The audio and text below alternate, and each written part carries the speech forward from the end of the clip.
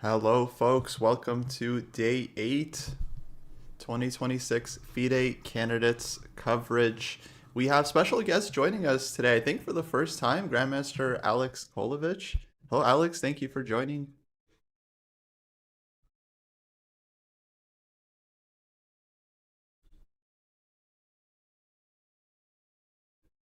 Oh, I think maybe Alex, you have the do you have the stream on audio on your end?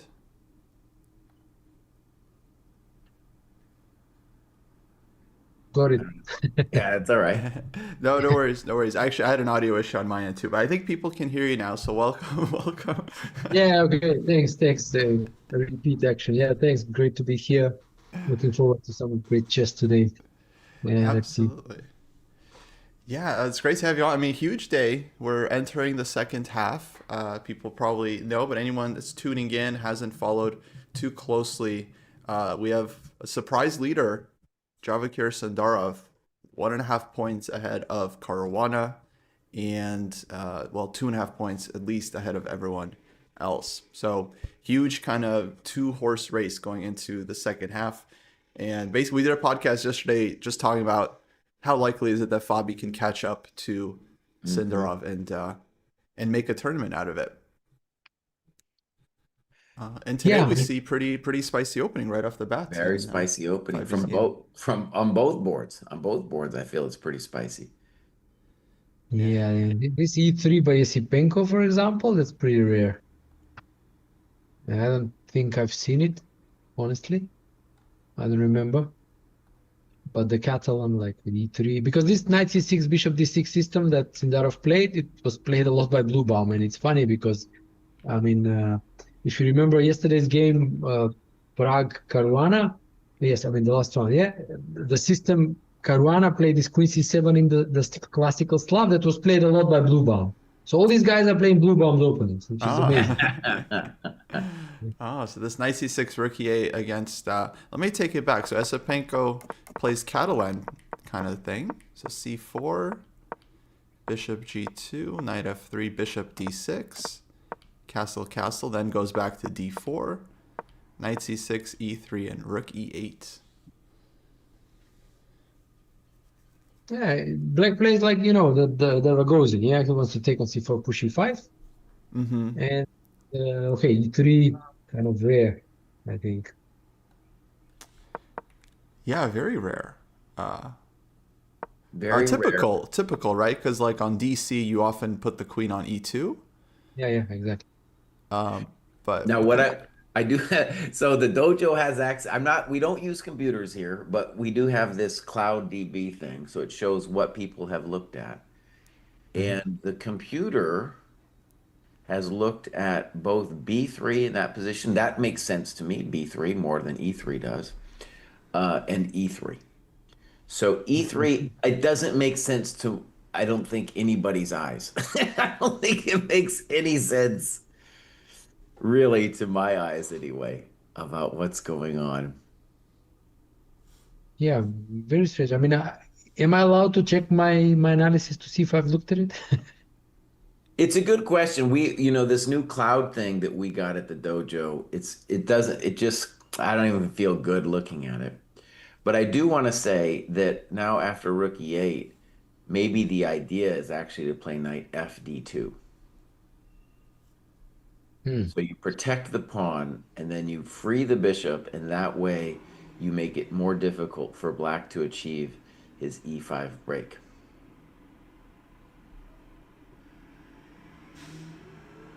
Um, otherwise, actually, e3 makes, I mean, e3 is one of these moves that doesn't make any sense when I first look at it. But if I imagine in this position the dude could play knight fd2, then sure, then it kind of makes sense. Yeah, I checked the database, okay, and my files, and I discovered that actually E3 is extremely rare, but it has been played even twice against Bluebound, Uh-huh. and but Rook E8 is already extremely rare. Right. Um, I mean, I found only two games in my database, and both of them are by not very strong players. So, so so this is, Sundarov Again, super well prepped because this E3, supposed to be like kind of maybe a small surprise, but he's like on top of it. He knows Rook E8, and Yeah. now Esopenko is the one thinking. Yeah. This is a recurring story, no? I mean, they try to Yeah. surprise him, he surprises them instead, and then they start thinking a lot. Now, guys, something very surprising popped up on my feed on Twitter just now, and I'm hoping the chat can help me out with this because, like, David Howell Uh-huh. posted this thing from Reddit that said that like Sundarov's prep was leaked on Lichess. Right. Reddit's talking about that big this morning. Oh, Big. you saw that? Is that a real thing? What is that? It's hard for me to confirm. Like, there was a link to a study that was supposedly his prep, and it's marked as private, so I don't know. Like, I can't access it or anything, but it wouldn't be completely surprising if it were true. But yeah, if chat can help us out, that would be great. Yeah, you I guys haven't are sleuthed it too hard. more on top of it. I could believe that. I'm sure it's privated now, but it was like left public or something, and somehow people caught wind of it. I don't know how. I mean, that's kind of wild. Well, remember last time how they figured it out was somebody, it was it was It whose was prep Ding. was It it was was Ding Ding. and Rapport. Yeah. Ding and Rapport, right? And they were just tracing the openings that were played, and then they tracked it down. Yeah, that was very fun.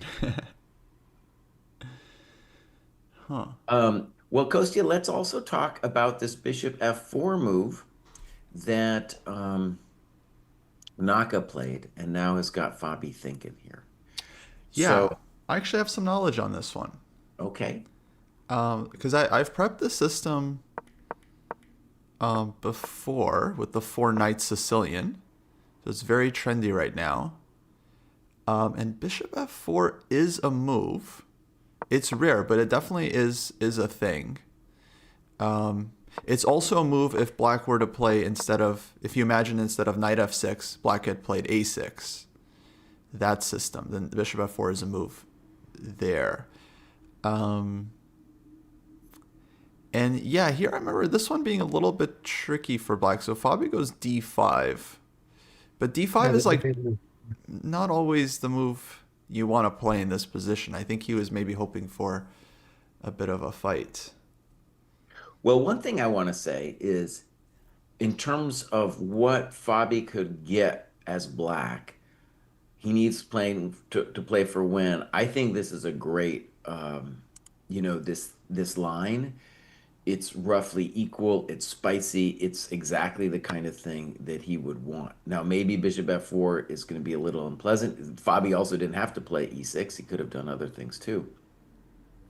So, maybe again, Fabi has lost the battle of the opening. But d5 is the most, I'm looking at the database, definitely the most played move here. Mm-hmm. Yeah, and then, I mean, I think a more fighting option would have been d6, and then like knight b5, e5 to get some Mm-hmm. sort of a Sveshnikov kind of type of positions. They're Yeah. slightly inferior for black. I've looked at this, but they are more fighting than what he's getting now. Well, let's talk about it. So d5, and then why is it not going to be fighting? Let me ask that. It looks like to me we might get like an isolated pawn situation or something. Well, he got one on c6. So, I mean, this is the same structure that Nakamura got with black against Esopenko, right? Mm-hmm. And he was kind of suffering that game a little bit. I don't think he ever Yeah, had yeah. any chances. So this is, yeah, pretty solid from both players. Yeah, I mean, just before logging in, I saw this tweet by Jacob Bogart when he was actually saying that, okay, he was criticizing the rating system and stuff like that, and among those things that Nakamura managed to stay second in the world by not playing much classical. And then he said that when he played the classical in Norway just last year, he was playing like almost all the games for a draw.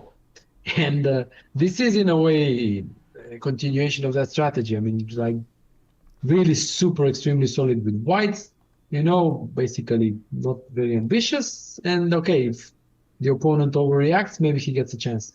Like he was playing, you remember that game when he won against Gukesh, when he was playing the four knights, completely forced draw variation and so on. Then Gukesh took like with FG6 in that position, and he played a great game, Nakamura, demonstrating great technique. But the line he chose was basically a draw. So maybe he's doing something similar here. Not a forced draw, but extremely solid. One thing that I can confirm is that Bishop b4, by far the most played move here, and the draw rate is extreme. The draw There rate's you go. really high. It's like 75%. There you go. You know, yeah. It's funny, actually. Let's just comment on that. Is that Naka has played like what he played against Anish as well. Very tame chess. Um, Yeah, quite surprised. unlike, sorry to interrupt, quite unlike the previous two candidates in Madrid and Toronto, Yeah, where he has really interesting ideas. yeah, totally agree.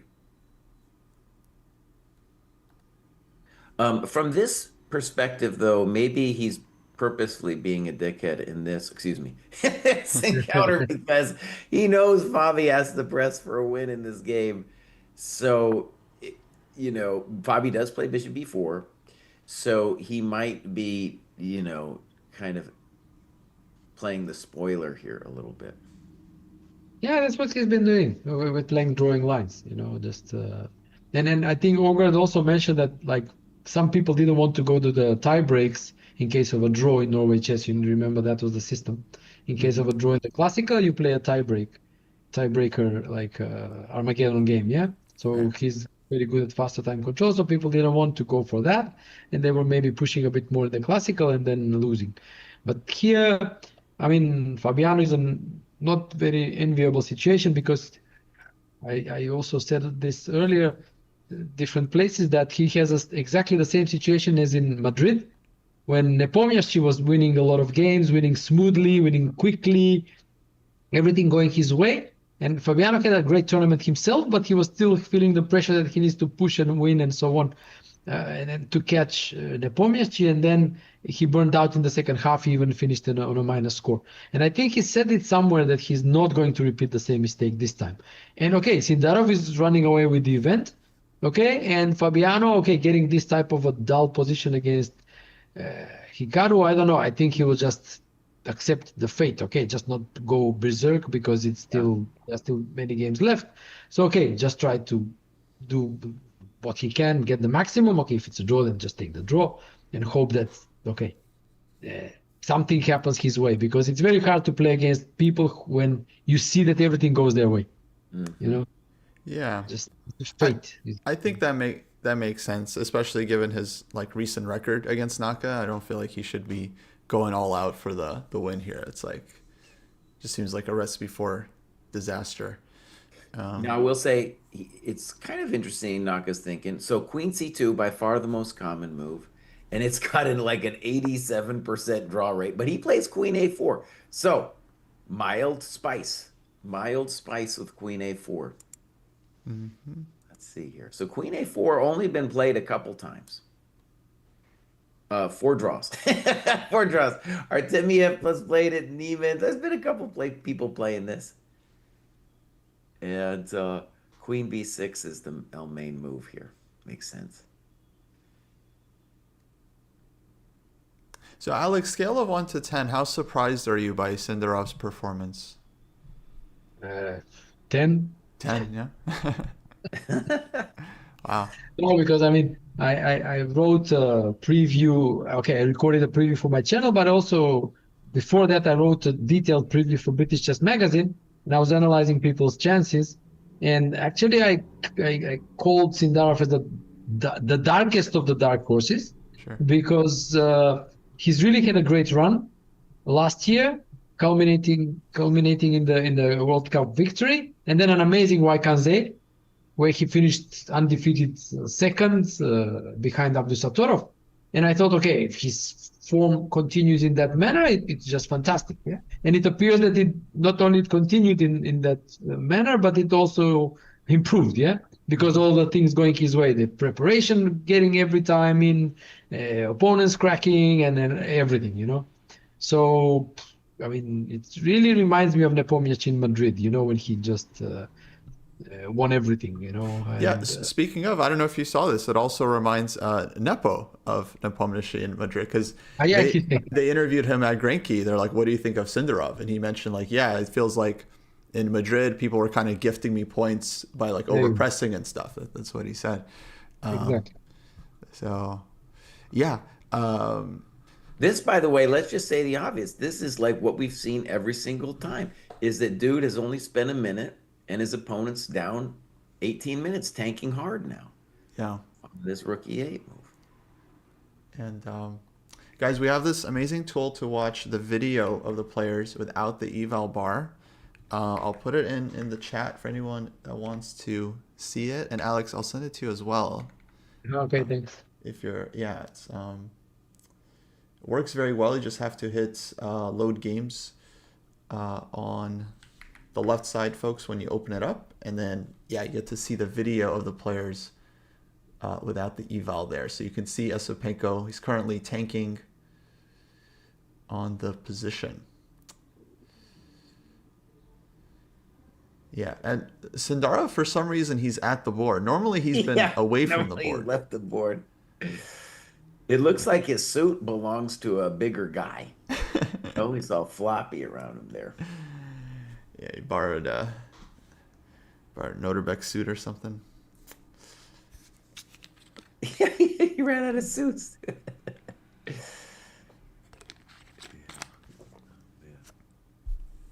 We had a question about David joining, and he might join us. It's 6 o'clock where he is, so it's still a little early for that guy. He's not known to like getting up early either. He'll go to bed late though for us. He'll do that.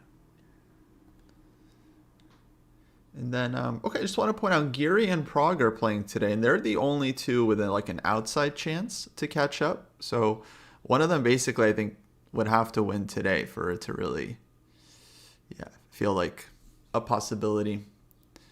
But they have pretty sharp position as well. They have this like Vienna thing with DC4. Yeah, that has been the preferred choice of Abdusattorov when playing for a win with black, and not only him, I think. You know, DC4 Vienna, you get this imbalanced position, unbalanced position, and then okay, I mean, yeah, I think it's quite a fighting choice from Prague and for Anish for allowing it. Yeah. Mm-hmm. Yeah. Yeah, really kind of. I never understood this one from the black side. It just looks so ugly, but somehow they make it work. You know, they say that you get some squares, you give some squares. Yeah. So Kostya, let's do this. Let's focus on this Esopenko game because we'll come back if Fabi's game heats up, but it looks like it's probably gonna be a lame-o draw. But you know, something might still happen. Whereas the Sundarov game, you know, one thing that I'll begin with is I didn't understand E3, but if I obviously if you played it, you'd have some ideas. Here it seems to me that this knight FD2 makes a lot of sense. You could consider, I guess, knight BD2 as well. B3 you could also consider.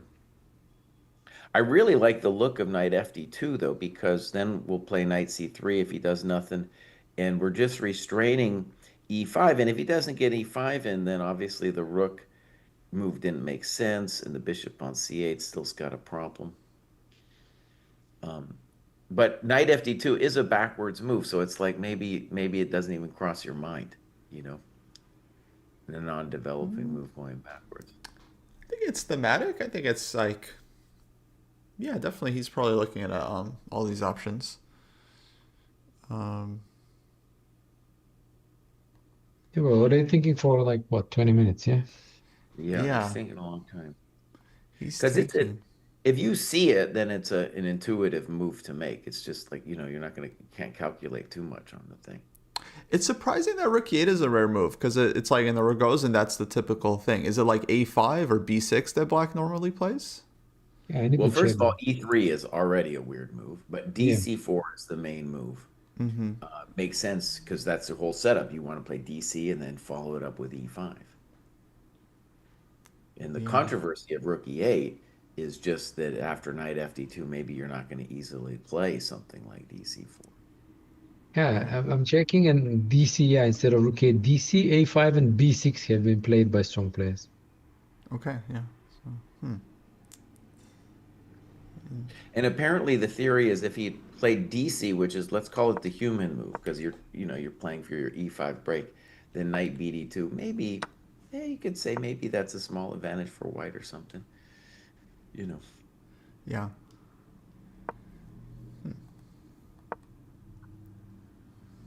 Yeah, that was quite sharp in an online game. Aravind against Bluebound. It was DC, knight BD2, knight A5, queen C2, B5, A4, C6, and so on. That's Mm-hmm. been quite sharp.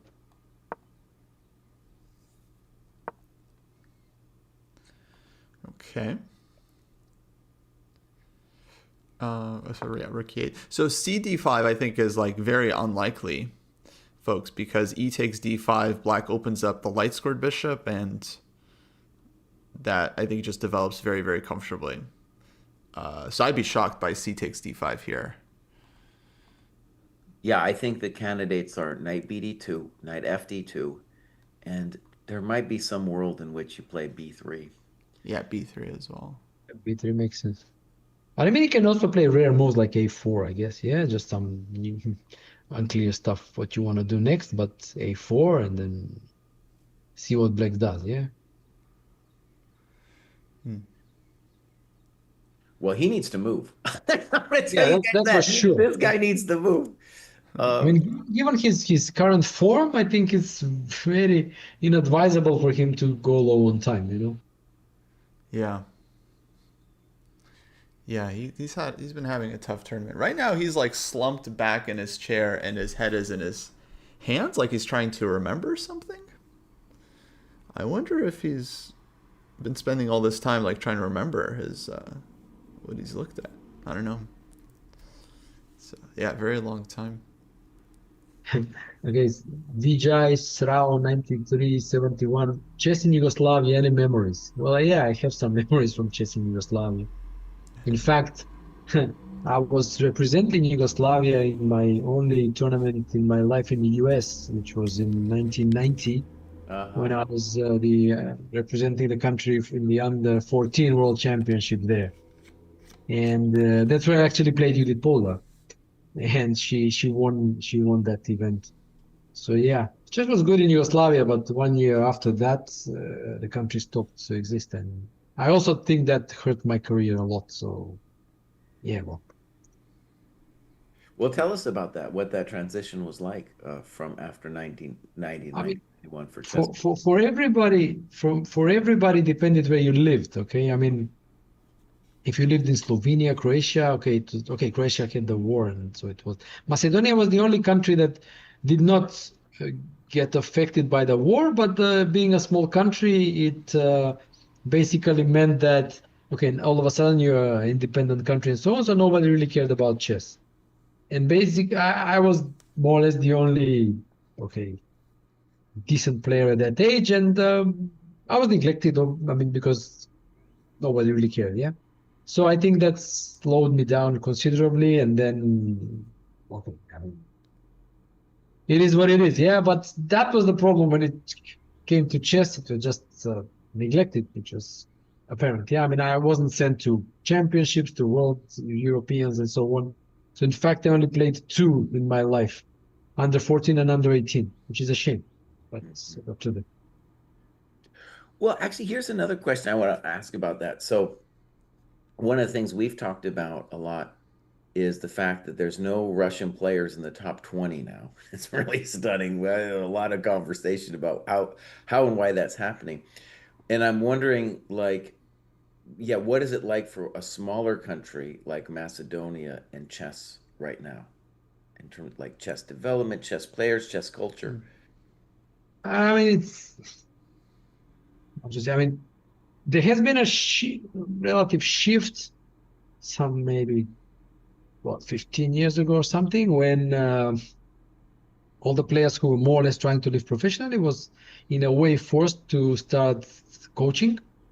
And ever since then, there has been a big improvement when it comes to the number of kids playing and being taught and so on. Chess is also present in several schools as a subject, and that's a great kind of improvement and great development that's been happening for quite some time now.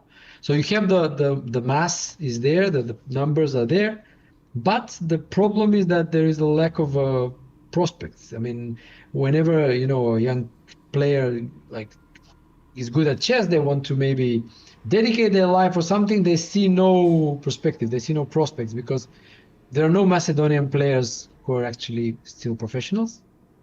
In the past, for example, when I was growing up, there was Nikola Mitkov, for example. He was a very successful open tournament player. He was making money playing tournaments, and he was kind of an idol or somebody I was aspiring to copy, and that's the path I also took. So when I was young, I started traveling to open tournaments and playing and building my career. But nowadays, there's no such thing. And the young players who reach a certain level, I mean, there were a few who became international masters. More or less all of them are either quitting or just quitting professional chess playing.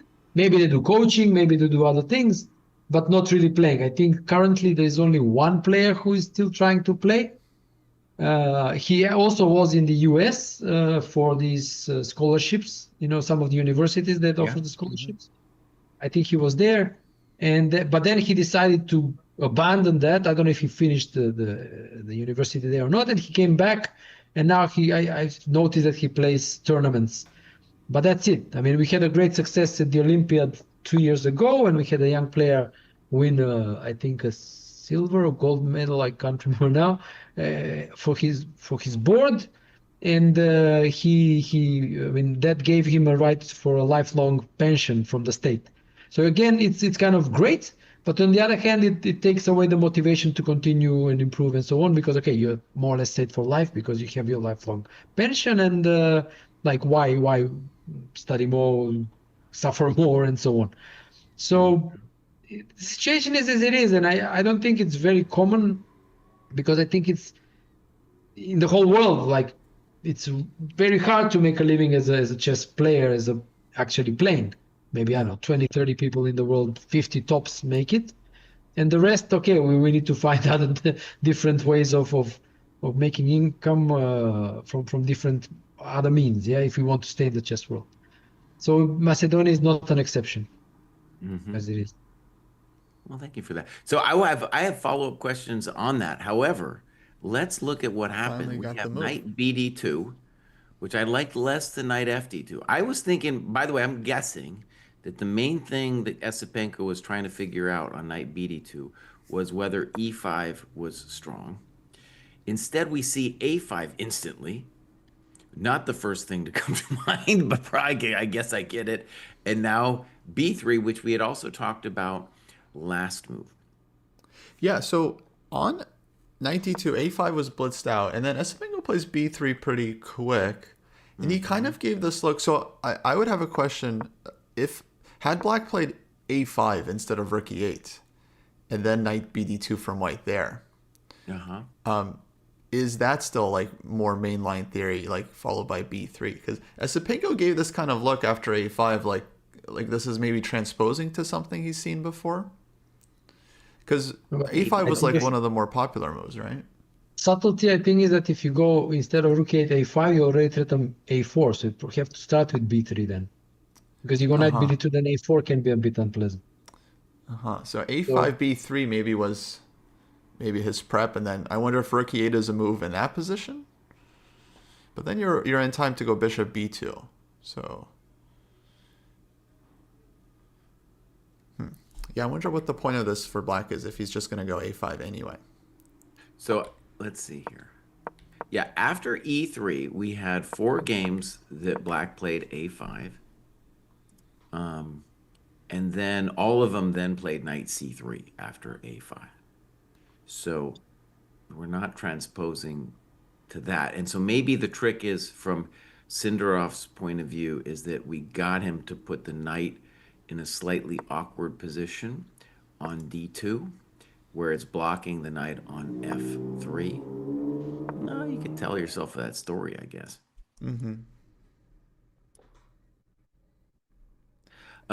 I still think e5, well, let's just say e5 is always the big question Yeah, about if it how works we or not. feel about it. He's reaching for his a pawn, by the way. Yeah. He's reaching for it. Looks like a4 played. You always see it a couple seconds before me, and I think that's unfair, Coach. I don't know how you do that. But there goes a4. Yeah, we've yet to see him reach for a piece and actually not do it. He'll sometimes hover over it, but he's basically going to play it. So we're going to a4, bishop b2. I guess we should try to strive to give some kind of eval here, I guess. I would rather be white here. I think white is maybe a smidge better in this position, but it's definitely a fighting situation. What do you think, Alex?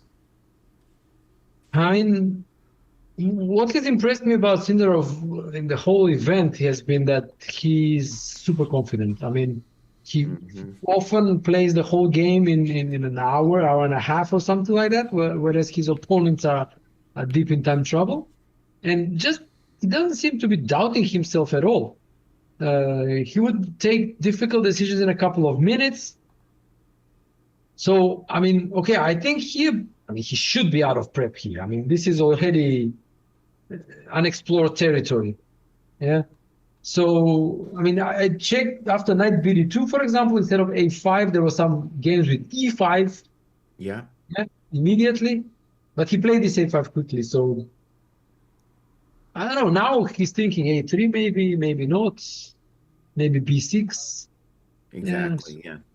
So, I mean, I don't know if e5 works now or not. That's also possible. No, after bishop b2, maybe it doesn't. I don't know. Or maybe, well, I don't know. There's a lot of questions. So now after e5, well, okay, so after b3 happens, then you can't easily obviously do dc and then e5. And if you play e5, one of the main questions you always have to answer is, what about cd, knight takes d5, e4, knight moves, and then d5, and how do you feel about that position, right?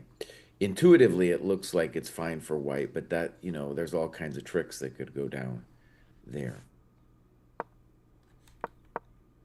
The good aspect is that we One get thing I some wanted thinking in the open. Yeah. Yeah, Esopenko's body language is not great, dude. He does look like a defeated dude. He does look like he's just been beaten down, man. It's beaten down. By the way, I want to just update. Fabi is tanking forever. Now, we're used to this from Fabi, but, he is tanking forever now in this position. So we're still in the same queen a4 business. Yeah, he's been taking so much. One thing I wanted to say was fun about Alex's story is he mentioned Mitkov. Oh, here he comes. Hold on. It looks like he's going to play something like a bishop move. Feels like a bishop b4 or something weird, that doesn't make any sense to me. But there he goes, bishop b4 quickly. Yeah. I will just say that makes no sense to me. Okay, let's look Well, at it. he threatens It has to make some a3. kind of sense. He threatens a3. Yeah, So threatens a3 to White's forced to maybe give up the a file. But again, you see, there are so many options for black, and he takes the decision in a few minutes. Yeah, but do we think he took a decision, or do we think he knew the decision? I think he took it. I doubt that this has been prepped. Yeah, I also don't think he's in some kind of theory. I think, like, one of the things we talked about in the pod yesterday was he is doing this Arageisi thing where he is prepping really well, but even after he's out of prep, he's trying to move very quickly to give pressure. And players are going to figure it out. They're going to realize it's kind of a bluff. It feels intimidating, of course, when your opponent does it, but it's not necessarily the greatest strategy. Okay, one thing I want to say, update. Fabi, after a gazillion think, played a5, which is very frisky. So that is a move which indicates Fabi is a fighting man. Queen b6 was the move that was kind of the L standard. And now we get the expected e4 from white.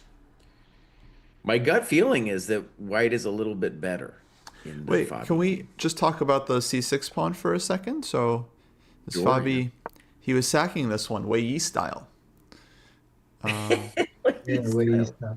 But okay, queen takes, bishop d7, queen c4, and again, it's one of those things where it's like, okay, clearly black is active, but white also has no weaknesses, right? So I'm not sure. I would have thought about this, but okay, Naka played so fast, he must still be in his prep. No, I don't e4. think a5 is in there, buddy. I think a5 is a weird move. I think a5 is a very weird move, and I'll just maybe double check with my little database here. And so, right, queen a4. Yeah, no one's played a5. Ah, so no I one's mean, there's there. very few games after queen a4. Queen a4 is kind of its own special sauce. Let me check that. Still, Naka played e4 in a minute. Yeah. Seems like he at least knows that. Okay, it's like big idea for white to play e4 on, let's say, some random black move. But after that last game, I expect Naka seconds to have checked every legal move in the position after queen. Yeah. Okay, trade. Fabi's not intimidated. Takes bishop e7.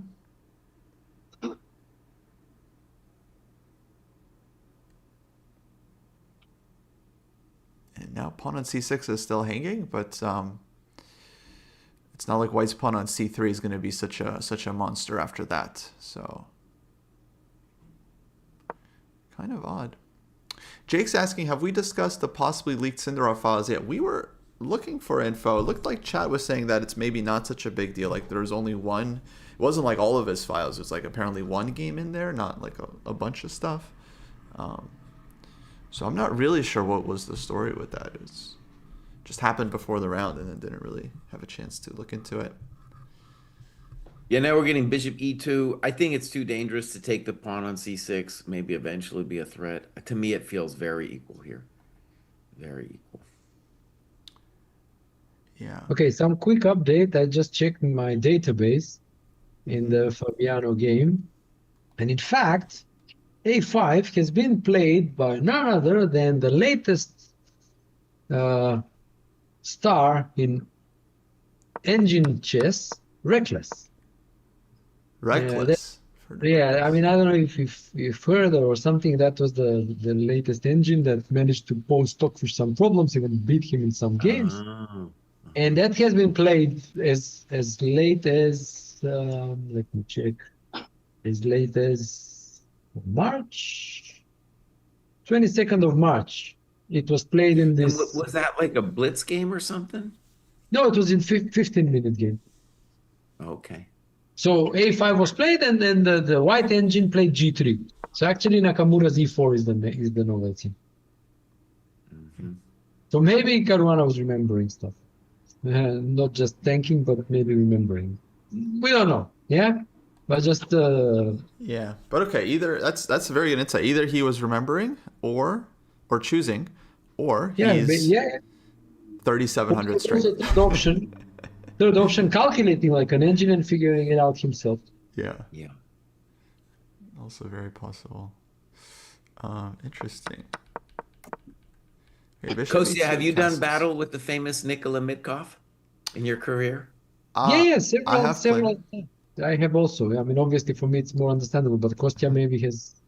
Yeah, I played him. I think once in like a round robin. Yeah, okay. I played him, I guess, first time Chicago 2005. We had a fighting draw with an under promotion to a knight. I remember that. And then I played him last year at the U.S. Senior. Now we're fighting for the U.S. Senior. We're in the U.S. Senior together. Did he switch federations if he's allowed to play in the US senior? Well, I think actually it's a good point. I think he's allowed to win a prize, but he's not allowed to. There's like a qualification to the U.S. Senior Closed, and my guess is he's not allowed to go to that, but I'm not certain. So he's still playing under the Macedonian flag. I think so, yeah. All right. So chat saying Sundarov had 100 studies on his public account. So his like GM Sundarov account on Lichess. 100 studies that went from public to private. Which is interesting. I find it hard to believe he would have all of his stuff just public. Hard to believe, yeah. It could have been older stuff too. Yeah, just random studies, but yeah, they decided to just private it all just, in case. To add to the drama, yeah? To the rumors. Unfortunately, it's a bit too late, isn't it? Yeah, I mean, the kid, is... I mean, of course, it would be completely irresponsible to have your stuff under your name openly in a Lichess. Yeah, it's ridiculous. Yeah. But from the screenshot, all the studies were made within the last 4 months. Okay, you guys, we have a move a3 that forces bishop takes d2. And now what black, I guess, can claim is that they're going to get a slightly damaged white pawn structure in exchange for the bishop. Personally, I like white's position. I like it a lot, honestly. I don't like the way black is played. Of course, that's just my human take on this position here. I'd much rather be white here. Knight takes back, makes a lot of sense. One of the nice things I like about it too is my knights on f3 and d2 were a little clumsy. The knight on f3 wanted to get out of the way of the bishop anyway. So I'd be interested in what you guys think. I definitely think white's a little better here. I'm assuming now AB is the point from black. But AB, queen b3, I feel fine. I feel fine there.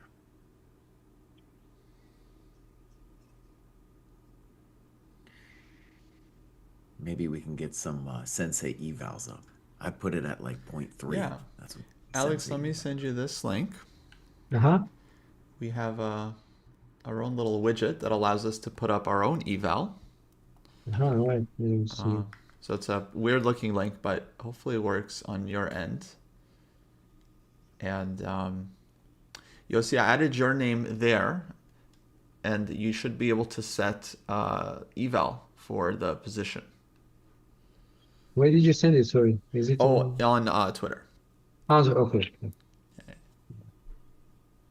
Yes, I'm putting there to 0.3. Kosi, you're with me? 0.3? You like that? Yeah, I put it at 0.3 myself. I feel like that's kind of a default eval for these offbeat Catalans where black doesn't do the normal thing. I feel like white's usually a little bit better. So game one is the one we're looking at, like Esopenko Sundarov, yeah? Yeah, actually I'll label this one. Because sometimes we add a second game. Okay, Alex. Okay, so... Okay, 0.3 is like, you can move it forward. Okay, I get it again. Okay, just to make it a bit different, I'll put 0.2 or something like that. There's some disagreement. It seems that we're on the same page here. Nice. So, Alex, obviously we feel like, even as commentators, we're intimidated by Sundarov's prep. But if you just look at this with human eyes, wouldn't you be tempted to even say more than 0.3? Like, I would be happy to get this from the Catalan, right? Yeah, same.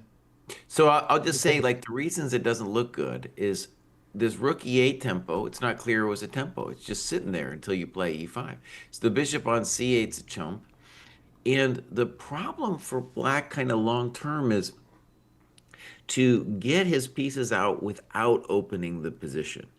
Because you open the position, man, those bishops are going to start screaming, screaming. I think I'm the only reason I'm at 0.3 and not higher, he played AB3, by the way, is because I'm intimidated. I'm like, he's playing so confidently. I'm intimidated too. I'm like, he's got to have some crazy idea here. Maybe, okay, but maybe just really also very solid. Like, okay, AB, queen B3, maybe let's say go B6 or something, yeah? Yeah. And then, okay, there are knight a5 ideas, bishop a6 ideas, even bishop b7, and then taking on c4, exchanging the Catalan bishop. Just maybe just solid. I mean, okay, knight a5 immediately he played. Uh-huh. Yeah, very quick. Yeah, I was kind of expecting this. I thought this looked very natural. But queen c2. Wasn't sure if his next move is, yeah, probably b6. Now, as a fan, I want him to get punished for this quick play. As a fan, I want somebody to put the hammer down and be like, no, Sundarov, you don't get to play like this. You Yeah, know? someone's got to stop Darth Vader here. And I don't like it when people insult Darth. I mean, when you think about it, he's the main protagonist of the show. And people are always comparing the bad man to Darth, but think about it. Darth, that guy's a cool dude, man. And, people shouldn't be they're always saying he's the bad man.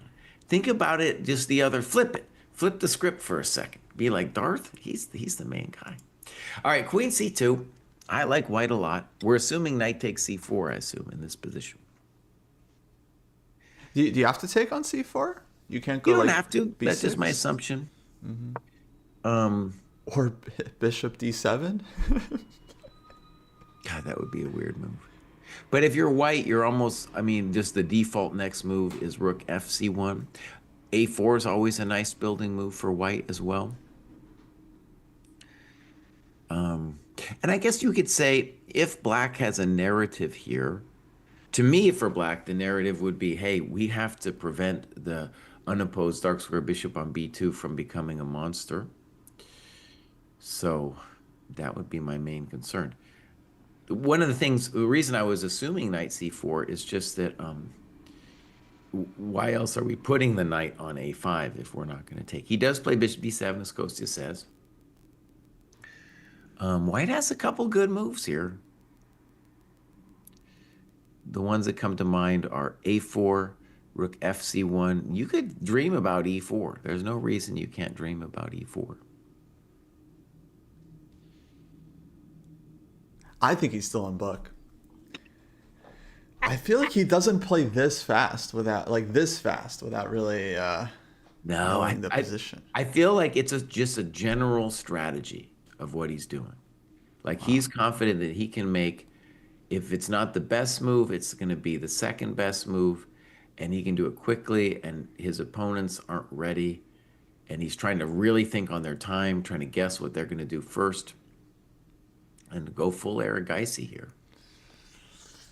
Yeah, the way, the things he's doing is standard Ragozin play on the queen side. Yeah, bishop on d7, knight on a5, toying with these dc4 ideas. Mm-hmm. Light square strategy on the queen side. So it's, I don't know, not too original what he's doing. So it just, the position is somewhat different, but can come up with these moves fairly quickly. And if you have the confidence as he does now, not surprised that he continues to play Putin. Yeah.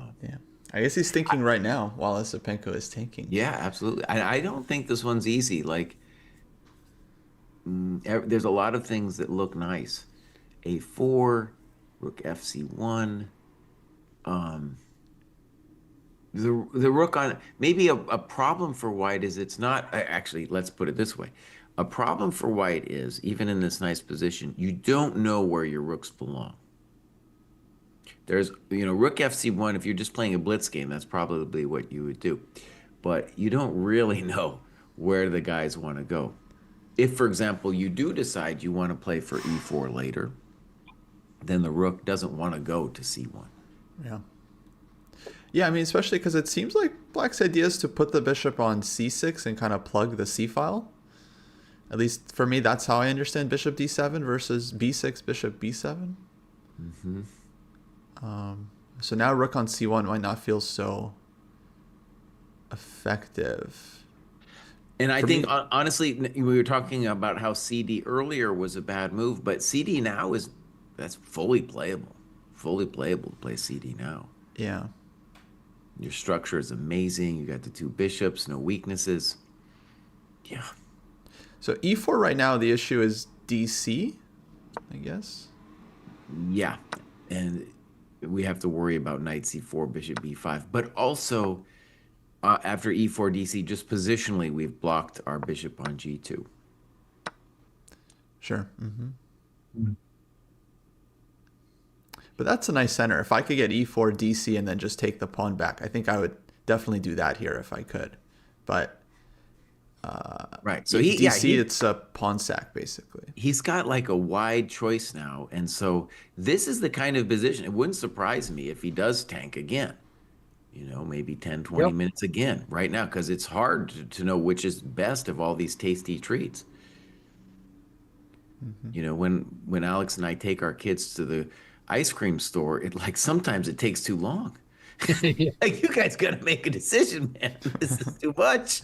They want to try all the flavors. That's what he's doing. Esopenko now. If you think forever, like, oh, raspberry, I got chocolate. There's all kinds of flavors here on offer here. I don't know you guys, what's your experience, but ever since the increments were introduced, I think the perception of time for the chess players has shifted because, previously, my younger days, let's say, and I think Jesse's too, we always had 2 hours for 40 moves, right? And then it was always like you kind of try to manage your time in such a way that you don't end up in massive time troubles and so on. And then the increments started and they became, they were implemented everywhere. And then we kind of got used to this fact that we are never really in dead lost time trouble because at least you get 30 seconds per move. And what I think now what messes up with the players' minds, a lot of them here, is they treat the 2 hours as if they have increment. So they tank a lot. They think they have plenty of time because they do have half an hour more. Yeah. But then without increment, when they are in time trouble, problems happen. So I think this is a kind of a thing that not all of them managed to adjust to this new time control without increment. Absolutely. Old actually. Yeah, I think they've gotten used to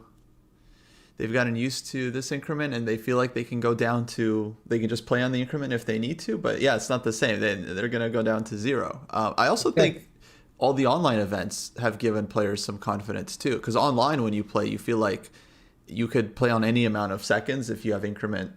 You can just handle the position, and even if you have 30 seconds no increment, you just start blitzing it. It doesn't feel like you're as stressed. But OTB, of course, a very different story. So we do have a move. He played the move that my hand would just intuitively play, which was rook fc1.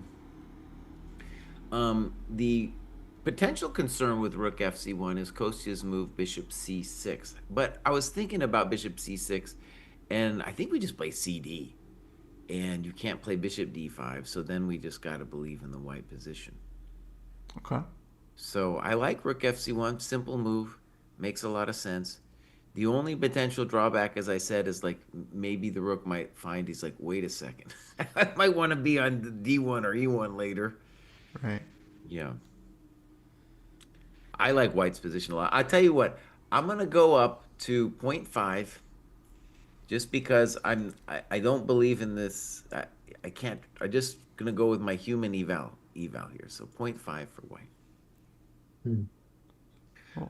I like the bishops, and I don't like black's pieces. But who would have liked black's position here? Who would like black's position? We mentioned our friend Nikola Mitko. Oh, okay. Because he played the Ragozin all his life, and he, like I mentioned, this is the standard Ragozin play. Yes. You play on light squares and so on. Very So maybe Ragozin coded. Here.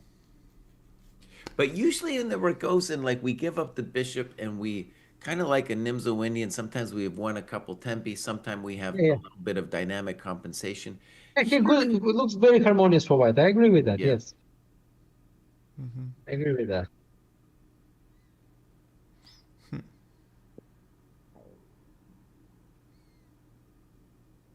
So here, let's try to guess the move. What is black going to do in this situation? And is he finally going to think? Is the guy finally going to think? It finally looks like he's thinking a little bit, yeah. He's like, oh, damn, my position is terrible. This lead chess thing is honestly very surprising, because I don't think it's like some people are saying it's like a false flag or it's like a fake leak but it's like, why would they do that? Why would they spend all this time making 100 studies of like fake prep, and then they like leak it at like a very strange moment, right? Like, I don't know. But when you say leaked, I mean, if it was just a public study, it would have been sitting there forever.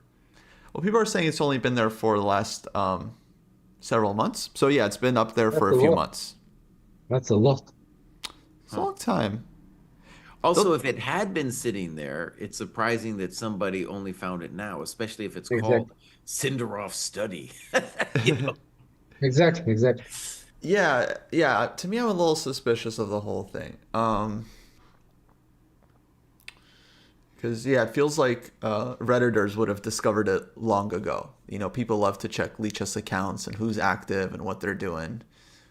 So, who's checking random studies on GM's profile? I think many people, sadly, are have the time to do this, um, especially because he's a candidate. He's like a fresh player, and he's pretty active on Leechess. I mean, I think he plays on there quite a bit. Yeah, it's called Top Secret Candidates Prep. So, okay. Officially, I'm very skeptical of this story as it's so far played out. So Naka, by the way, Naka Fabi, they've traded bishops, and When I looked at it, I thought for half a second that maybe white was better, and then I looked at it more. I was like, God, it looks like probably nothing. That was my probably take. not so much. Yeah. Um, And I think, especially if Esopenko wins, then Fabi's happy to take the draw. Then he's happy to take the draw. Yeah, It nibbles half a point, yeah, yeah. from the difference. if Esopenko wins, yeah, he's getting a handshake from Fabi. I don't know what black should do. Okay, so I'm just looking at this Sundarov position. Um, I don't know what to do. Everything looks kind of nasty. Um, so C6 just assumes a passive position. Maybe that's what you do. Um, B6, you just loses the C7 pawn. Rook C8 is weird because then, you had your whole thing on the A file that you did. Knight C4, maybe, but no, I don't like it. No, I don't like it. So I don't know. I don't get it.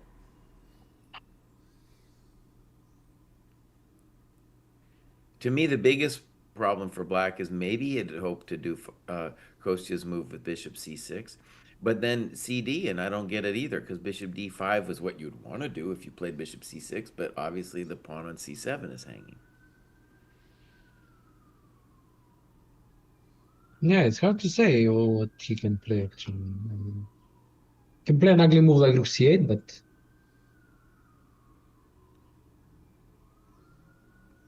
Yeah.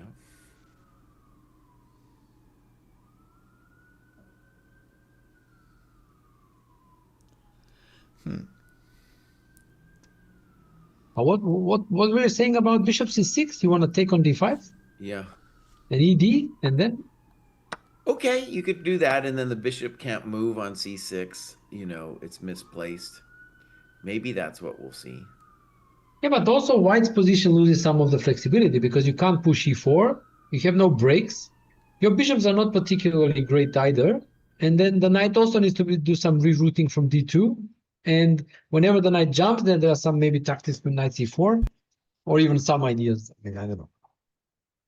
Mm-hmm.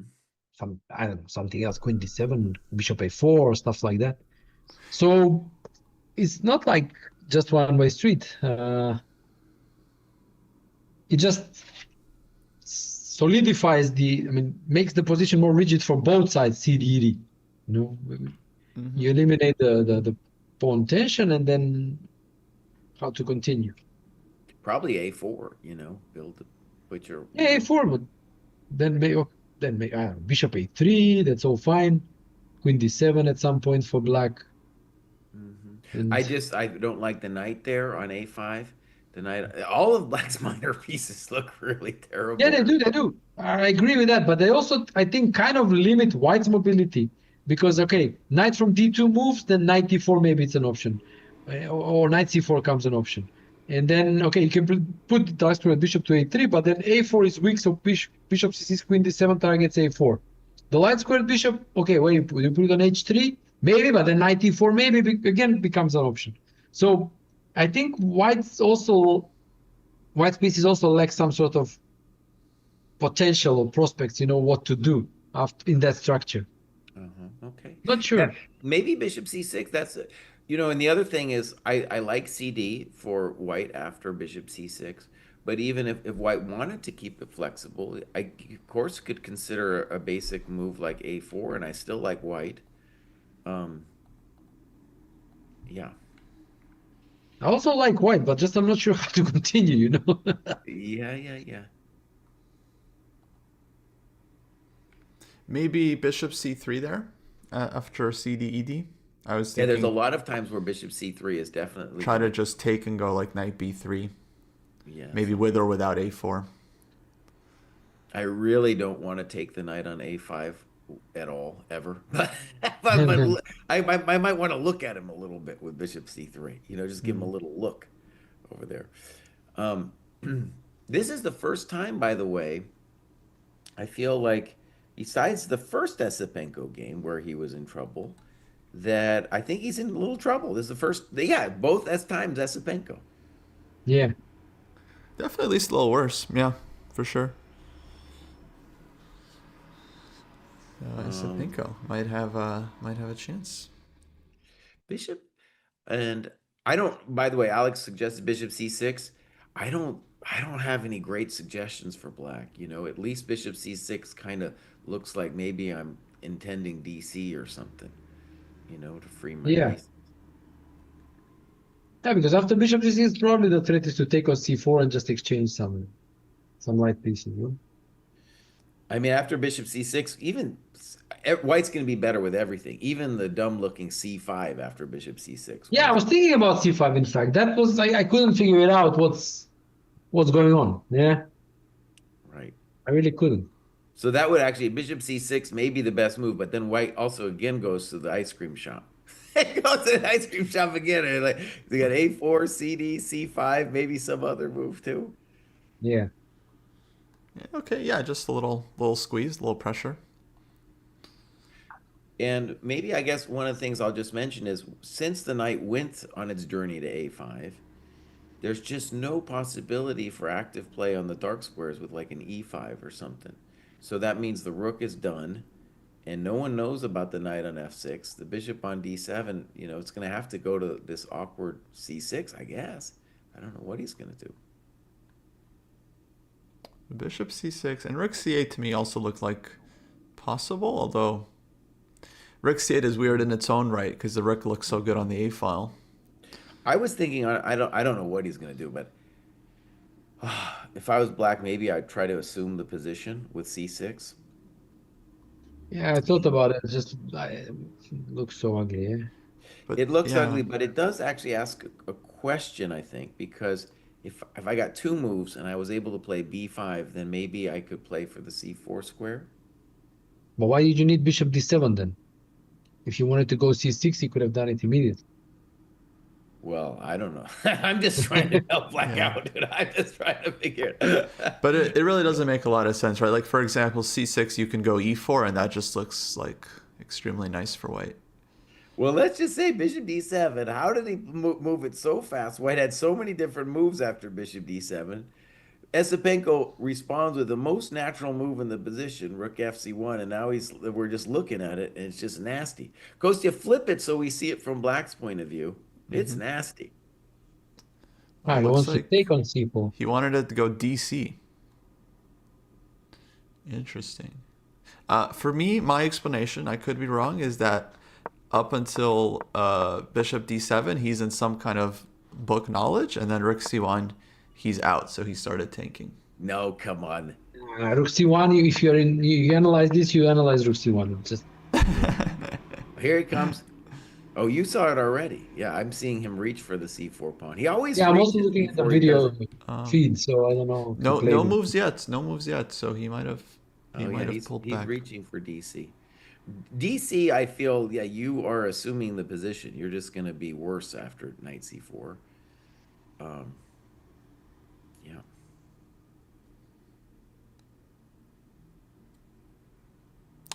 Yeah, I How don't are you defending see. C7 then? Right. You're going to have to do, I don't know. I mean, it looks nasty. You're going to have to do something, I don't know, c6, something nasty. Can you take a bunch of times on c4 and then go knight d5? Yeah, I was thinking about 95, but maybe without taking. I'm not sure if maybe probably you should take. But Problem is there's then always e4, so it's like hard to understand.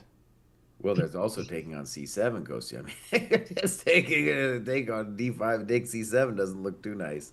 That one, at least I get the opposite color bishops. I can pretend to make a draw, but Yeah. e4, I feel like I'm just way worse.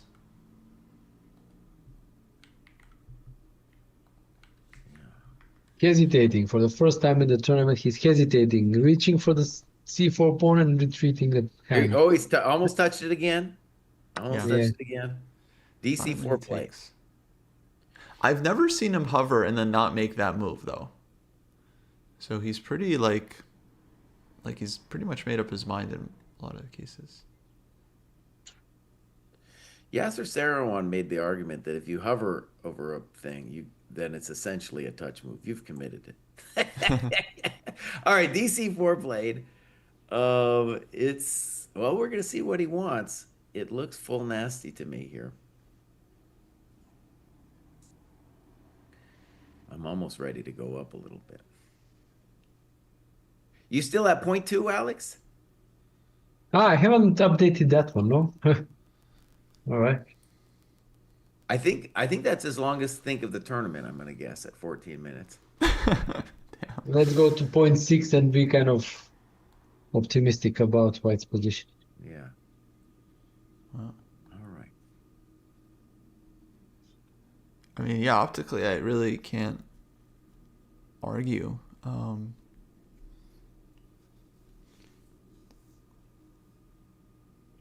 I feel like he must have some interesting idea. What does he want? Knight c4. Knight c4, bishop c6? No, just knight a5. Yeah, just losing material there. No, but then okay, then 95 take on G2 and C6. That may be solid for black.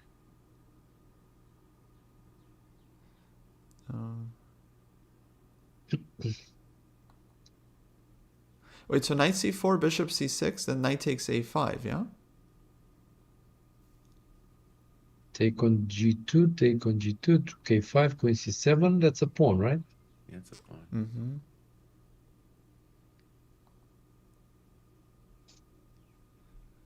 So Andre here is thinking, folks, because in addition to knight c4, sometimes you start with e4 in a situation like this. Maybe this, because the c pawn, maybe you can take it later. Maybe there's, you have one chance to do something. Bishop c3, I think, could be a possible move to look at, to try and take on a5 and then take on c4. I do think he is going to take, but at least he's just kind of double checking that there's not other things.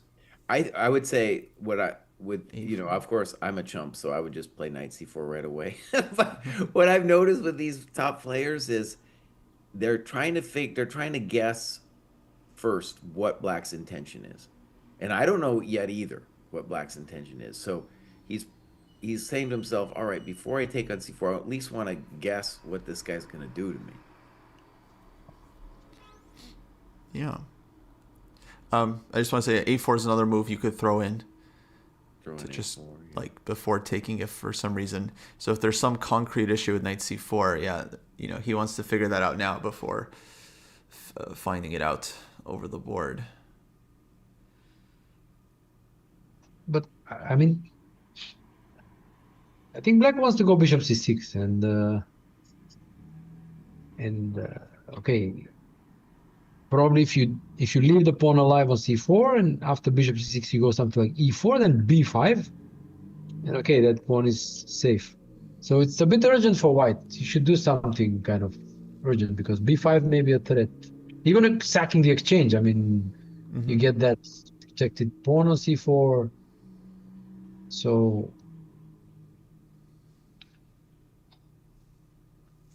I think you should take, but we are certainly not looking deeply enough as they are. So Yeah, clearly he's calculating something. So the best I can see for black so far is to assume the position, and that is knight c4, queen c4, and c6. Alex, you might not know this phrase. When you are in trouble as a kid in the States, and they don't really spank kids anymore, but they used to say, when you're about to get spanked, is a the adult would say, "Okay, assume the position." super position, yeah. So okay, knight c4 played, and if black takes and played c6, that would be like assume the position. So no real counterplay at all for black, and just waiting to be, hurt, but not necessarily lost, just clearly worse. All right, here we Yeah, go. I go up to point. I'll say go up to 0.6 here as well. I'm waiting to see what the idea is here. I'm probably gonna go. Yeah. But yeah, I like to be honest. Even Stockfish changes its mind all the time. It shows one thing, a move is made, eval kind of goes up and down, bobs a bit. So Bishop c6. So Alex's intuition was right. This is an active attempt. Looks like it's a pawn sack attempt. yes, wow, okay. So let's say that the obvious question is knight a5, but Okay. but Yeah, I even think it wants bishop takes g2 and queen d5 probably there. bishop c6 is also an advantage for white. So we're going to see a think here. Why don't we put it out on the board, Kostya, the main variation? Yeah. So we're going to see, so knight a5. And then we're thinking bishop g2, right? Yeah. Okay. Now, you could conceivably even throw, no, I don't like it. Queen c7 is too much. Maybe you can, there's some vision of reality where you play queen c7 even now after bishop g2. The advantage is then there's no check. Yeah. I don't know. I don't feel great about that one because of queen d5. Right. And rook c5 looks nice, but then he queen f3s me, and then that's not what I wanted. Yeah. So let's do the natural king takes g2. We're guessing queen d5. Right. And let me But even start. I mean, I don't know, f3, knight g4 if it's anything or not. Right. Yeah. So yeah, let's try f3, knight g4. Sure, we could look at that. But then actually, you got to wonder about knight c4. And I am up a coconut. Also, if f3, we have queen takes a5, and there's a check on d2. Oh, good point. Yeah. So white's not in time to take c7, and then should be fine for black. So maybe queen d5, king g1. Yeah. Rook a5. Right. So queen c7, and it feels like some compensation, like on the light squares. Queen f3 and h5. Yeah, but the rook is hanging so far at the moment, so... Yeah. Well, you could play rook b5, and then continue from there. Rook b5, maybe there is rook c5.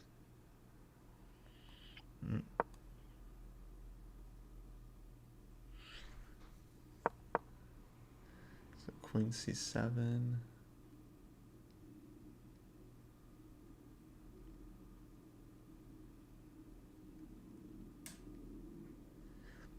Maybe queen h5. Instead of rook b5, even? Yeah, that's...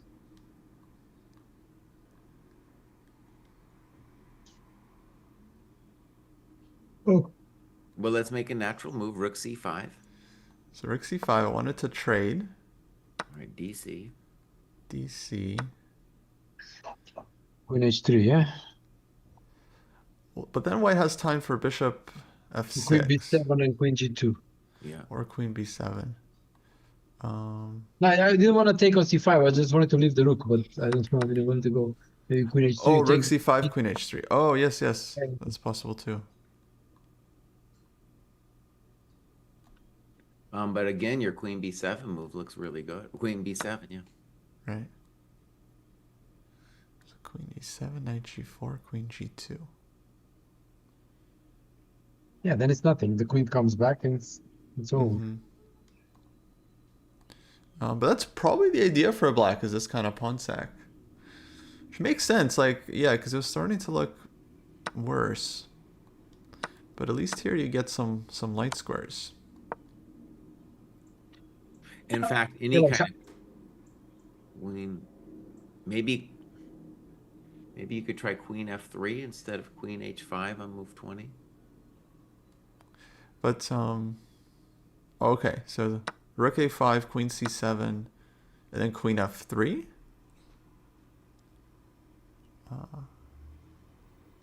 But rook on a5 is still tagged. Uh-oh, sorry, Cry. We can't do that. Excuse me, there's a rook hanging. Yeah, no. All right, so I feel like we haven't yet figured out what the main idea is for black.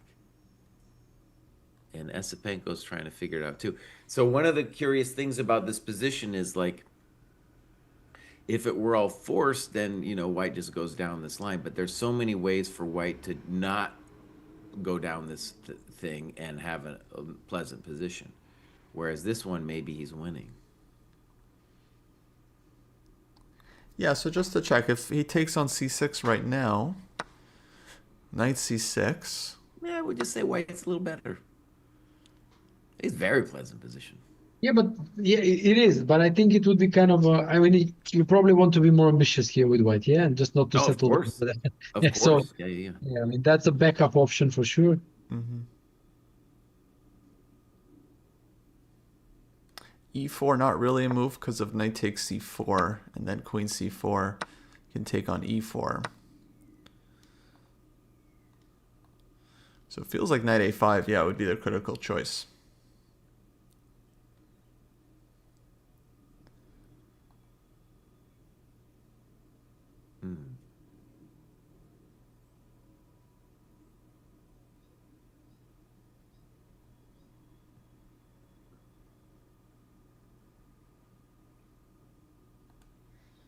Okay.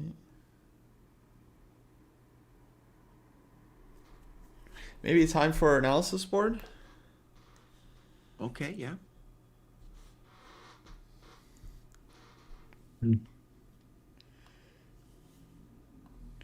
Just take a second. Yeah, and I'll from the FIDE position, I'll update, and I'll still go with about equal in that position. Probably gonna be wrong. Yeah, that one it appears that it's gonna be a draw. Mm-hmm.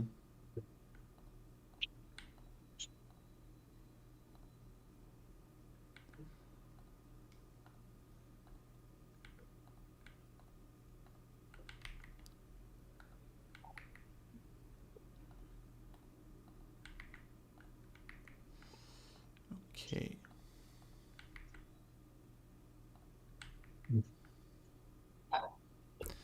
So it really comes down to this game. And then Fabi plays Sundarov in, I think, 3 rounds. So it'll be interesting if he can make up any room before then.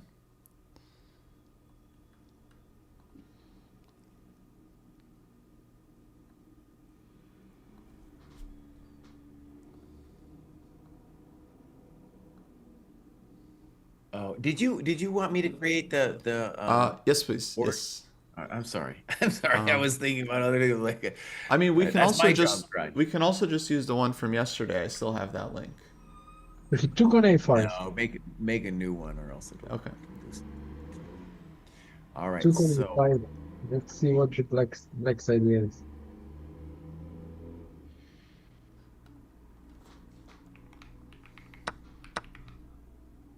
Kosi, you'll have to Check share on with G2. Alex, and I'll upload. Wow, it already happened. Okay. Esopenko didn't take too long on that decision. It's like, I'm gonna go for it, baby.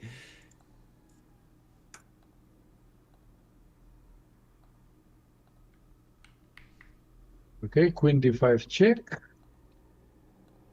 All right, here we go. We're GMs today. We call this.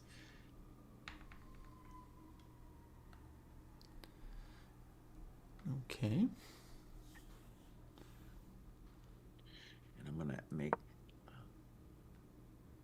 And Kosi, did you send the link to Alex? Yes, Alex, I just sent you our Yeah, okay, chess.com link, so that should fine. work.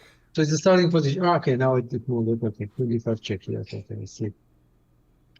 Right. So, okay, here we go. We at least guessed what the intention was here, even if we don't understand why black is surviving. Yeah. King G1 played. Wow, very fast. Okay. Basically, that's a man who's called the bluff here.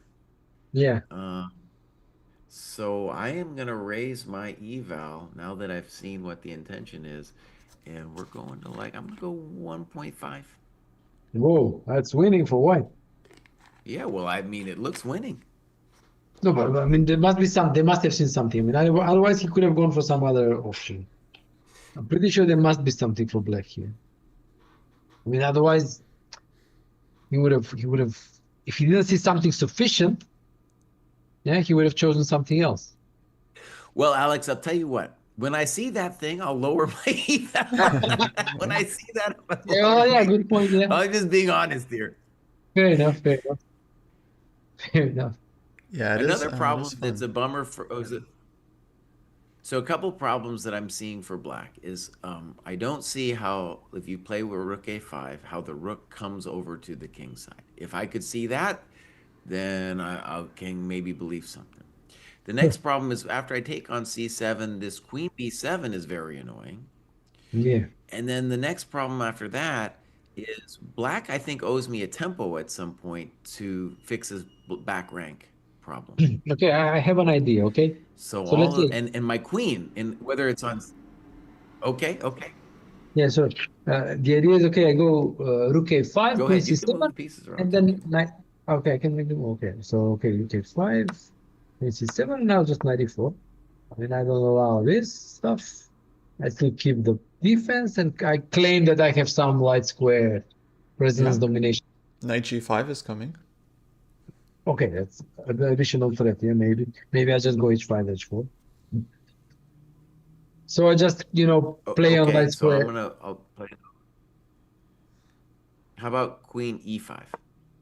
Yeah, queen e5 is fine, but then I can even take, and then it's not clearly a pawn up. Yeah, I mean, yeah. I don't Formally, it's an know. extra pawn, but it's on dark squares. The bishop is not too active.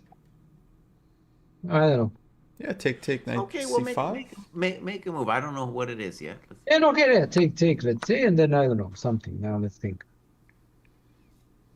F3, not really. Maybe knight d2, knight b3. I don't know. It looks Yeah, kind of rook b5 is possible. b5, okay, 4, like stuff.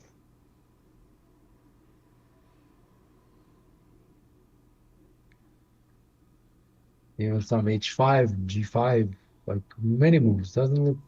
Mm-hmm. I'm just seeing like bishop d4 and rook c7. I still think you owe me a tempo to fix your king.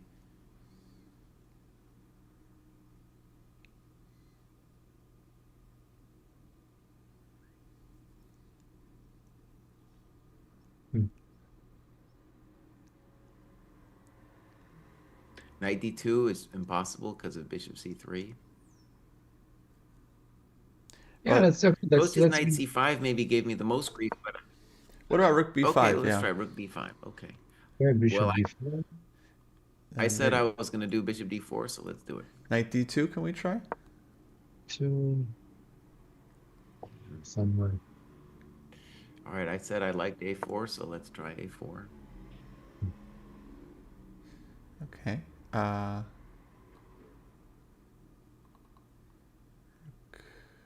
here maybe.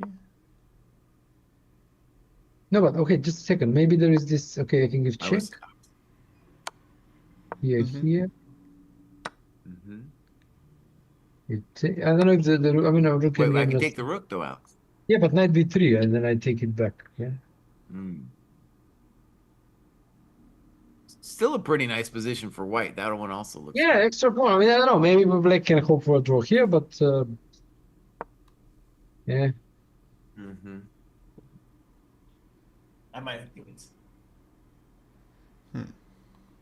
But okay, this is like, I mean, this is probably certain, more or less. I don't know if they've played it or not. Not yet. He's still No, King thinking. G1 still on the board. Yeah, I like knight e4. I was thinking about this line, like take, here, knight d2, a4, and here. So I thought in this position, we have knight b3 and knight f3. Yeah, I was thinking maybe go here, but Mm-hmm.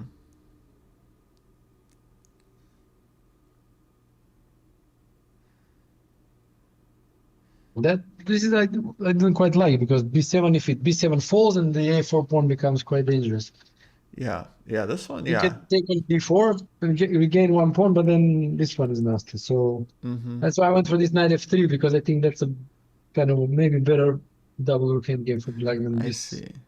Yeah, this feels dangerous. I'll just show this. So King G2, take, and then if here he just pushes, and then it's like, Pretty ugly. yeah, this looks bad. This looks bad actually. Pawn is getting to a7.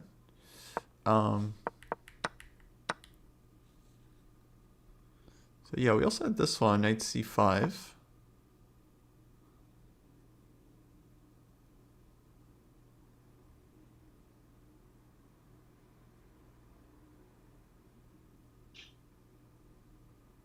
Yeah, it's also possible.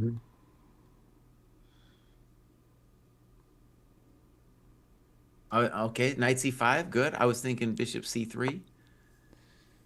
Rook And h4. Oh, there.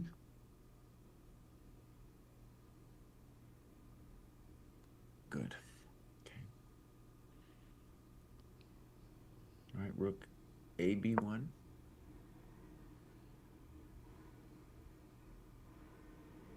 Hmm.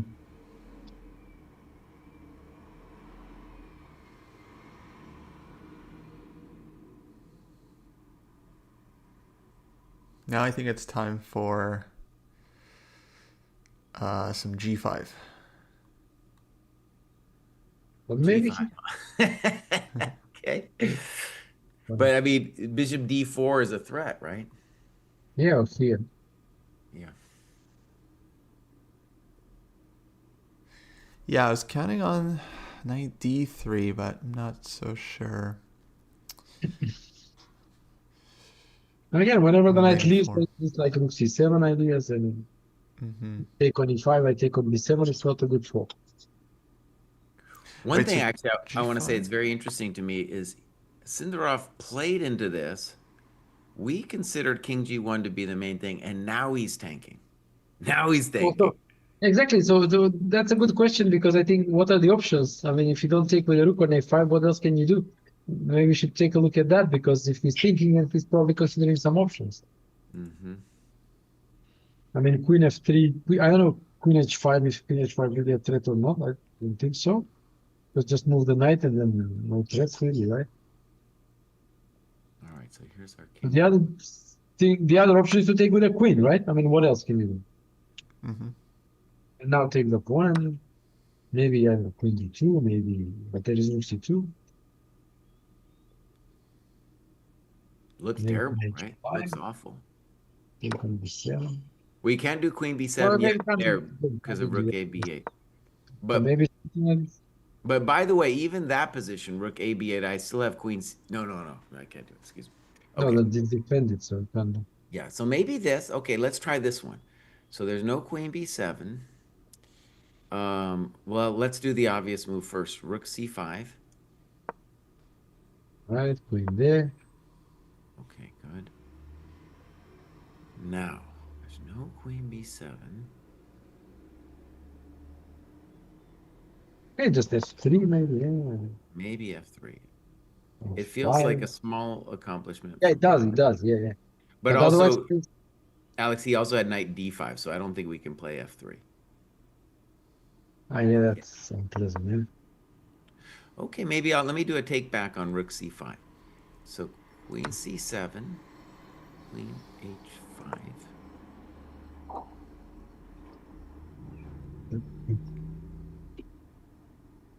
Maybe Queen E5 would lead maybe to the same stuff. Just the rook being there. Well, okay, but let's check queen h3. Yeah, Queen H3. And now your f3 move looks better.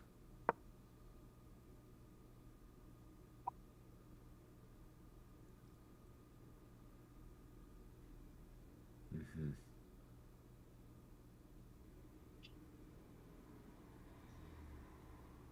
So that would also be for me like a 1.5. By 1.5, I mean I would say that's the evaluation where it's technically winning, but you still have some work to do. Yeah.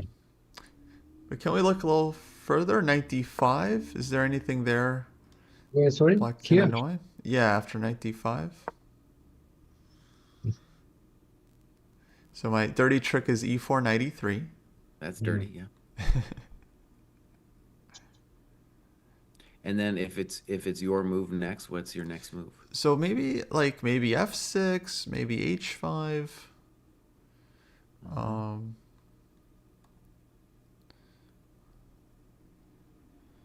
Maybe there's some rook a5 or something.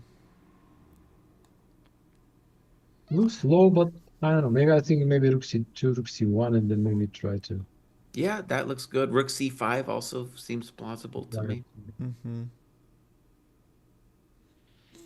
Hard to fully believe here for black. Yeah, you're kind of fishing around. That might be the best he's got. That might be the best he's got to kind of fish I around think with it. best is goal is to go for the endgame because this endgame, like even strategically, it doesn't feel like a pawn down, and the bishop is not so active. The knight can maybe jump around. So maybe I think this is a better try than the kind of hope for an attack. But again,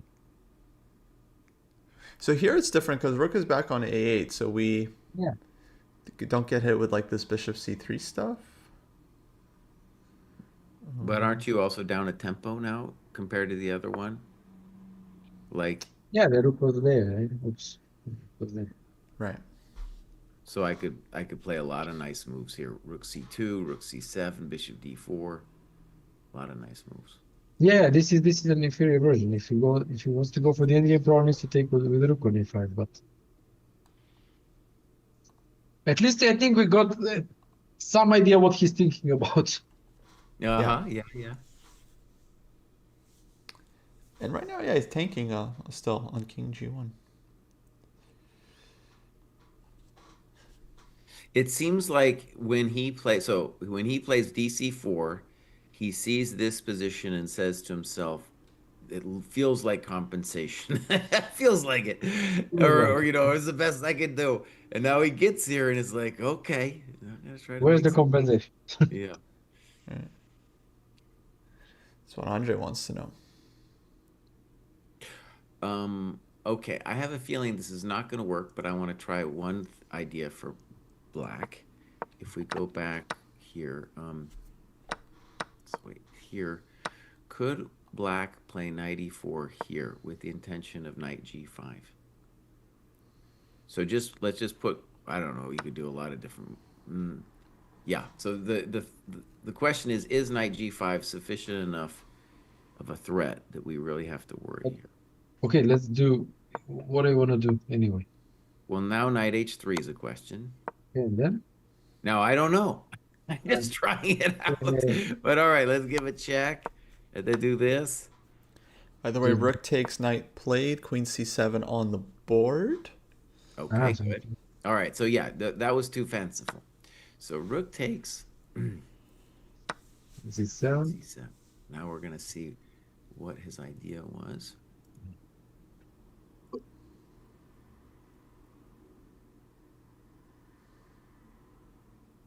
I like how Esopenko is just playing the principled moves. Like you could have lost your mind trying to analyze all the different things Black could do to you, but he just came to the conclusion like this was the principled variation. Yeah, As yeah. long as I'm not getting mated or something, this is what we're doing. Oh, okay. I have an idea for black. Maybe knight e4, queen e5, f6, and take with the pawn. Okay. Um, Yeah, some positional compensation, yeah. I thought, okay. Doesn't believe. Oh, he's reaching for H. He's reaching for H. He's reaching for H. Okay. He's putting it in H. That makes sense though, to Does give it? lift. Does it? Well, in all these endgames, it's like we do need this move at some point. Okay, the first question on H5 is, of course, Rook C5. There's also our friend Queen E5. Yeah, H5 on the board. H5, yeah, H5. All right, interesting. So, just in terms of candidate moves here, what are we're talking about? Rook C5. We're talking about Queen E5. After H5 even, yeah. Yeah. H5, people 5, yeah. Kosi, are you trying to promote H5 or something? Is that why it's going Yeah, I'm weird? trying to promote H5, I think. Oh, okay. Oh, I wasn't. I think it might be an issue because chess.com doesn't like promoting variations. It Yeah, it seems. doesn't like it. It doesn't like it. Why? But It's some like it's buggy for whatever reason. It appears as promoted on my screen, but I don't know how is it in yours. Yeah, that's But the glitch. It appears promoted, but then it doesn't promote for everyone, so it kind of messes things up a bit. Hi. Sorry about that, John. No, it's okay. But I see. Okay, right now I see H5 Rook C5. Yeah. It might be Jesse's the only one with the true power to promote variations. Not sure. So, if Rook C5, we would have to trade, right? Yeah, now how to recapture. Mm-hmm.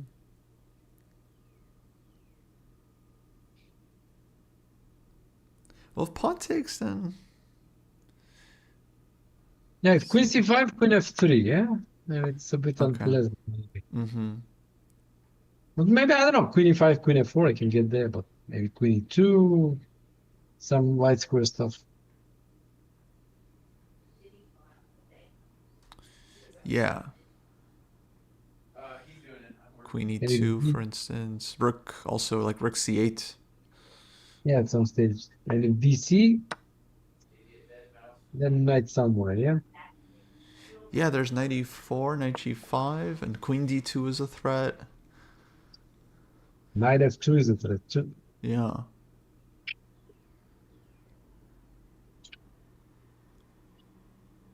So this one looks okay for black. We're getting the pawn back.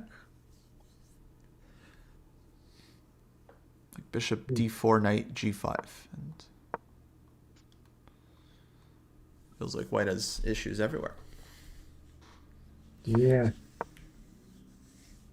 Maybe not Rook C5 then, yeah?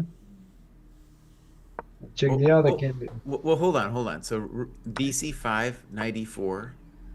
Yeah. If Maybe Queen E5?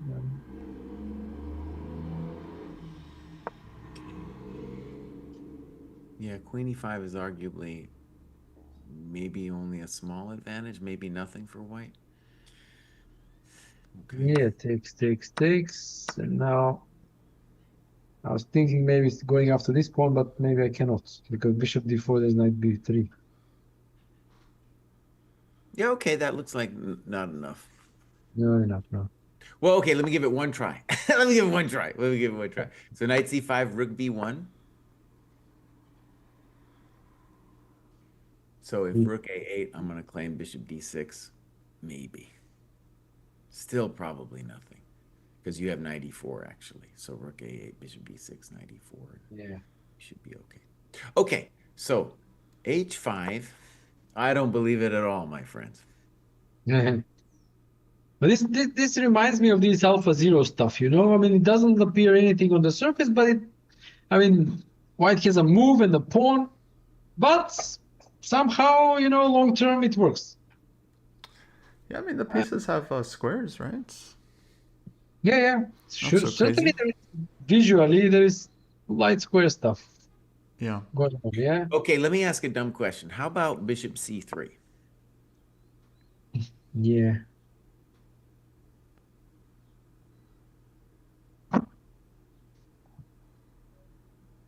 I don't have a huge confidence on bishop c3, but I thought it should just be asked. Yeah, just rook b5, I guess, no? All right.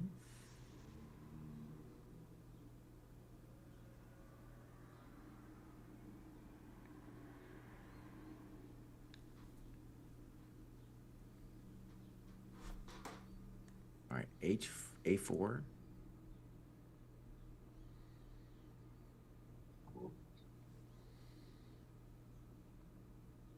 Keep running away.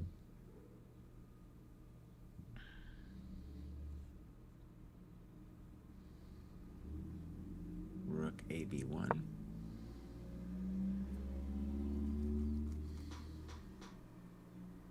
Hmm. Yeah, just I 94. don't know. Yeah, 94. So I was just trying it out. Yeah, yeah, Okay. sure. So h5. Now is where now dude needs a 20-minute think maybe on h5. Yeah, another one. Okay, he has 1 hour left, and which move is it? Do we know? 20. Okay, so 1 hour for 20 moves. Not that bad. Is Yeah. the average. Okay, well let's ask which endgame do we think he's interested in after queen e5?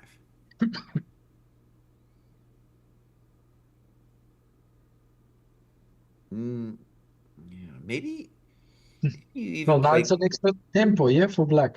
Takes 94. We already have h5. Yeah. and maybe you can play takes knight g4 too and just try to win the pawn back immediately.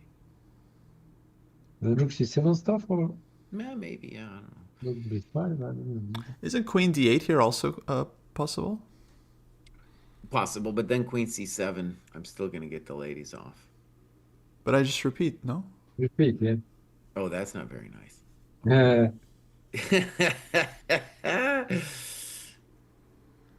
Okay, okay, so maybe queen e5. All right, I don't believe it at all. Stress that. Not at all. Okay, how about if I play like a loser and play queen c4?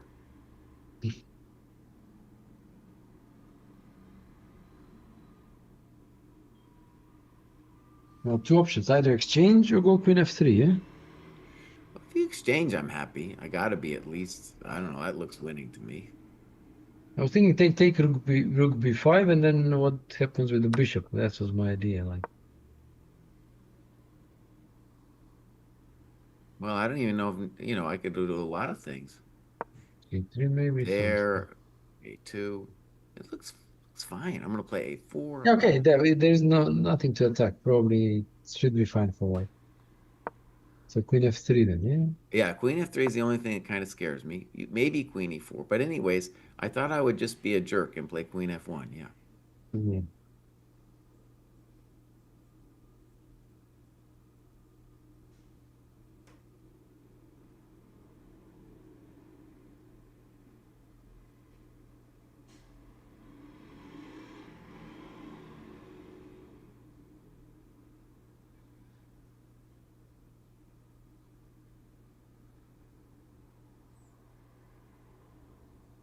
Nothing too clear cut, but For me, it's still playable. Though on Queen some C4. pile up. Sorry, Oh, I was sorry. Go ahead. thinking Yeah, Rook F5. pile Yeah. up like this. Yeah. Continue here. Oh, interesting. I don't know if it achieves anything, but just pile up. You know? Maybe 94, maybe look f3, maybe push pawn or something. I assume with something like this, we're looking to play rook c5, probably pretty soon. Maybe rook c5, queen e2, maybe. c5, queen e2. Wow. Yeah, well, It's at least something to make me worry a little bit. yeah, it's just some annoying stuff for me. And actually, it's fun because on rook f5, you play queen b2. If you played ef, I could probably play queen b7. No, queen b7 94, then maybe it's 94, I guess you're right. Okay. dangerous. But anyways, I can't do it because of... Yeah, queen b2 is strong. Yeah. Okay, so if we go back to the game position, we have identified queen e5 as not doing great because of queen d8, if nothing else. What about this silly move? Yeah, you got h3, we got rook c5, queen c4. h3, I don't like E4. it. Or h4. yeah, Okay. h3 scares me. Yeah. Though in that final position, you guys, then maybe then queen h2 again, intending queen g2. So you do want to probably make sure you can't do that. No. H2, yeah. But maybe we have the sack, knight g4, rook g5. Oh, my lordy. Yeah.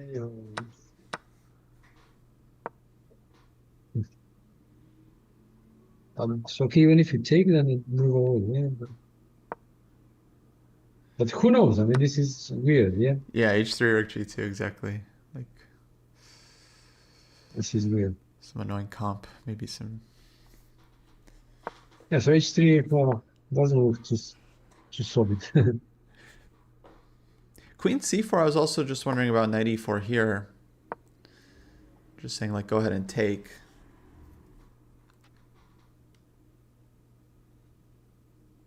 Yeah, I mean...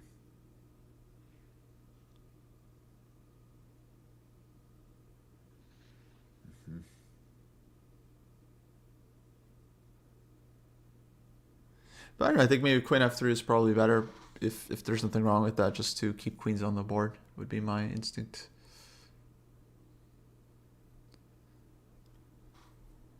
Can we review one more time because the rook c5 move, just so I understand, because that's the move I really want to play. Yeah, we wanted to take. Okay, now I can take with the queen or the pawn, and let me just do the pawn again because that's just my first thing I'd like to do. And then you guys were talking about knight e4. Yeah. Messing with my pawn. Okay.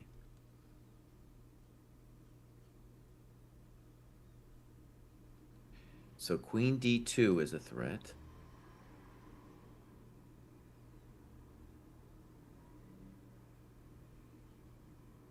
Huh.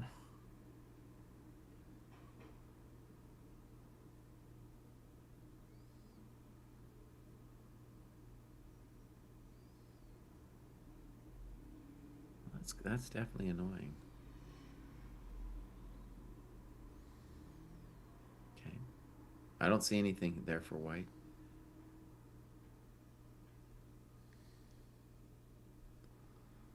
Yeah. Okay, so I'll go back on that. And now if I play queen c5, you guys were talking about queen f3, right? Mm-hmm.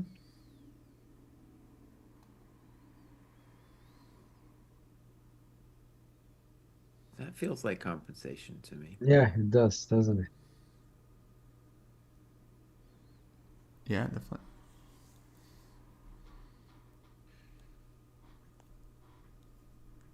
Yeah, that looks like compensation. Well, as Alex said, Rogozin play on the light squares. Yeah, I like that, yeah. Okay. But it appears that, okay, so far we haven't found anything convincing for white. Well, okay. I still think I stand by it. Uh-huh. All right, let me try queen. Oh, so queen c4 is still my candidate number one move. Just looking.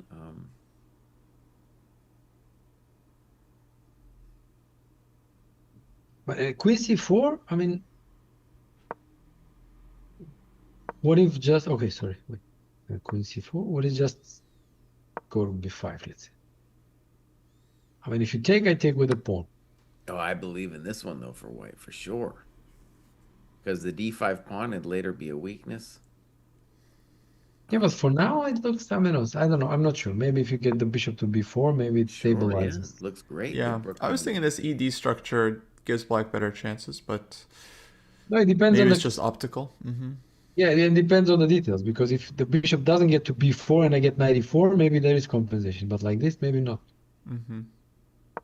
I think that's why I wanted knight e4 here. But okay, you Uh-huh. could still take and go bishop c3. Yeah, bishop c3. Then That looks terrible. By the way, what I'm confused by is that I'm confused by you guys. As to me, Queen C4, the main move by far, also, kind of like it seems like what black wants is Queen F3. Yeah, sure. That's the yeah, no, best I thing. think that's critical. No, I was just wondering about this endgame structure because, I mean, it feels like you improve your structure and then you play against the bad bishop. But let's put it this way: if you're Esopenko and you're wondering about Queen C4, you're not going to be worried about any queen trade variation. You're just going to be like, "Oh man, can he play Queen F3 on my silly butt?" Yeah, I would agree. This is the main concern, definitely. All right, so you guys are saying nothing convincing for white. I'm going to say Queen F1 here. Okay. Try to take me down. I believe in white's position. No, I mean, this is probably what four pieces attacking. So, I mean, even optically, it looks like, and just the queen defending, it looks like there should be something for black. And I'm going to play Rook C2. I'm going to telegraph my plans. That's my intention. That someday I'm going to play here. Yeah. Okay, I'll try h4. Okay, H4. All right, I'm just going to pretend like nothing's happening. First, Rook C2. But HG and Queen G2. If you go Rook H5, what happens? I will Queen probably G2, play right? Queen G2. Or Queen E2, maybe. Or Queen E2, maybe. I was going to play. I like the comfort I feel when I play Queen G2. When you fianchetto your queen, yeah? Yeah. Look at the B7 pawn, Someday I'm going to play Rook C8.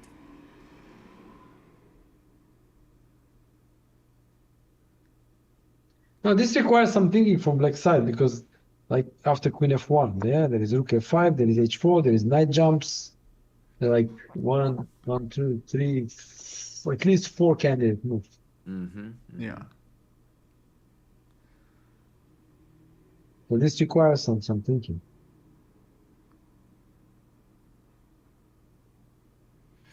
We have a question from Kalen. Was H5 genius? It was a good practical move because it really throws the ball in white's court. It says, I believe in this light square nonsense, and I'm just going to throw it into your court, and maybe the engine will say you're winning white, but I got practical chances too.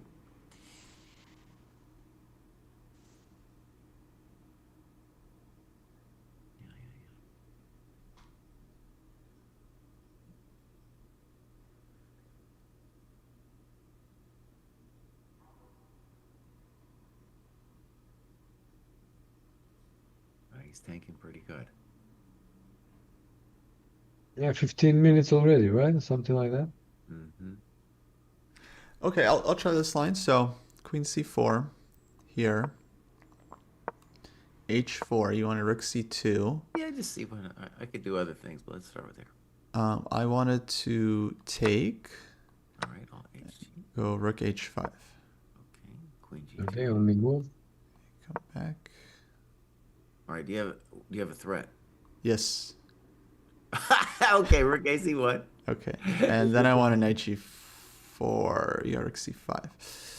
I go E5 maybe. Okay. No, you go knight G4 and Rook C5, E5. Yeah. So I wanted this kind of thing. Okay. So Rook C5, E5.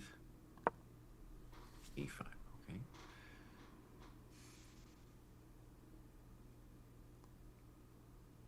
All right. So Rook H2 is the grief. E4.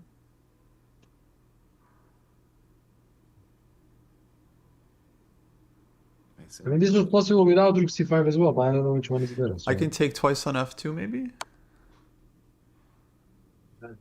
Good point. Yeah. Tricky. So without Rook C5, yeah? Mhm. E4. Okay. Then Queen maybe h7. queen back. But now I have rook c8. Ah. Well, not so clear here. Okay, king f8. Nah, I think it's going to be clear. It goes to rook takes, king takes, probably e5.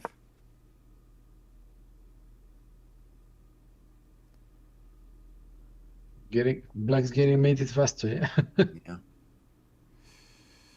Um, okay. Probably, let me just play it out. F6. Oh, queen b7. Just mating one. Oh, yeah. I I thought could I have had done something here. rook c8 first, but I don't know. Only Nothing, yeah. Okay, let's go back. So, I do think that's a good critical variation, though, that we got going. Yeah, something like this is plausible what we're tanking on.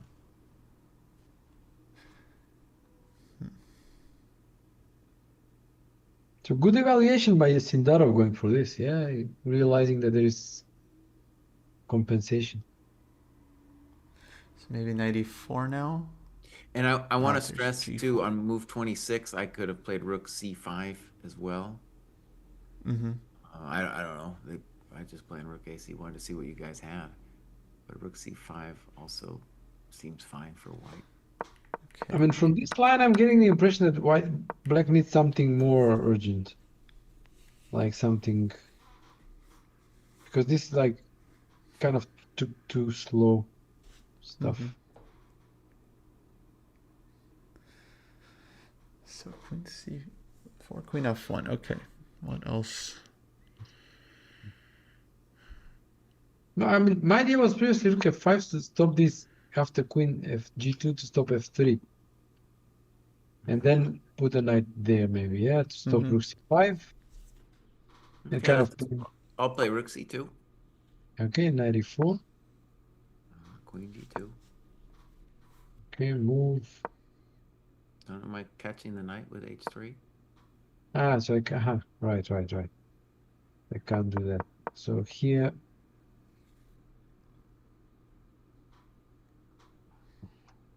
something else.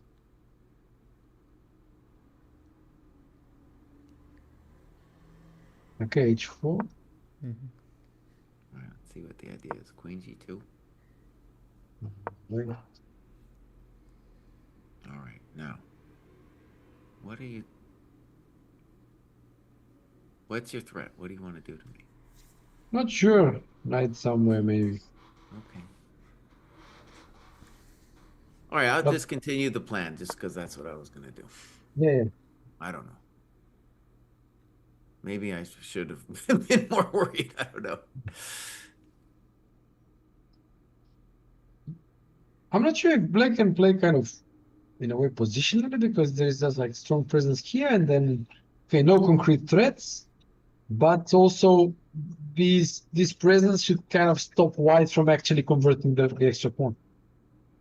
In Yeah, a how way, white about should like somehow h3 anytime. now? Try to play I mean, I wanted to keep that in reserve, so just keep it there for the time being. Maybe I don't know. Let's reach 7, yeah, Okay, fair enough. Okay. and then let's see.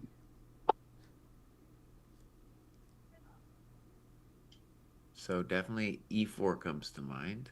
Yeah, e4 is definitely something. Yeah, look f3, and then I got a lot of candidate moves. Rook c5 comes to mind.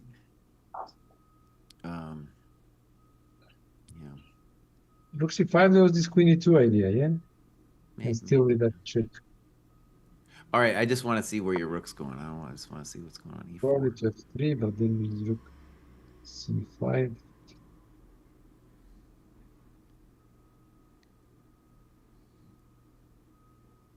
That looks unpleasant. Yeah, so let's f4, yeah. Maybe, I don't know. Um,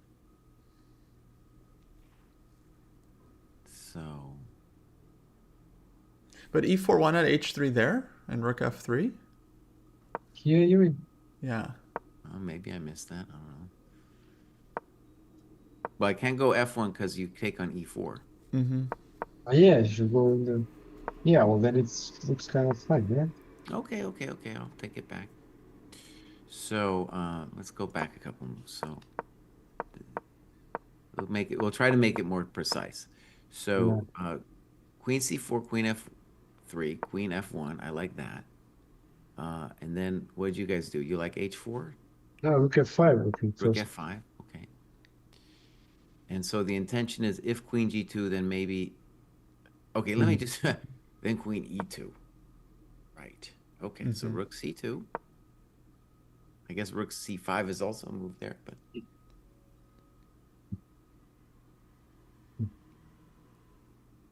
You know what? It seems like if I can take material off, I should do it. So Rook C. Rook C5. Well, no, after Rook F5, I was thinking maybe then you play knight E4 though. I don't know. Yeah, probably.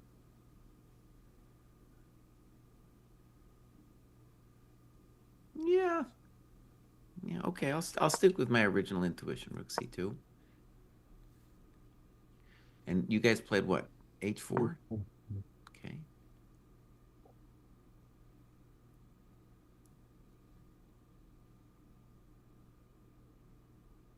Ah, he played Queen E5. Queen Yeah, E5. Queen E5 on the board. He was afraid of all this stuff. Well, it could be one-time repetition. Could be one-time repetition, yeah. Or a Esopenko. 3-time repetition. Could be 3-time. Or 3-time repetition. Could be 3 one-time repetitions.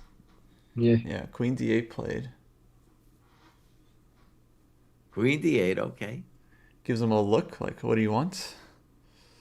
Definitely always repeat. That's what they told me to do. I never got that. I mean, that kind of advice. I mean, actually, I wrote about this in my book, the Capablanca book on endgames that I have. Uh-huh. Like this repetition, there are two schools of thought. Like they have the Soviet school of thought that it says that you should always repeat. Yeah. And then, but the explanations I never got them. And they said like, oh, but you clarify your position for yourself, you see things better. But it never worked for me because when I repeat, I get confused. Should I do something else in this position or should I do something else in that position? And then I was also thinking that, okay, I repeat, and then if I'm kind of winning, then I'm just giving easy moves for my opponent because, of course, they will repeat, they want to draw. So then I'm getting confused, and I also thought, okay, then I'm getting maybe telling them that I'm indecisive because I'm kind of repeating and I don't know what to do. So all this played in my mind. So I tried never to repeat if I'm trying to win a game. Well, in this case, he's Russian, so he's got to do it. That's number one. And Yeah, number he gets two, one move closer. Yes, to the you get closer, and you also part of the reason that the old school people did this, and I believe in it, is the one thing, if nothing else, is you're showing that you're in control. So you are the man now. You can decide to end the game if you want. And I think you should go for it, but felt like that. Yeah. It never felt like that to me that I'm in control. I thought I'm just kind of being indecisive and repeating when I'm trying to win a game, and I have no clue how. But I get it. There are a lot of people like Capablanca, Karpov. Okay, they liked repeating, they enjoyed it, and it works for them. It just didn't work for me. Yeah. So my argument was, okay, you have to figure out how you feel about it, and then you either repeat or you don't repeat. I mean, again, I'm not talking about the practical aspect of getting closer to time control or getting 30 seconds on the clock. Then, of course, you repeat because of the time. But otherwise, psychologically, it's not as straightforward, I think, as they were trying to depict it in Soviet times, in their literature. Okay, I want to say something about that, but first, I'm looking at his body language. It is very it's looking to me like he's going for it. He's not looking like the guy who's about to take a draw. No. One of the things I didn't get to study with many great players, but I had a cool class workshop over at the GM house back in the day with Lev Sakis. And he said this interesting thing that really stuck with me is that when you repeat, you often trick the other player into continuing. So in his advice, don't just repeat once, repeat twice. Just you are declaring that you are the man, and then he was like, it's surprising. It's surprising how many people will jerk and then do something different. But that's for an unclear position, not for a position where somebody's worse, obviously. Yeah, because then they will repeat. Yeah, but I still think it like once the part of it too is like just get in the habit of doing it.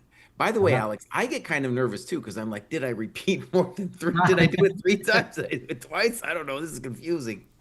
Yeah, Yeah, I feel like in many cases you don't even save time because I use that 30 seconds to make sure that it's not a repetition and to make uh-huh. sure that my opponent has to repeat. And so and then it's just the stress. It's like, okay, I still have to make a move after that. But that's why it's a kind of a skill. It's a skill you learn. You're like, okay, that was two moves. Here we go. We're gonna do it. Uh-huh. Yeah. Esopenko, he's digging deep here, thinking about what he's gonna do. This is pretty exciting. It says Come on, 35 Esopenko, minutes buddy. left. 35 minutes left. Which move is it? 22, 23, move 23 we got here. He had 1 hour for 20, and now he has 35 for 18. It dropped Yeah. down to 2 minutes per move. Yeah, so it might be wise to go for the repetition, but I don't think he's doing it, not from the body language. It looks like he's going for it. Also, it's interesting to think about this tournament from Esopenko's point of view. He was better, if not winning, in round one. And then imagine how different this tournament would be for both of these players if Esopenko had won that game. Be Yeah, very different event. Yeah. completely different tournament.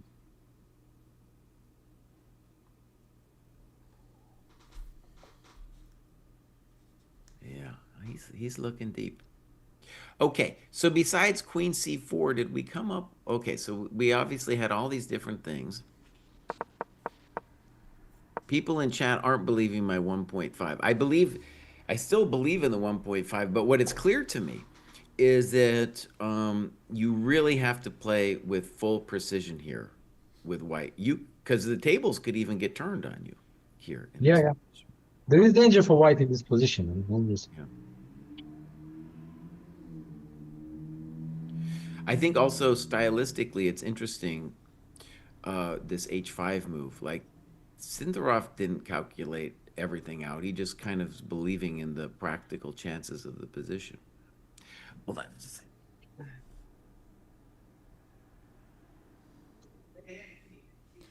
Yeah, I think it was very nice practical decision from Sundarov. I mean, we had that position and we started looking at it before he sacked the pawn, thinking like, it starts to look bad, and he finds the pawn sack. I think we didn't quite feel it at first, but now, yeah, I mean, Esopenko is spending lots and lots of time. At the very least, it's a very good practical decision.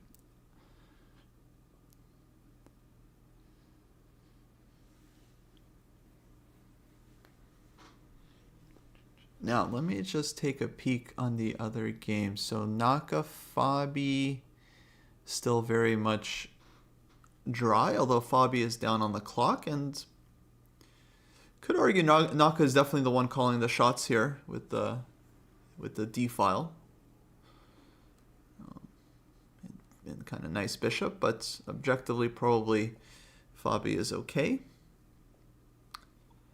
And we haven't seen the other games yet. Wei Blue Bomb, I think, is pretty solid for now. And Giri Prague is also looking Yeah, kind of a little dry. he completely ignored the other games. Yeah. Yeah, although that's actually quite typical for us, Alex. We often zoom in on like one key game. That's fine. That's fine. It's good to kind of Sometimes delve too. deep. And it's nice, yeah. You really feel like you're in there with the players, like making the decisions with them. So, yeah, folks, I'm just going around the horn just to show you some of the other live positions here. But this Esopenko Sundarov definitely the key game for now.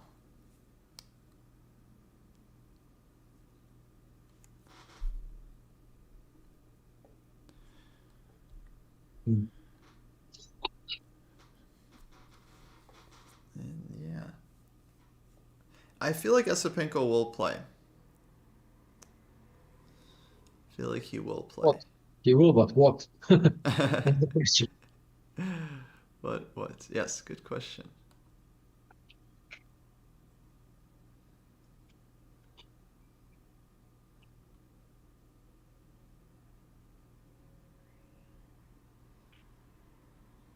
Yeah, because I was unconvinced by this queen c4. I almost feel like I'd rather just take black there, even if Compy says white is better. It just feels like black's having all the fun.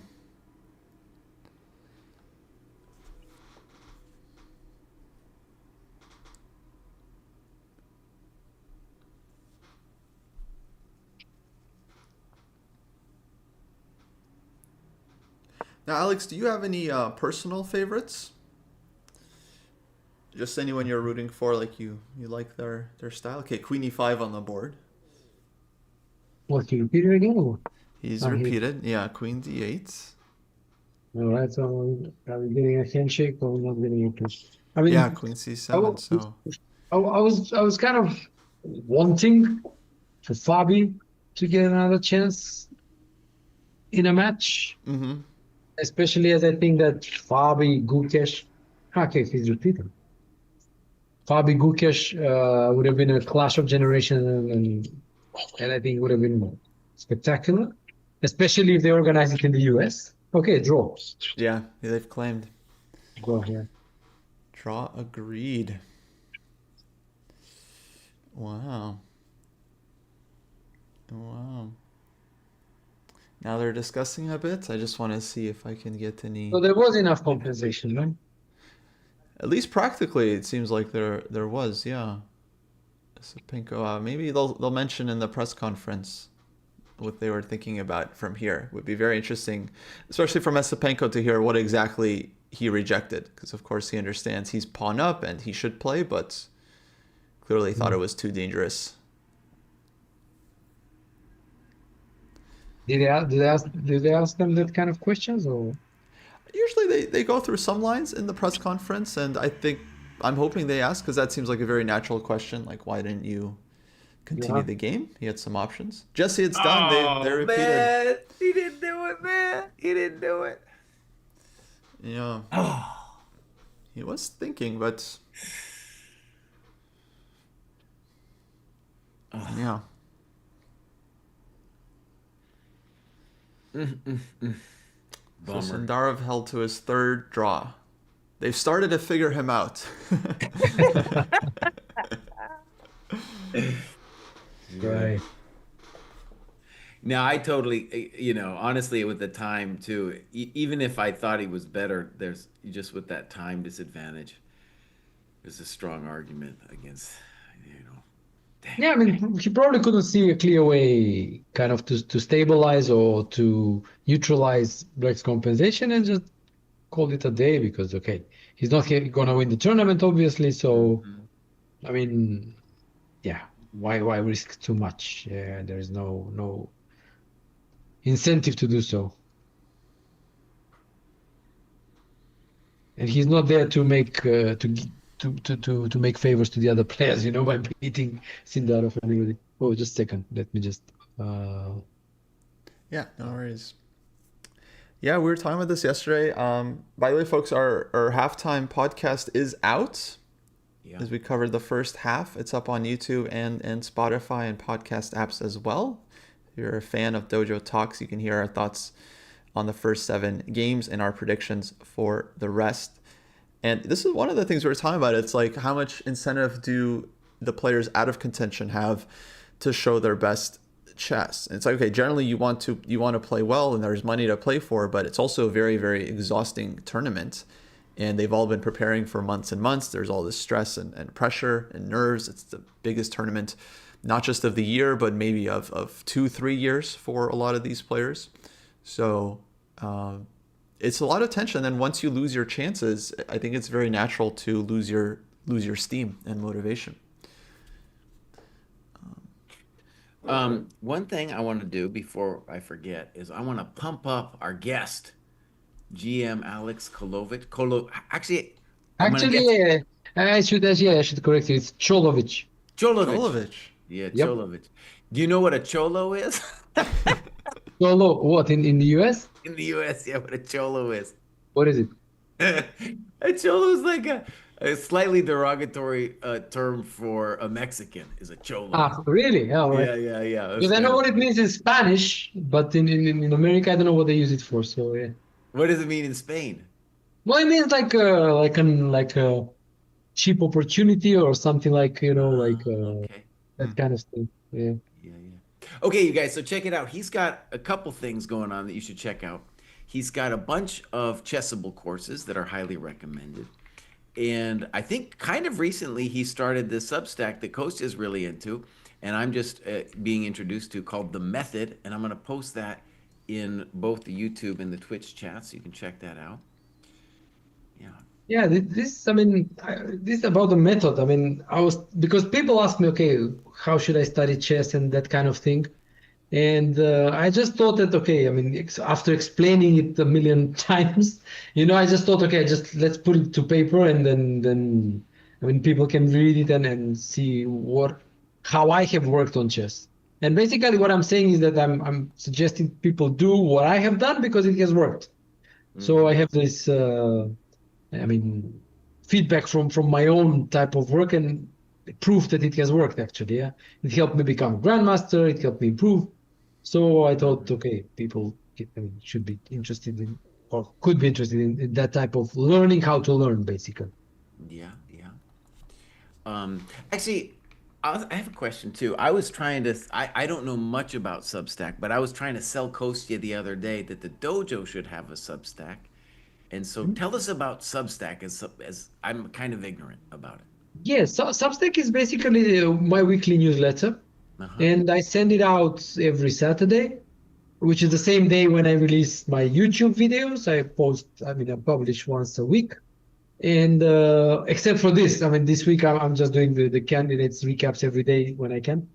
So I just write about different topics around chess. It can be an interesting position. It can be a psychological aspect. It can be opening idea. It can be historical essay or something. It's nothing structured. It's just what tickles my fancy in that particular moment, and I feel like writing, and I write it and I send it out. It's not long. It's kind of like snack reading, like a Uh-huh. snack, Yeah. like a snack reading, quick read. And then also I include the YouTube video of that day, so people can read, can click, they can see the video, Mm-hmm. and have some sort of chess content on a Saturday. Yeah, so I thought, all right. So Okay. it's Yeah. probably interesting for people. Yeah. Yeah, I think your articles are great. Yeah. Thanks. I Thanks. always, I love reading, I love like the historic pieces when you write about like certain structures and how like ideas came into play, like King's Indian, Sicilian. Yeah, that stuff's like, I could read that stuff all day. Thanks. Thanks, man. Thanks. Yeah, yeah. Oh, and your YouTube, I don't know if Jesse mentioned your YouTube channel also, you've been active and you're making daily recaps on the games as well. So people Daily might not recap. be.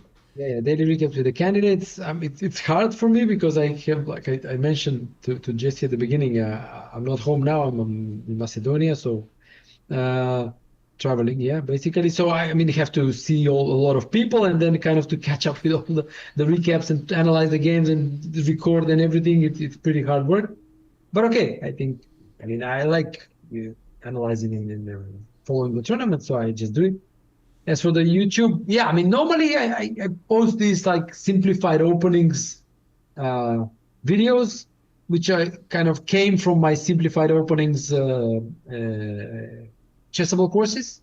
Mm-hmm. So I keep on posting different practical opening ideas, for either side on all sorts of openings. So already I have quite a few videos on, I mean, not all openings, but on a lot of openings, different opening ideas, and people are saying, okay, this is great. Okay, it's kind of shortcut opening preparation because you give a practical idea, you analyze it, you present it to on the video, and just people are getting kind of already ready-made opening repertoires. Yeah. Yeah. Uh, yeah, I don't cover the bird. I just noticed that the comment on the channel. Yeah, I don't cover the bird because I don't believe in the bird. I only believed in Larry Bird when he was playing, but nowadays I don't believe in the bird. No. So Um, yeah, that's kind of what I do. you guys, is Fabi in trouble? Is it? That's my question. I mean, I just put up this Rick game. I wasn't thinking he is in danger here. But that's unpleasant.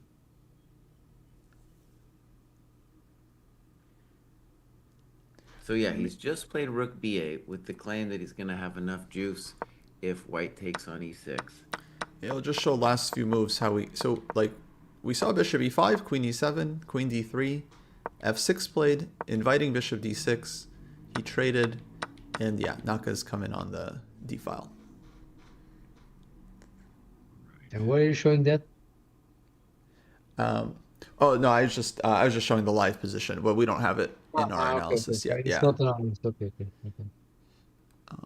I'll put it into our analysis board here.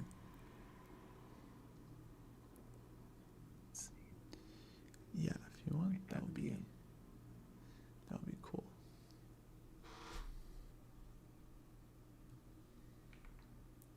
All right, so rook b8. Well, let's ask the first obvious question. Rook takes e6. After rook e6, black could try to claim the king f7 is a tempo gain, or he could play like a rook b2 first. You should play king f7, I think, for Okay, sure. let's play king f7, rook d6. And now rook somewhere. I was thinking Before either rook b4 or b2. I wasn't yeah, sure. exactly. Yeah.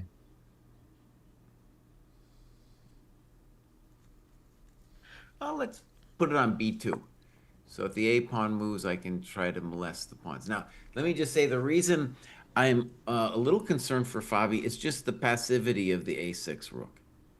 You know, I think, okay, that's yeah, I think his idea was actually to double because you go rook a1, then double, then already threatening mate.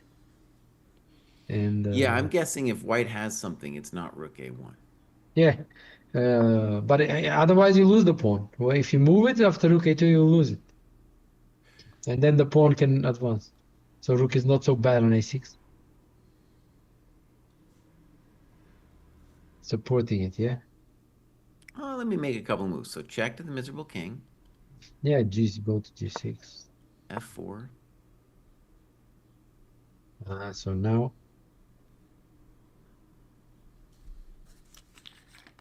okay, munch, and then let's see what next. Okay, yeah, munch. So the first thing we want to say is rook f3 does not work out for me because you check me to death, and I don't want to trade off my rook. So, Guys, I'll take a quick break. I'll be back. sure. So yeah, this is the kind of thing I'm worried about is can white create some drama here? It looks scary to me. Let's Yeah, it start looks sharp. f5. Yeah. I'm assuming king h6 is forced. Let's play a natural move, rook f4. Maybe rook b6 is the next glam there, though, after rook f4. Yeah, rook b6, yes. All right, let's not do rook f4. This is going to look a little crazy, but I feel like we should just ask the question. e5. Yeah, I was just looking at that. Takes an f6, yeah? Yeah. So just take again, and what's the king g5? You're not gonna mate me here, and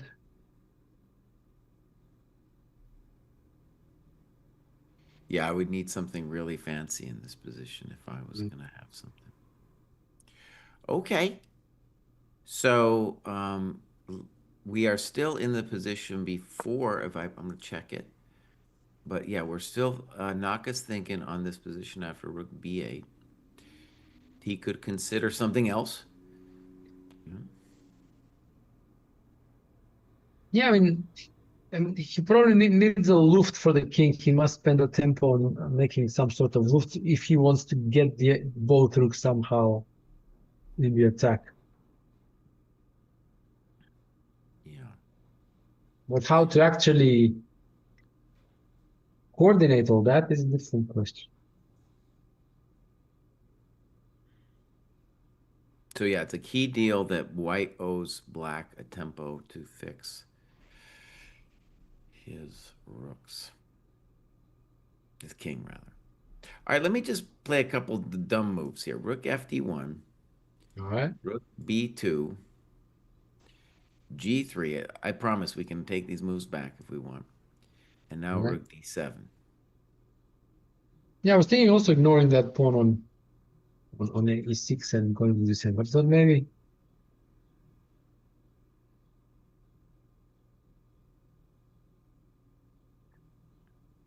Well, this is definitely a little frightening. Okay, take on a2. What was the, okay, can we put the position on the board or we just talk about it? Oh, I'm sorry. I'm sorry. I had the wrong. I do that sometimes. I was on the game board.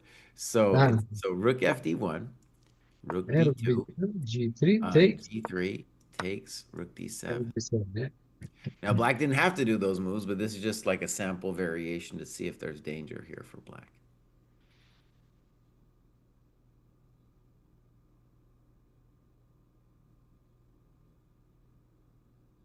Yeah, there's definitely danger here. Definitely danger, right? So then that means after rook f, I mean, it's not clear how we should start because rook fd1, maybe he can start running away. Maybe you should start with rook d7, yeah? Okay, let's start with rook D7. But that does give me more options. Like maybe I can organize C5 somehow. Uh, Also, I can now set up rook B6 to D7. Yeah, actually that and rook b1 exchanges one pair of rooks. Yeah, so I don't think rook D7 is it yet. Okay, but then rook fd1, maybe the same idea, rook b6, and then exchange pair of rooks. Yeah. Um, so that's no good. I mean, it's not clear. Maybe you can continue, let's say g3, and then uh, let's say you want to go king g2 and avoid the exchange, maybe.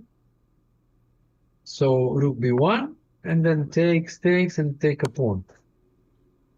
Ah, it's check. Okay, sorry. Yeah, move, and but rook b2, yeah. So you win a pawn, but probably it's a draw. Yeah, this is a draw. Hmm.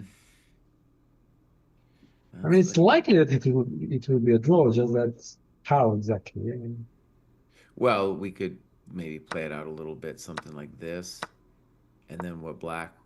It seems like what's going to have to happen is the A pawn will trade for the C pawn, and then we'll get our standard drawn position. Yeah, yeah. 4 against 3.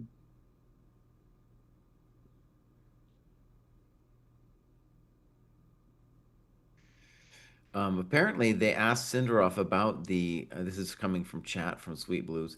They asked him about the studies, and he says, "I Uh-huh. can't remember the last time I opened those studies." So, Uh, ancient work that he had put up there makes that makes sense. yeah, but like ancient work he put there several months ago. Could have been years ago, could have been years because those Lichess studies last forever. I have studies on there that are 10 years old. I Yeah, don't know. I haven't thought all about right. those in a long time. Yeah. No, I don't think after the experience of Ding Liren a few years ago at the match with Right. Nepo. Yeah, I mean, I don't think anybody's silly enough to be negligent like Ding was back then, and maybe use public services like leeches and so on for that kind of thing. So I think people are much more careful after that example. Hmm. So I don't think he endangered his preparation by posting something there.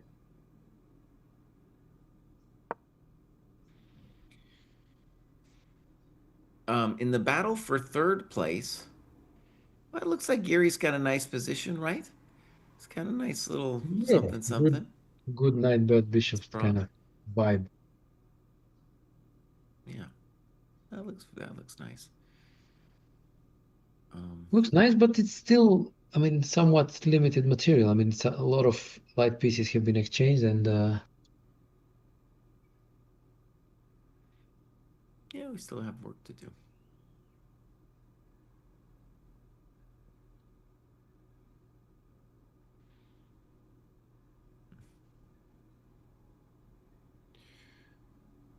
All right, so in the game, the proper game, we have this position.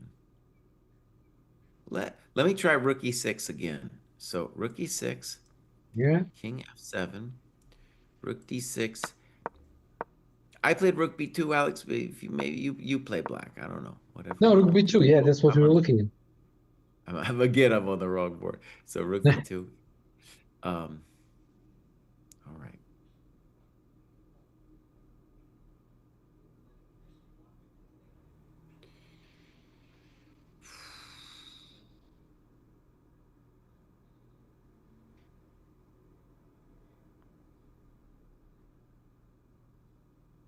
Can you go h4, h5, or that's too slow? It's too slow, yeah. Feels like it's too slow.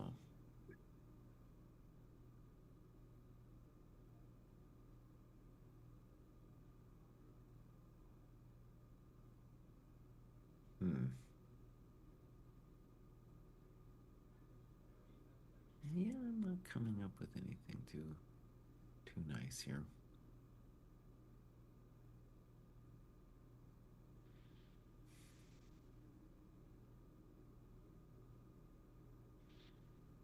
All right, let me repeat my previous intuition. So check, king here, f4, rook a2. Maybe black can do other things, but let's just see this one. But I think also instead of rook a2, there is also rook a b6, maybe, yeah, to have this rook b1 idea to exchange rooks if necessary. Yeah, And I then agree with you. It's when I'm playing rook a2, it's like I'm sure there's other moves for yeah, black to consider. because with only one rook, these pawns are easily attacked. So black should have enough compensation. Eventually, probably just going to 4 versus 3. So I don't know.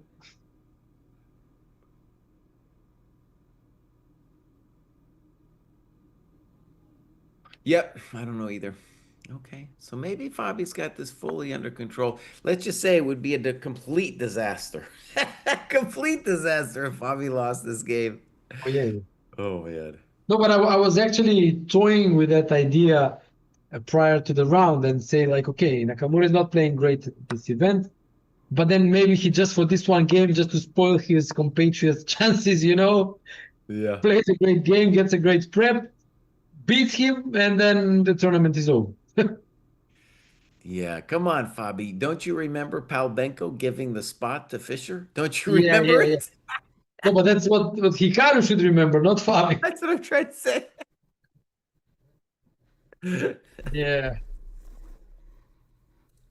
Yeah. But I mean, okay, I mean, whoever wins this event, the match is going to be really interesting because, okay, Gukesh finally realized that he was not playing well and he kind of canceled his Grand Chess Tour participation in the classical event. Right. So he will work harder now, and I think we can expect an improvement in form for the Olympiad, most likely for him, and also like probably improving his chances for the match. So whoever wins, Sundarov or Fabio, okay, it will be a great match later in the year. Yeah, absolutely. We've talked about before, like in the last candidates, we were saying, whoever wins the candidates, it's like, even if it's a surprise winner, they will become a player before our eyes by winning the tournament. And I feel like that's exactly what's happened with Sundarov. It's like before the event, I had him top 3, Jesse had him top 2 behind Fabi. So everyone was kind of somewhat expecting him to do well, but it's like, it's been pretty cool, to see him kind of arrive, and it's exactly how you would expect a new candidate to really present themselves. Yeah, I was thinking also, I mean, these guys are obviously super strong, all of them, but when they're in top form, they play at a 3,000 performance rating, which was that obviously. I mean, Fabio also has a great tournament. He's at 28, 80 or whatever, something, 28 something.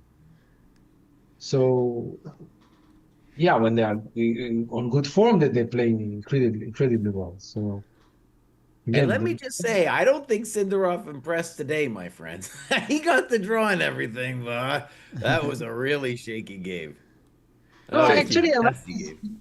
I like his assessment that actually sacking the pawn in h5 is actually good enough. That was kind of okay, not bad at all.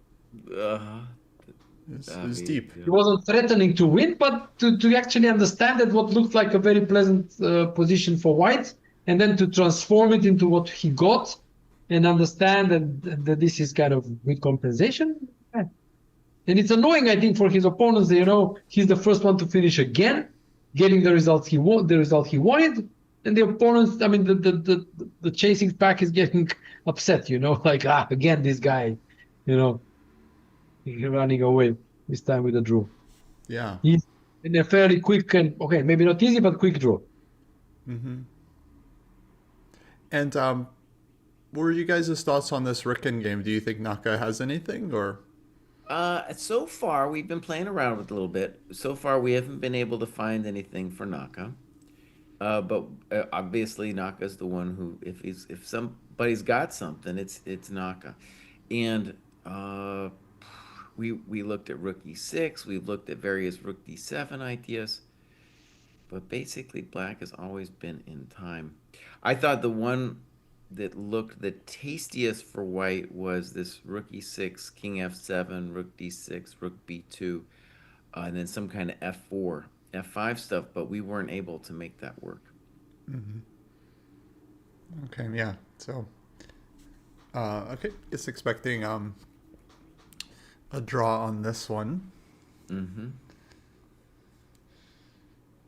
See.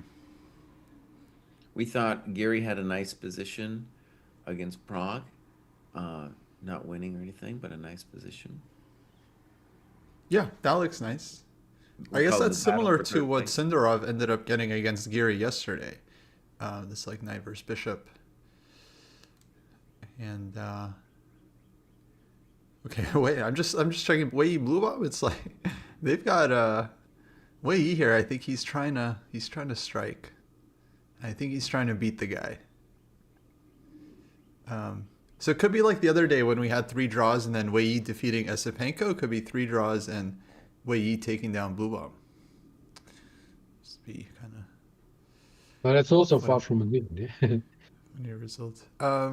Yeah, objectively, I'm not sure what's going on, but it just looks spicy. Seems, yeah, I don't know. I think Way you better watch it, man. He might go down to the blue bomb. You don't want to mess with blue bomb. Yeah. You don't want to mess with that guy. He might go down. Maybe. Yeah. Oh, that was such an ugly game. Esopenko played against Wei Yi, though. Oh, yeah, yeah. It's not a fan. That was very ugly.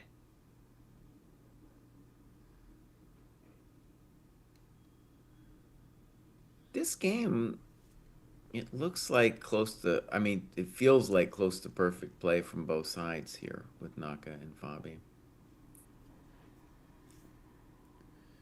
Yeah.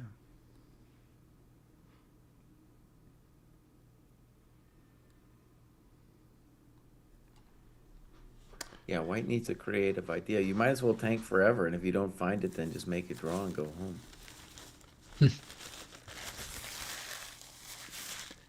Yeah, the potential match, the Sundarov Gukesh match, super interesting. It's a bit unfortunate because I thought the match that we're looking forward to is like Gukesh versus Noterbeck. I thought that's like the big matchup because they have this kind of like rivalry brewing. But now Gukesh might end up playing Sundarov. It's like, I mean, you got the country right, but not the player. yeah. All right, Naka's reaching for that e6 pawn. Yeah. Here he comes, the rook e6. We're anticipating king f7. Basically, if you don't play king f7, you risk your king getting, we can call it waboozled with with rook e7. I don't know what you want to cut. You can cut with rook e7.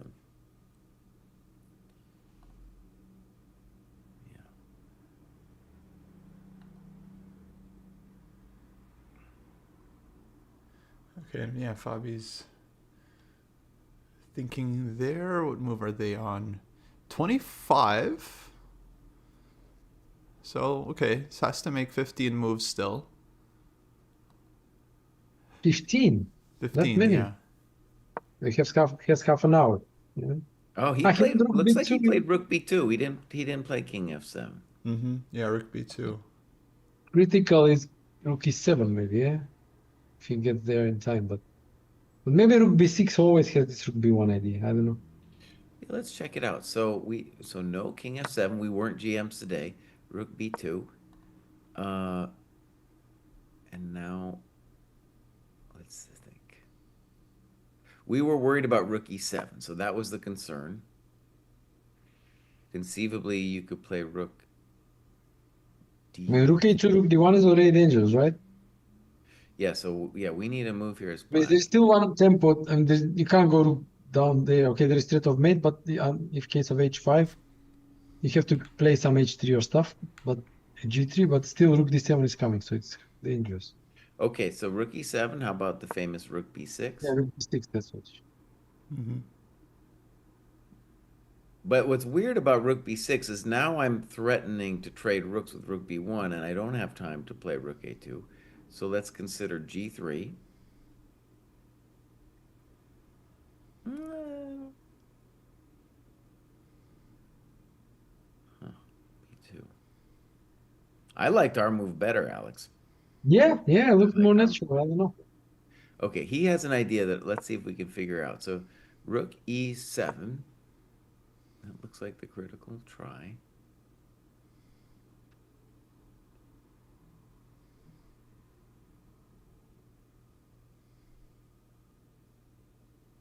Hmm.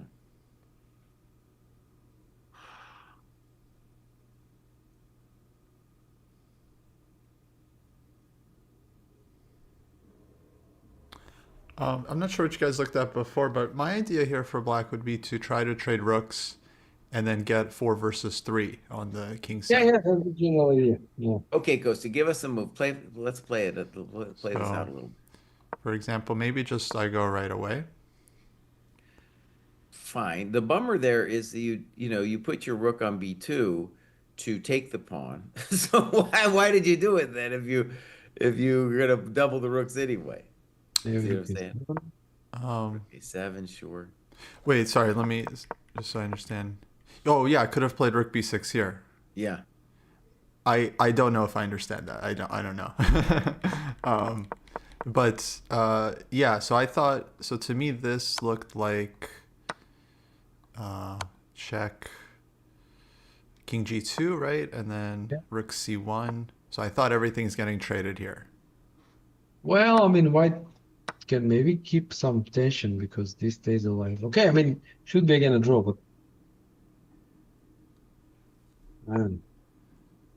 Right. Okay. Yeah. Maybe- So yeah, it's not like I can. Yeah, I don't force the c pawn off immediately. No, So not immediately, no. so okay. So yeah. So then this I would be a lot less confident for black because I just wouldn't know. Um, okay. G3. Rook d2. Next move. Okay, wait. How about this though? Rook a b6. Let's play rook a7 for white.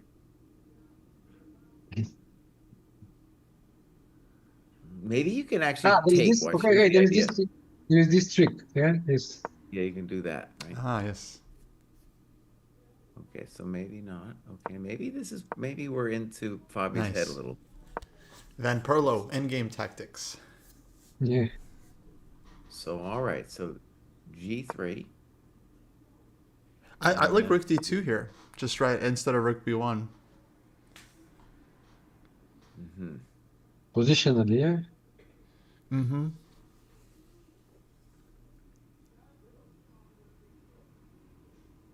Okay, rook a7.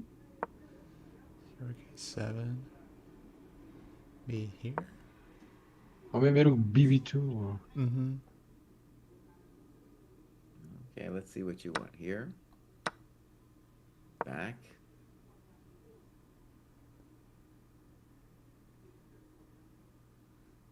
I feel like I have options here. One sec. So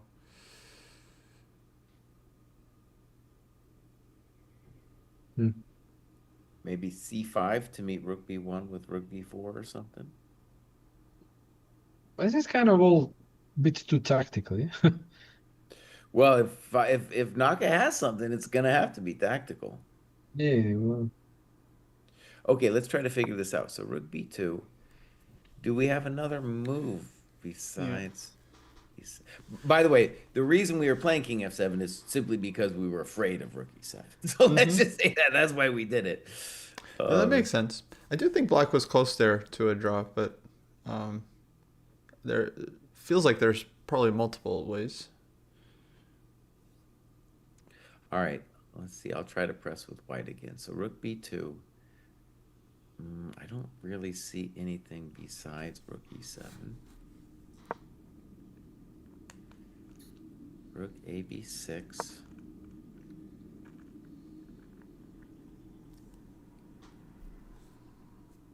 No, You must open a luft because otherwise you can't move the rook. Yeah, I gotta go something like g3. And then we've looked at both rook b1 and rook d2, and apparently white doesn't have anything much. All right, rook e7 Naka's played. rook e7 plays. We're GM to today. Okay.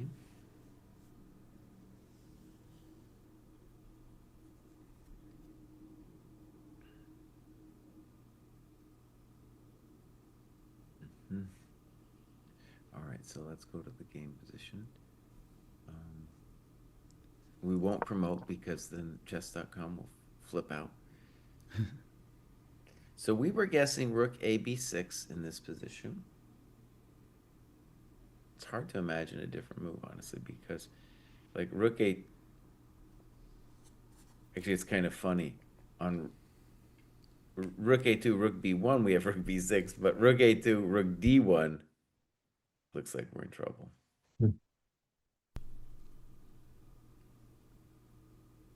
Yeah, I should go rook a b6 for sure, I think. Okay. Must activate the rook. And after g3, now something, yeah. What about just rook b7 to get rid of the rook?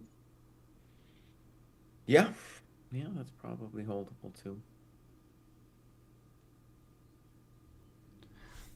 Can I try rook d2 again? Rook a7, and I was wondering about this one.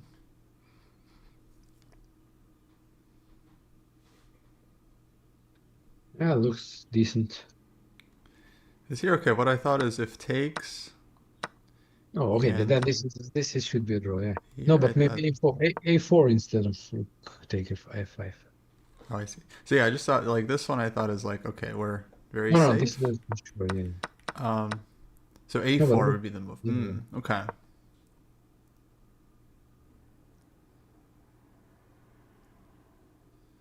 So then probably go You go back. rook b4, yeah, takes, and we have something like that. But there's still this rook a7 question. It's like rook Yes. b1 is very annoying. Naka's doing a little head nod as if he's got a little something something. Fabi's, of course, that guy never shows any emotion. Nothing. Nothing. Unreadable.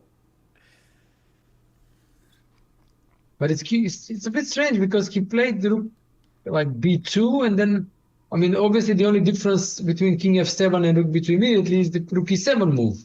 Right. So why like why think now for so long? I mean, you must have checked it, and now what? Recheck again or whatever. Already thinking for several minutes. He's a thinker, man. He's a That's true. thinker. He That's likes to true. think. That's true. Prophet says he also did the head nodding when he was dead lost versus Sundarov. Look, head nodding means that something's going on, right? There's something. There's something going on. Yeah. Okay, something.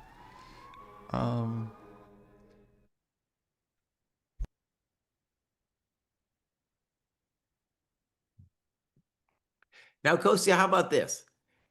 Are we allowed to look at the engine for that final position? Is that something Dojo is allowed to do for the games that are completed? So the Sundarov game. I mean, yeah, we've done that before. You know, I've done it. I feel like that's fair. All right, let's just check real quick with just the final position, just the final one here. All right, folks, we're breaking protocol here. No, everyone, chill. It's only after the game, after the game's over, because the whole point is we're trying to see it from the player's point of view while we're doing this. Also, we're trying to get better ourselves. Yeah. Fortunately, this thing and the players, believe me, guys, all the top players look at the engine immediately after the game. So once the game is over, yeah, if you want to see it from their point of view, you look at the engine. Oh, dang.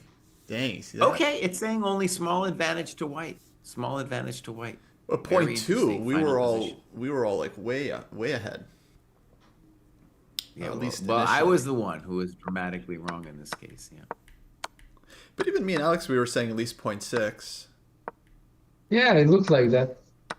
And Wow, dude. So this whole time when I was very high on White's position, it's actually not so high on White's position. I but mean, you guys can't dc4, see knight it, but c4. Okay, so dc4 only makes sense with this bishop c6 follow-up. So of course that was his intention. yeah, yeah. Otherwise, he could have played bishop c6 here, which we were analyzing, and then cd5, ed5, and yeah, here it seems like white has a small plus. It's like 0.4. But I would have guessed it was more than 0.4. Yeah, I would have been higher for me. seems about right. So A4, DC4. H4 strange moves to make them. This bishop C6, dude. Oh my God. Oh my God. This guy, that's next level. Then King G1, Rook A5, Queen C7, main move. And then look at that, H5, computer approved. Even H6, come on, what a ridiculous move is H6 and it's still fine for black. Wow, like Yeah. every move. But H5 is the top move right there. Yeah. Yeah, Amazing. Rook B5, H5 moves more or less. Yeah. Wow. Well, hell, man. I mean, you got to admit it. That's amazing chess. That is amazing chess. Yeah. So you probably should say, okay, Sundarov did impress today, yeah? Yeah. Well, yeah, now it looks a lot better. Yeah. Jump GM here was like, oh, I thought he was in trouble. And his move bishop d7 is top choice by the computer. I just That's want to say, incredible. That's and that's the incredible. move he played a tempo. You know, it's pretty quick. Oh, David, what's up, David? Hello. You've Hello. got Hikaru and Fabi's names, but that's Syndarov's position, huh?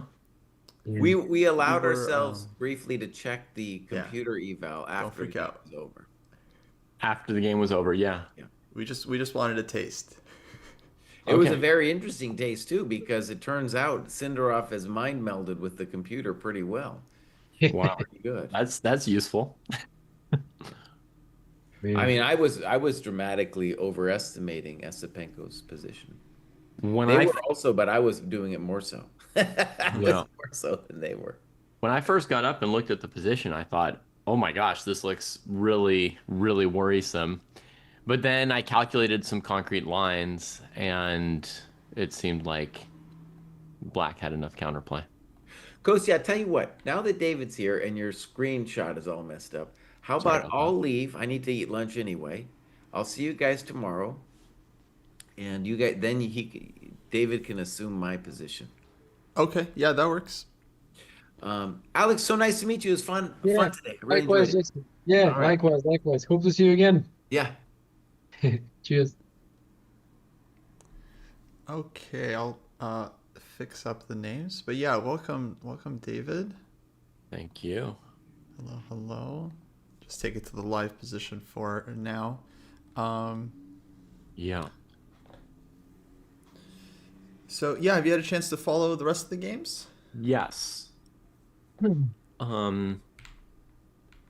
I couldn't tell who was better in the game between the Americans. So I guessed that probably means it's an equalish position. I couldn't tell like a big advantage for one side or the other in a rook ending. I thought maybe it's about equal, but the rook on the 7th looks annoying. Yeah, we were thinking it's at least white's pressing. Yeah, I'd last seen it about 30 minutes ago and couldn't tell, but now it looks maybe a little good for white. After rook e6, did black not want to throw in king f7 before playing rook b2? That's That's what we were looking at with Jesse, and then like to us it was the most natural way to continue. okay. Yeah, well, in my calculations, there wasn't a rook on the 7th, so.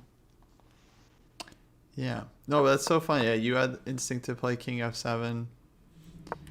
Alex and Jesse both, I mean, what's the drawback, right? You push the rook to d6, and then you get rook b2. Mm-hmm. Fabi doesn't like this and is not enjoying it. I mean, he should make a draw from a position of weakness and then suffer, yeah, a bit more. Yeah, for sure. Unlike the player he's trying to catch, who made a comfortable draw Right. and much. Yeah. Psychologically not a fun. Just it's a negative free roll for Fabi. Oh, Mm. but this is reasonable. His move, Rook B6. He can answer Rook D1 with Rook B1 instead of worrying about how to defend the 7th and 8th ranks simultaneously. Yeah, I guess the main thing we were analyzing here is G3. Mhm. But yeah, in a lot of G3. cases it might boil down to a 4 versus 3. Um, Maybe Possibly G with an extra pawn. maybe G3 you play Rook D2. Yeah, Rook D2, and then we're looking at Yeah. Rook A7 there. What do you mean? Rook G3 B4. and then okay, okay. Yeah. Rook D2, Rook A7, Rook B4, Rook A5, Rook C4, and then Rook back to A7.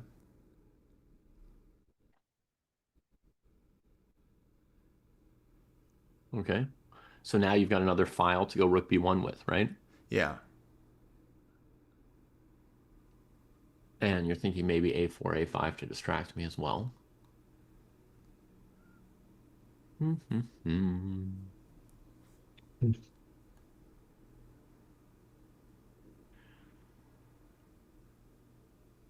Okay. Maybe I should play H5 in this position. Mm-hmm. So Rook B1. H4.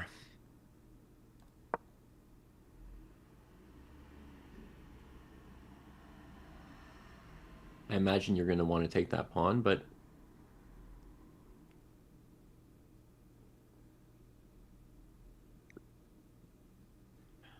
Yeah. Okay. Actually, we have an analysis board. Let me.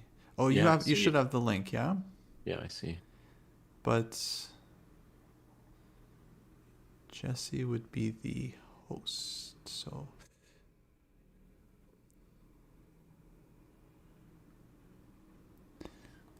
okay. Yeah. Let's put it on here. Then we'll keep the live position for everyone.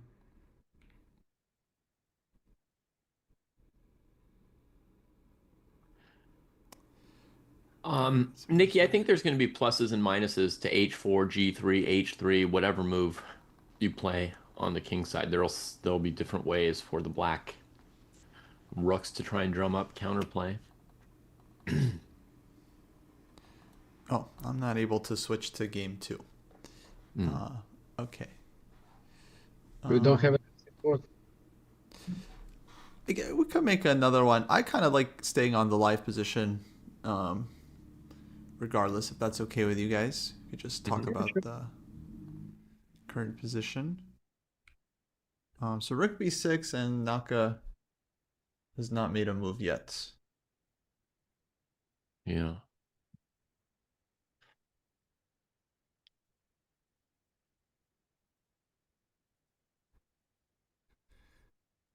But G3 is what we were expecting. Because other moves, just Rook to B1. I mean, you could Yeah. consider G4, but it's hard to understand why G4 over G3. G4 looks like a lot of pawns hanging on the 4th rank. Yeah, exactly. Um, Rook D1, black can actually just play Rook D2 as well as Rook B1, so that would be Yes, just very bad. Rook D2 is there, exactly. Yeah. Um, and Nikki's saying with H4 you have the idea of H5, H6 in some of the rook endings. That's true. I didn't say there's not going to be some possible pluses and pluses to each move. There's just also going to be options for black against each move. So that's why we have to look pretty far ahead to see which one's better here. Note that nobody has suggested any F pawn moves though, right? Because Well, actually, we that, did take a look at that with Jesse oh yeah. earlier. Yeah, we were looking at stuff like, but no, that was in the other line. That was in the line of King F7, Rook D7 check, King G6, and then we were looking at F4 Mm-hmm. ideas. Yeah. But here doesn't make much sense because black can easily double on the second. Yeah. Here, the f pawn is really important to slow black's counterplay because they're going to approach through f2.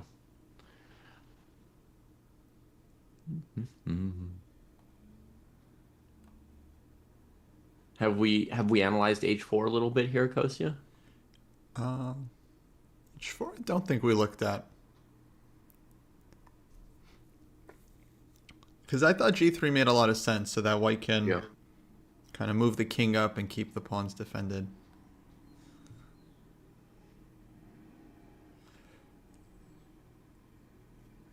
So intuitively, how much chances would you guys give for white, like out of 100%?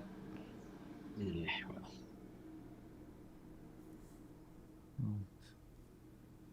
Not too many. Yeah, 10 to 15%. I mean, there's two good things for white. Number one, white can't be worse here. There's no way white's losing this rook ending. Yeah. And number two, it's still a little bit complicated. There's a little room for something to happen. It's not like you just look at it and there's one straightforward line all the way to the end. Yeah, those are true. And it also psychologically annoying to defend this, Yeah. taking into consideration the tournament situation and like everything, yeah. Yeah. But okay, he's a professional, so Yeah. he He had can the run. good side. He had the good side of a similar ending to this against Wei Yi, which he botched, so he might be having some bad memories of that. Oh, we got an update. David, I don't know if you saw, there was a story about Sundarov's leaked prep on Lichess, but he had some studies that were apparently left public and maybe had some prep, maybe not. Nikki's saying that according to Sundarov, the leaked prep was from the World Cup, and he hasn't opened those studies since that event and forgot to make them private. Does that mean he just made public studies on Lee chess? Apparently, there was something Wait. like 100 studies that were public for some time, Wait. and then they were privated.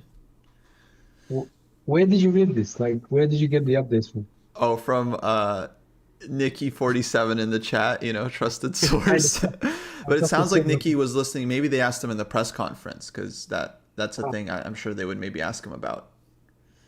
But is it a that's- Twitch chat or is it the YouTube? That was in Twitch. On Twitch, okay. Chess24 posted interview on Twitter. There we go. Thank you, Nikki. Who's asking why does the human eval favor white at all? What is black afraid of? Well, basically, without an f7/f2 pawn to shelter the king, black's afraid of the second white rook starting a mating attack. And of course, two rooks against two rooks, you can avoid mate, but if you get forced into full passivity, then white will just collect pawns potentially. Yeah, and a lot of variations. I think we haven't mentioned this once just because, we're analyzing and then sometimes we don't say the really obvious stuff. But in a lot of the lines, basically white is winning because if both rooks reach the 7th rank at the same time, white's taking with check. So even if black somehow takes on f2 first, if white takes with check, then that's huge and often decisive. So it's kind of a big deal in all these concrete situations. But yeah, I think for the most part, every line we were looking at should have been holding for black. And now Naka, is spending his time advantage to try and see if he can squeeze anything. Because he did bungle that endgame against Wei Yi.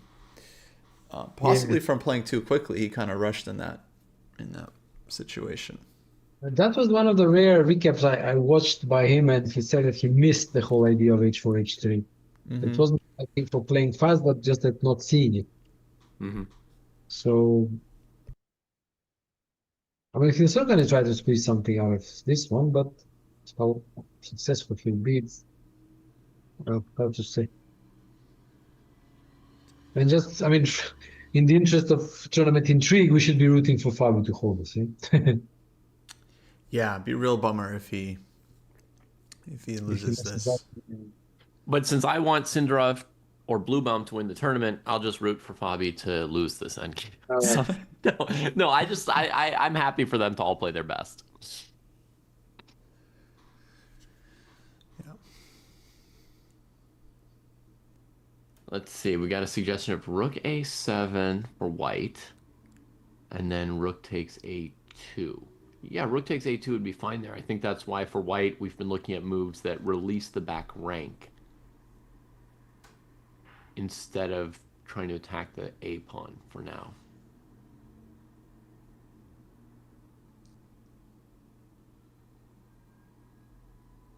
Do you want to look at the other games at all, Kostya?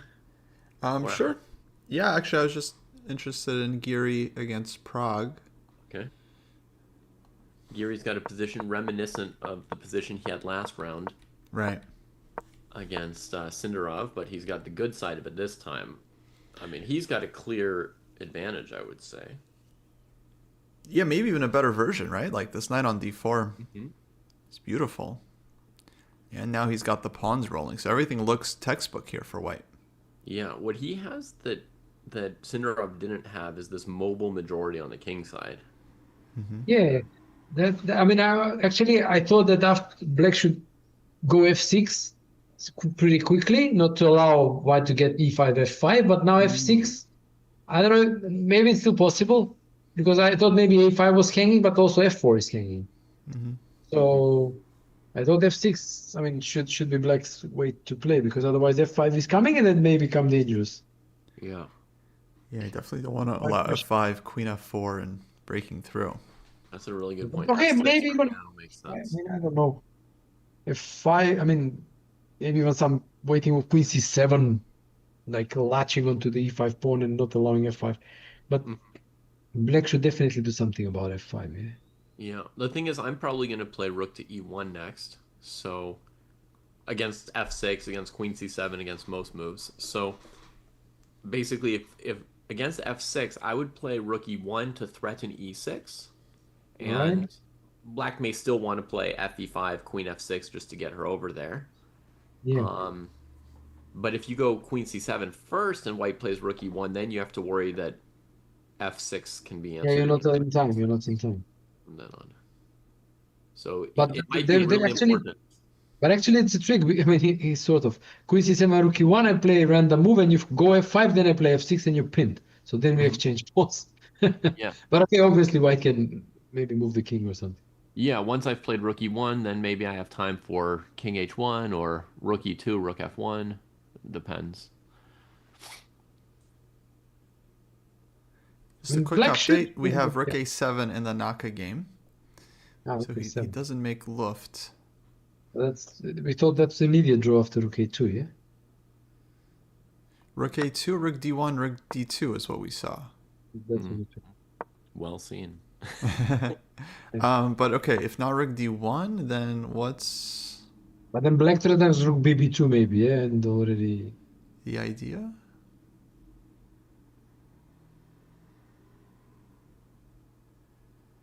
Must have an idea, right? You know what? Maybe he didn't play the move h4, Nikki, because of h4 rook b1. With the idea of trading to single rooks and then rook b1 check, rook b2 check, and taking on a2, etc.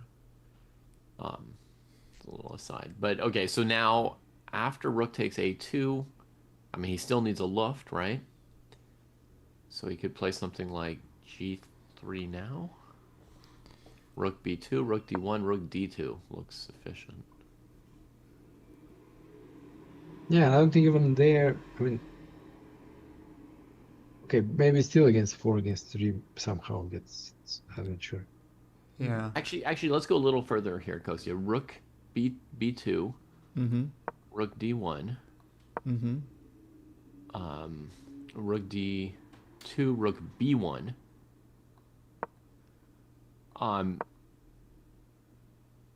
The reason is that if black trades rook on b2, I can go rook a5 and then rook to c5.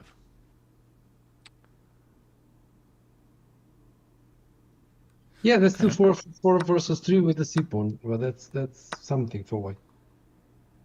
Yeah, that's definitely something. Oh yeah, I mean after rook c5, I'm probably winning. I don't know. So That looks, here, that looks after like rook a problem. a2, g3, right? Mm-hmm. So rook a2, g3. Rook bb2. I mean, not necessarily that rook bb2 is the only move. I mean, even though there is a threat of rook d2, but sorry, rook d1. Mm-hmm. But, Yeah, rook bb2 definitely not the only move there. I could look for something else.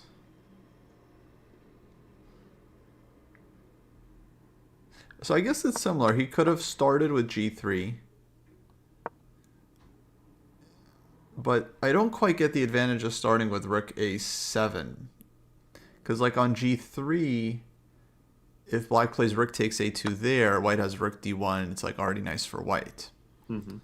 maybe, I don't know if he was worried about rook b1. Now at least he's preventing it because the a5 is hanging, but... Mm-hmm. He's worried about, you said rook b1? Rook b1. Yeah, yeah, g3, rook b1. Yeah, he just exchanged. Okay. Okay, that makes sense. Yeah, we were wondering about just the immediate trade. True. Woo! Holy smokes!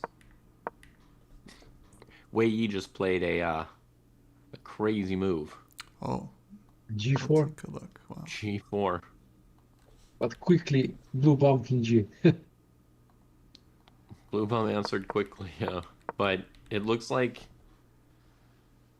I mean, either he traps his rook on h4 or he's gonna play g5 and sack. Yeah, he's either a genius or a dummy. Yep.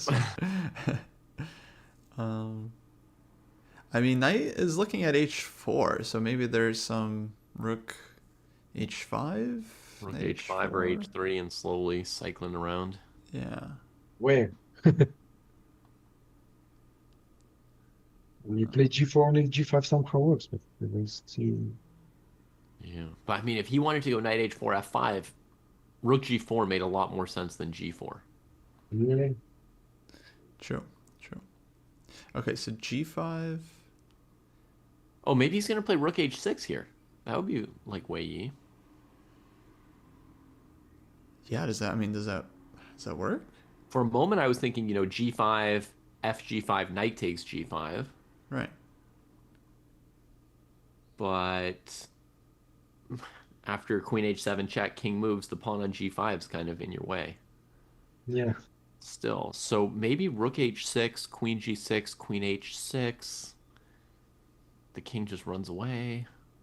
And then maybe some knight h4. But I kind of find it hard to believe that. Yeah.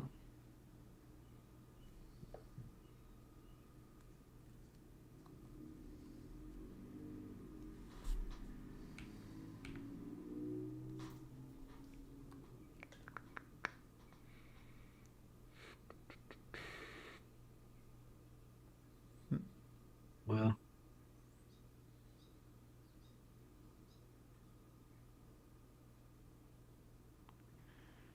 Just the idea.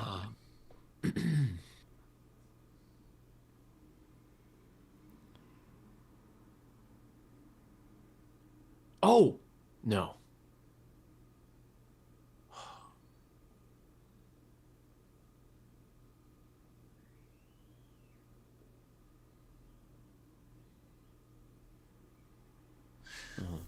Okay, well, there's a few weird angles. I haven't made any of them work yet.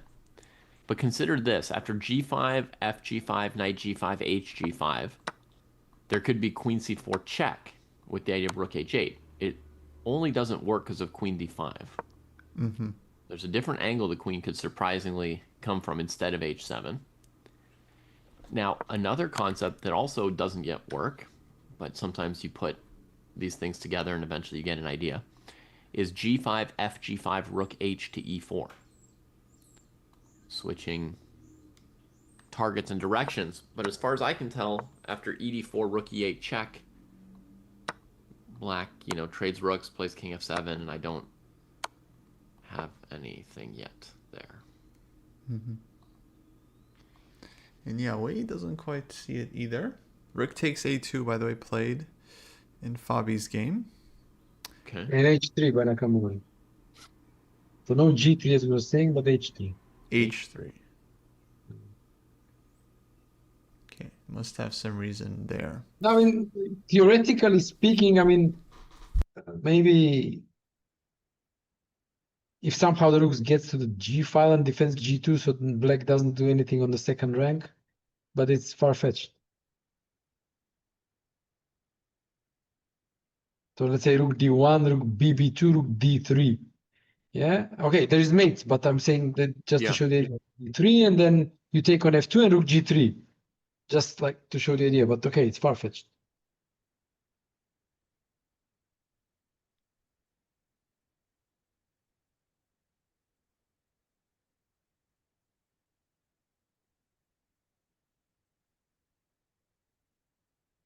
That's right, Caitlin. Queen g6, 97 in the Wei game. Also, it's not clear what the next move would be after 97 for him. Yeah, okay, so h3. So what's the next move for Fabi here? Hmm.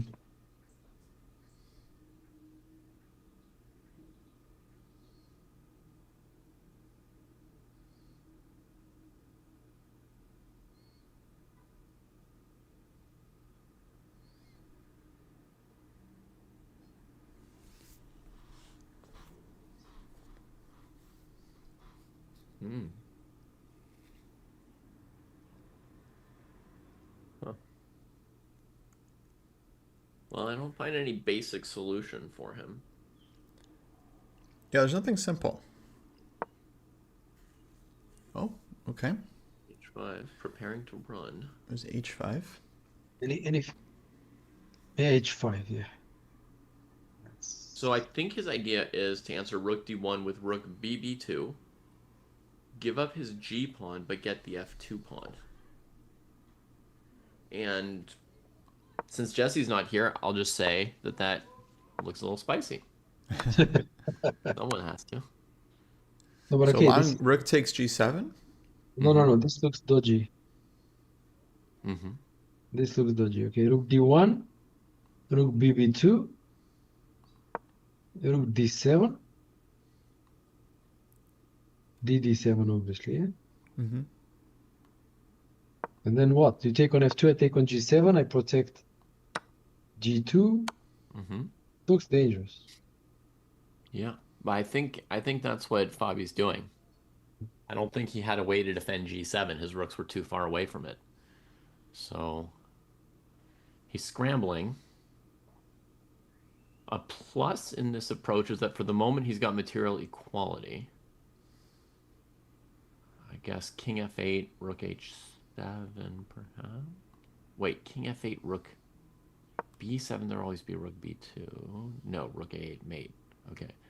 So rook gb7, what would he do next? Rook g2 and give perpetual. Okay. Maybe. What if the white king ran all the way? But rook g2, exactly. King can run to b1 or Would c1. that be forced mate? I mean, I don't know. I think I'll go on a limb here and say that Fabi botches this, and Sundarov will win the tournament easily. Oh no. So you don't see any defending anymore. No, I mean, not that I don't see it. It just looks very suspicious. I don't know. And we're going down this line. Rook bb2 on the board.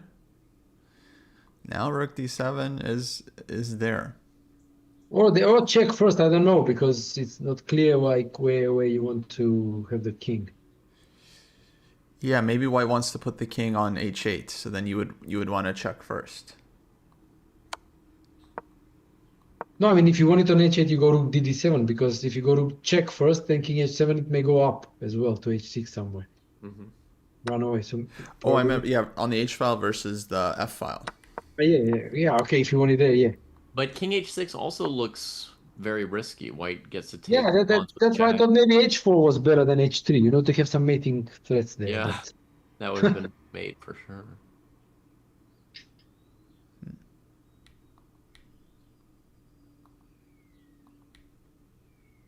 Yeah, this is a bit odd, like, because I would think on He gave the h3 check. He gave the check. you'd want to go rook d2. Gives check, huh? Okay, Naka sees something. Doubles.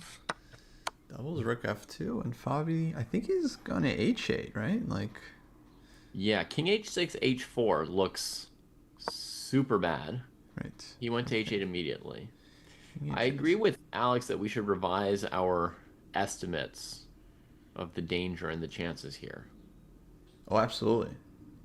I mean, two pigs No, on the seventh? no, Yeah, I'm pretty sure Nakamura is winning this because look, I'm looking at the stream and the Mhm. way they're sitting there, the way that Caruana is making the moves, he's not.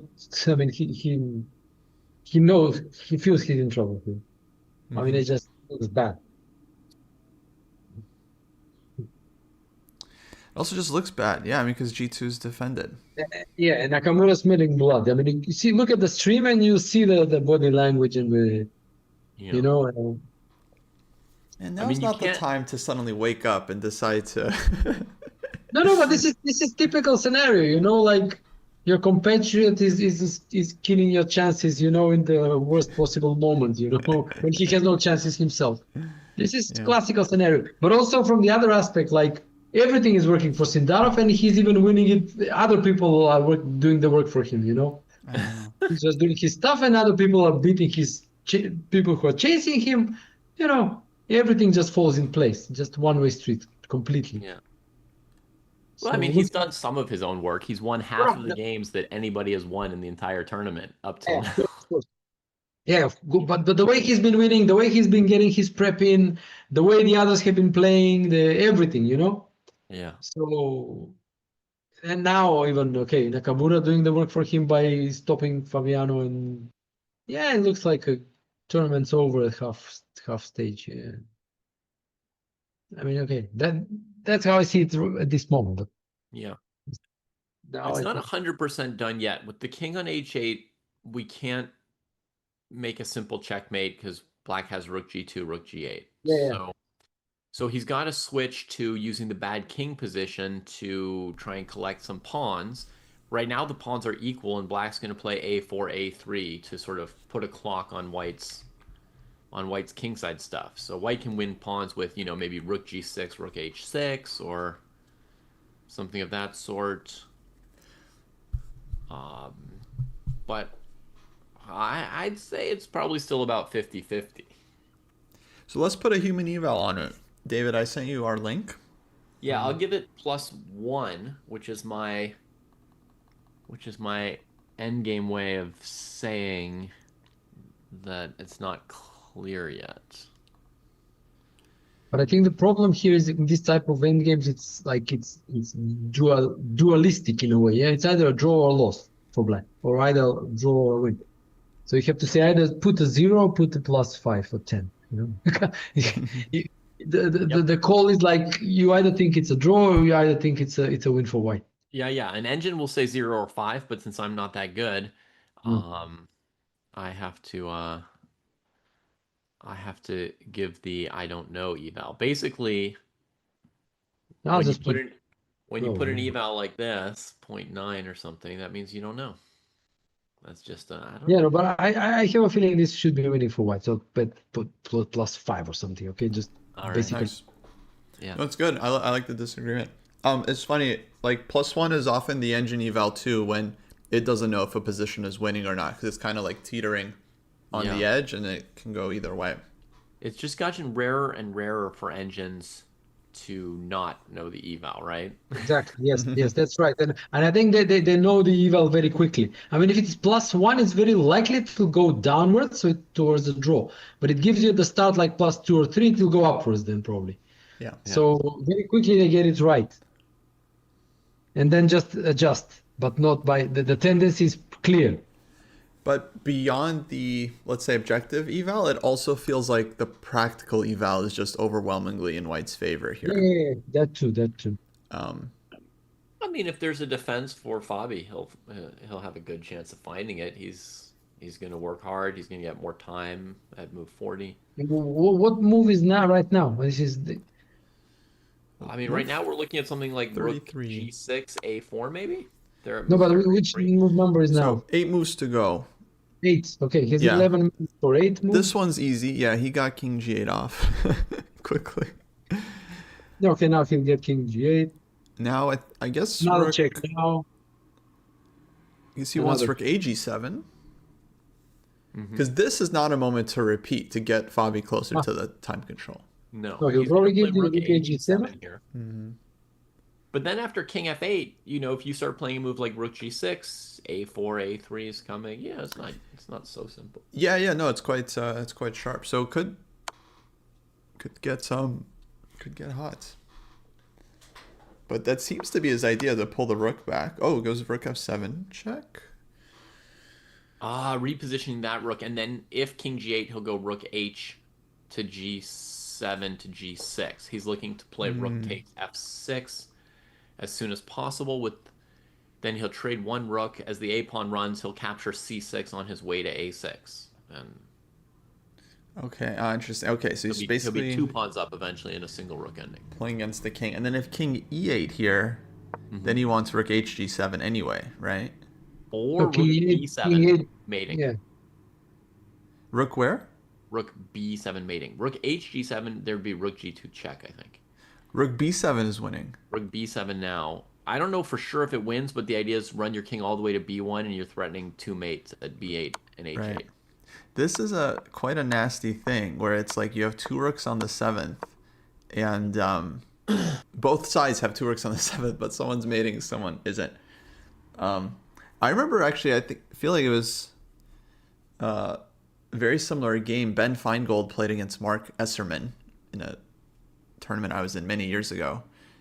And it was a very similar case where it's the same thing. It's like both sides had their rooks on the 7th, but White's king was safe, Black's king wasn't. And it wasn't lost going into it, but it was impossible to defend. It was very, very hard. Yeah, and I think we have something similar here. So king g8. Now we're expecting rook g7, rook g6. Yeah. And then, of course, you can calculate a4, a3. It's like a long variation that's very narrow and easy to quickly check for Fabi. Put it on the board. A3. But if that variation doesn't work, then his alternative is rook to c2 here. Bad news for Fabi. Rook a6, a2, and then king h2 at the end of the line, and Naka is just in time. And that should be a win. Yeah. With 2 pawns up. I mean, there's some chance that there's some h4, and then you trade your a pawn for either the c or e pawn and hold the endgame down 2 pawns. But it's unlikely that you hold it 2 pawn down endgame. So No, wait, just a second. Go back on the board. Don't put rook b2, put rook c2. Oh, And then rook take c2. c4, take on c4, take on e4, maybe go 2 against 1, I don't know. So rook a6, rook c4. Yeah, go, okay. No, here, instead of rook b2. No, go back. Oh, Not rook b2, rook c2. okay. Yeah, I think I'm on there. Yeah, rook c2, rook a6, rook c4, rook a3. Yes. So here, instead of that rook a6 move, wait. I mean, maybe, yeah. So you don't have to play rook a6 immediately. So here, but black has the threat of the check, huh? Yeah, They can anyway. increase the threat, yeah. Yeah, so we don't have time to play e5 or rook h6 to h5. Yeah. Yeah, rook c2. Okay, that's a precise find. And then this 2 versus 1 I think should be a draw. Yeah, it is. Rook a5, h4, right? And Yeah. But wait, isn't there like rook g5, rook g4 stuff, or Depends There's where the a king line square there where if the king ever goes to h3, black plays king g5, so they wait on g6 and h6. so king h7? h7, rook Just to g4, show. trade it, and then sit on the 6th rank. King f2 for white. King h6. Yeah, it's a draw. Wait, king h6, king f3?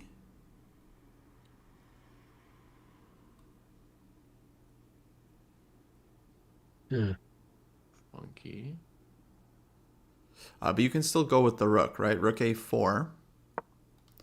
If rook g4, you have check on a3 and Yep. king h5. And Yeah, even yeah. without king h5, you could draw like the weird Geary draw where you just check a million times. Check him infinitely. Yeah. But doesn't king hide on h2? Yeah, but then you defend the pawn. Oh, Okay, yeah. with king. Okay, got it. Yeah, of course. Okay. Okay, guys, so it's a draw. Go home. Maybe. No worries. Rook g6. Okay, now Fabi has 9 minutes Yeah. to figure And that out. only 4 moves to play. Only 4 moves, but it's like 4 moves. he But has to this next one calculate. is It's the big one. basically key decision right now. Yeah, he's got a4, or this other move I would consider a clear candidate move is rook a to c2. Because that says if you ever take on f6, I just take on c4. That makes sense as well. Though there we're going to have a problem on the 5th rank at the end. So take, rook c4, rook f5.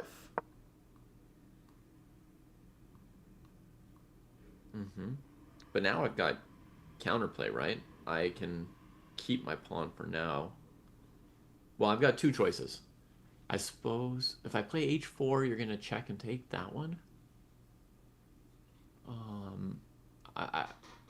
I'm probably playing a4 here, right? Yeah.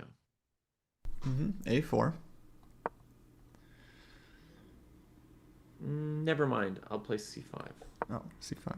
Sorry. So rook h5, king g7.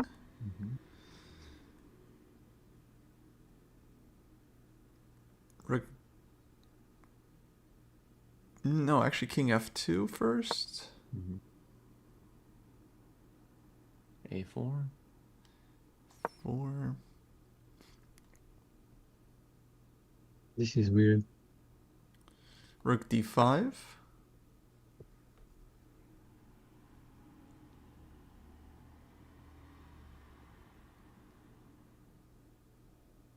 a3. Okay, Fabi played rook f4. Wow, weird move, let's go back. Bobby.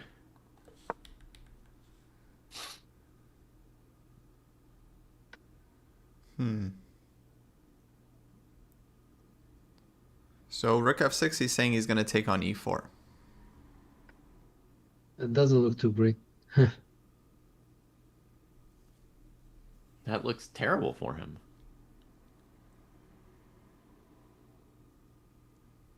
That doesn't look good enough at all. Yeah, I don't like because you're keeping 2 rooks on, and then white's for sure going to win the h pawn. And Here's an important point about rook c2, Kostya, from chat, from Nikki. If we had tried that rook a c2 move instead of a4, and we did a long variation, but white could maybe play e5 on the very first move of that line. No, After- no rook trade. oh, just e5. Yeah, with the rook on f2. Oh, so e5 was the problem. That's what he saw. Potentially, yeah. If that pawn gets to f6, then we're back to playing for mate. Yeah. Yeah, so by the way, I'm definitely not saying rook f4 is terrible or anything. I'm just saying rook f4 is a sign of trouble, if that's the move he's playing. It's like... Yeah, because it looks like white should at least be able to take on f6, give e4, and then take h5 with 2 connected passers.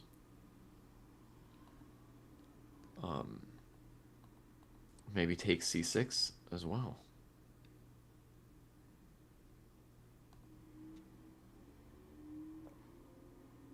Feels like white could end up 2 pawns ahead here.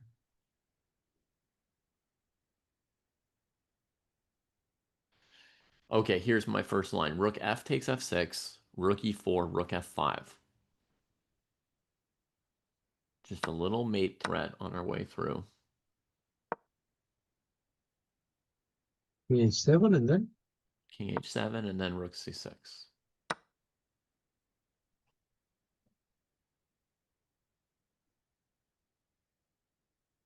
h4? Yeah, you'd be tempted to go h4. Now I play rook f7, check. Roll you back the other way, presumably king g8, and then rook to a7 or so. It looks busted in more than one way. I mean, everything looks bad. All the lines we're looking at, they look bad for black. So I don't think he'll save this. I mean, the tempi are close because black's almost mating white here, but Not quite. once black has to play a move like rook e8 in this position, then the fact that white's almost mated doesn't really matter anymore. Yeah. Then I go rook 8, rook g6 to g4, or rook g6 to h. Yeah, rook g6 to h6 next.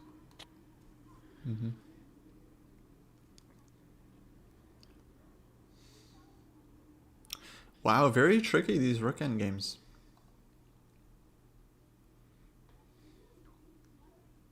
Yeah, Sam, that looks pretty similar. Rook gf6 to c6 looks pretty similar to that line just now.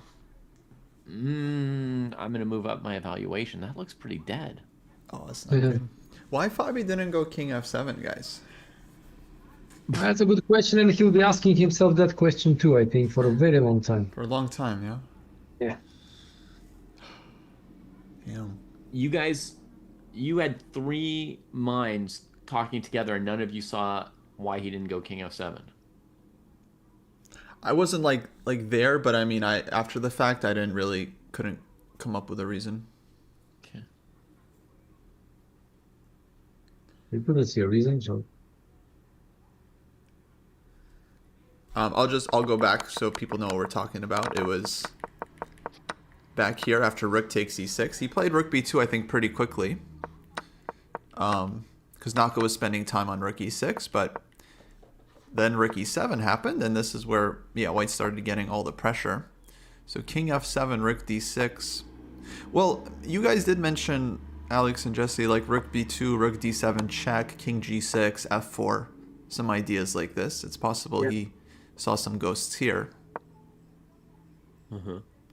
Another explanation is that he is just very concrete, and it's like, you know, he likely saw a forced line leading to a draw after rook b6, or like multiple variations, and then just missed something along the way.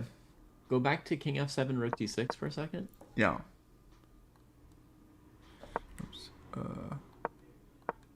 What move did you play then for black after rook I think d6? rook b2. You played rook b2. And what about king e7? Then I guess at minimum white plays rook d2 and they still have... Yes, white goes back. Yeah, exactly. Okay. And has kept a extra pawn. Yeah. Okay. So, somewhere along the way, though, something went very wrong.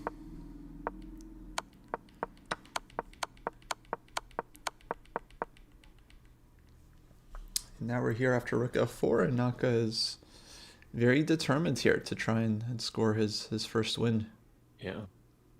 Well, I think... No, I just saw a tweet by Wesley So, and it says Naka the spoiler. Oh, no. Okay. He's like, don't do it, Naka. He's gonna do it mercilessly. Yeah. No. Oh, man.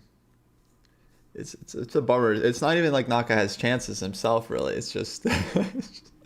No, but what shocks me is that like he plays like this against Caruana, totally toothless openings and like nothing getting out the opening or something, and then just Caruana just dissolves. I mean, like completely breaks down. I don't know what's happening. You know, it's like It's not the first time this has happened, right? Like, no, not the first time, and always like 3 candidates in a row is the same scenario. You know. Okay, in Madrid it was a bit more, let's say, juicy because they all play this open Spanish with the sacrifice on f2, so it was more complicated, so he actually outplayed him very nicely. But the last 2 candidates, it was Toronto and here. Nothing out of the opening, seems like a total draw. They play, and Caruana just commits harikiri and just loses, you know, and loses the chances in the tournament, and okay. Okay, in Toronto he was in the running till the end, but here, just that's it. Yeah, it's like, come on. I mean, it's got to be psychological with these guys. I don't know. I can't imagine how it isn't. Like, you know them for years. You play against them. You know, sometimes you're teammates. Usually you're competing. And then, you know, obviously, you know, there's... I don't know if you would call it a rivalry, but they go back and forth, like, between U.S. number 1 and 2. And Yeah, they do. But still, just to crack down in the most important tournaments. And Naka keeps, beating him in the most important game. So you got to feel like Fabi feels like some Yeah, but some tension. Looking at it, because as Alex says, like Naka plays the opening as if he's happy for a draw, and then Fabi tries to beat him. he doesn't even try to beat him. He just starts playing bad moves. It's not that Yeah. he bad moves are out of ambition or aggressiveness or whatever. They're just moves and just bad moves, Yeah. and loses. So here, I think I found a suspicious move. I don't know if it's a bad move, but it's a move that could be investigated later.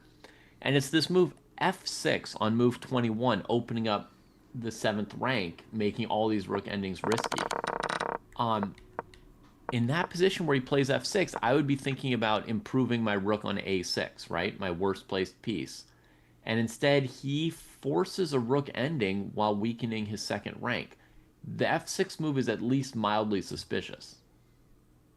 Yeah, especially because he did it to himself. Yeah, my thought there was like Rook A7 would be the kind of natural move. I was And thinking rook B6, but I mean, something with that rook, right? Rook B6, yeah, also for I sure. mean, even rook A8 looks fine. Even Rook A8. Would be a Yeah. candidate move, right? But something with that guy. Or the other thing you can do, Coast, is you can play A4, A3 in a position like this. You can say white's not threatening in anything particular. A4, A3 improves the rook, improves like the counterplay in a lot of endgames. Right? Eventually you play rook A4 or you bring a rook to B2 or something. Yeah, I'm not sure what he saw that compelled him to play F6, though. Yeah, A lot of times I feel like they make decisions not because they're, I could be wrong here, but not because they're like, let's say, comparing multiple moves, but rather like they see F6 and it looks like a forced draw, so they just play it. Because it's like, it's just a forcing Yeah, variation, and just that it wasn't the first draw. That's the problem. that's a problem sometimes. He underestimated the problems in the rook game, probably. Yeah. At least that's how I would, imagine that decision was made. And it's understandable. Okay, we say everything as if we already know the results of the game, and this is sort of like the story of how it got there. But I will say the game is still not over, No, no, still some play left. How Goes many for moves rook left? This is 8. They are practically equal on time by now. Mm-hmm. Yeah, they're at move 38. So 2 moves more. 2 more moves. He trades. He doesn't take on E4. So rook F4 not. Does that mean he also didn't play A4 because of the same E5 move, huh? Yeah, I was just trying to stop E5. Mm-hmm. That's why he had to lose a full tempo with the rook. Yeah, the C5 was very scary. Oof. So now the question is, can Black round up the C and E pawns? Yeah, Hikaru doing his faces thing. He's in the win. Well, it's a problem. So Rook E2 comes to mind, but then Rook F5, right? Yeah, once you get 2 connected pawns, it's game over.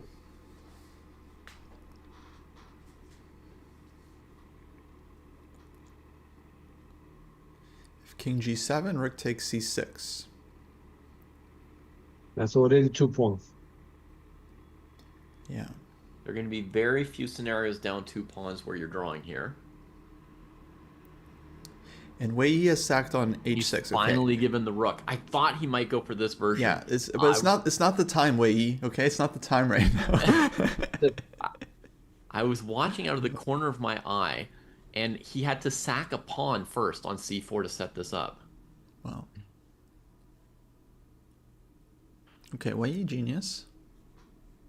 Prague also, he's on 3 minutes there. King G7, Rook C6 played.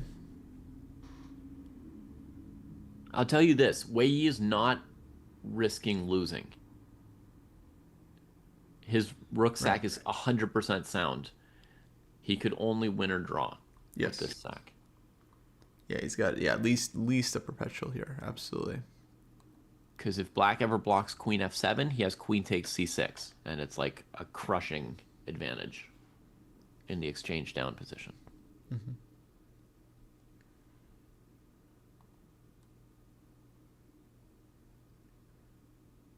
But can he do more? Can he take on h6 with check and play knight g5, even if black leaves the queen on c4? Probably. This feels sound. this, this feels sound. Oh my goodness. Yeah, it feels Wei's attack feels very sound. That would be 2 wins in a row for him. So Fabi just has to make one more move before the time control. But is this just over? I mean, is this just technically... I feel like it's still a little tricky because you have this idea to go h4, rook e2, rook e4. Mm-hmm. And then maybe that's something Right. to try, but... I think h4, it's probably king f1 for white to keep you away from that idea. King f1. Yeah. I mean, that position might also just be winning anyway, mathematically, but you can bring your rook around to g4 somehow. But yeah, king f1 is nice.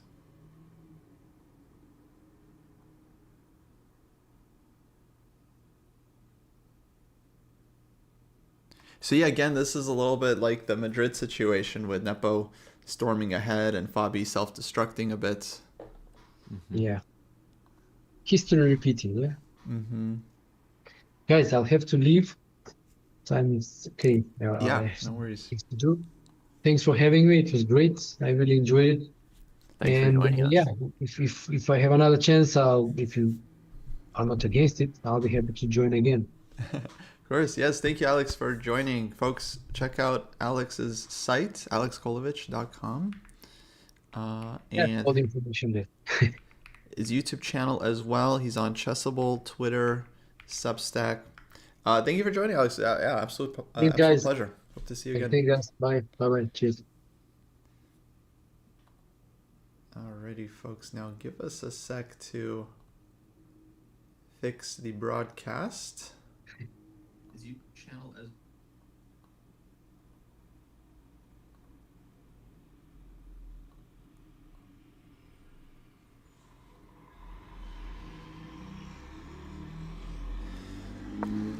yeah, looks like Naka winning this one. Yeah. The other 2 games are pretty exciting. Should we check on them for a moment? Yeah, let me just fix the cameras here and yeah, definitely should jump there. Also, yeah, Geary looked like he's making progress.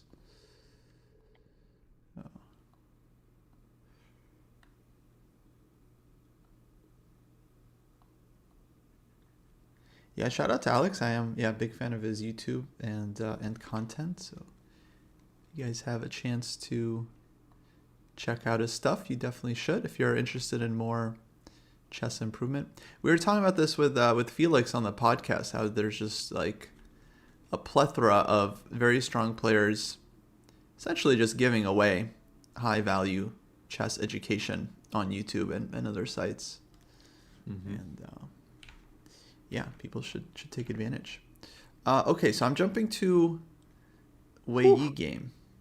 I feel like all these games might be won for white, or at least there's chances. Yeah. Wei's down a rook, so it's more exciting, but Geary might have like the most obvious advantage.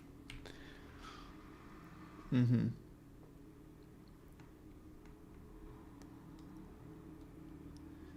Let me just do one more thing here.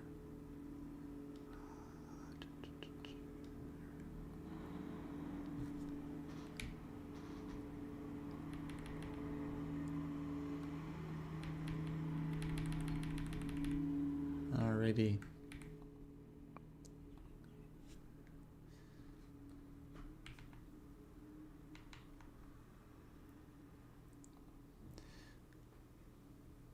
So, yeah. Wei game. What's your eval on this game? I'll add another game to our charts here.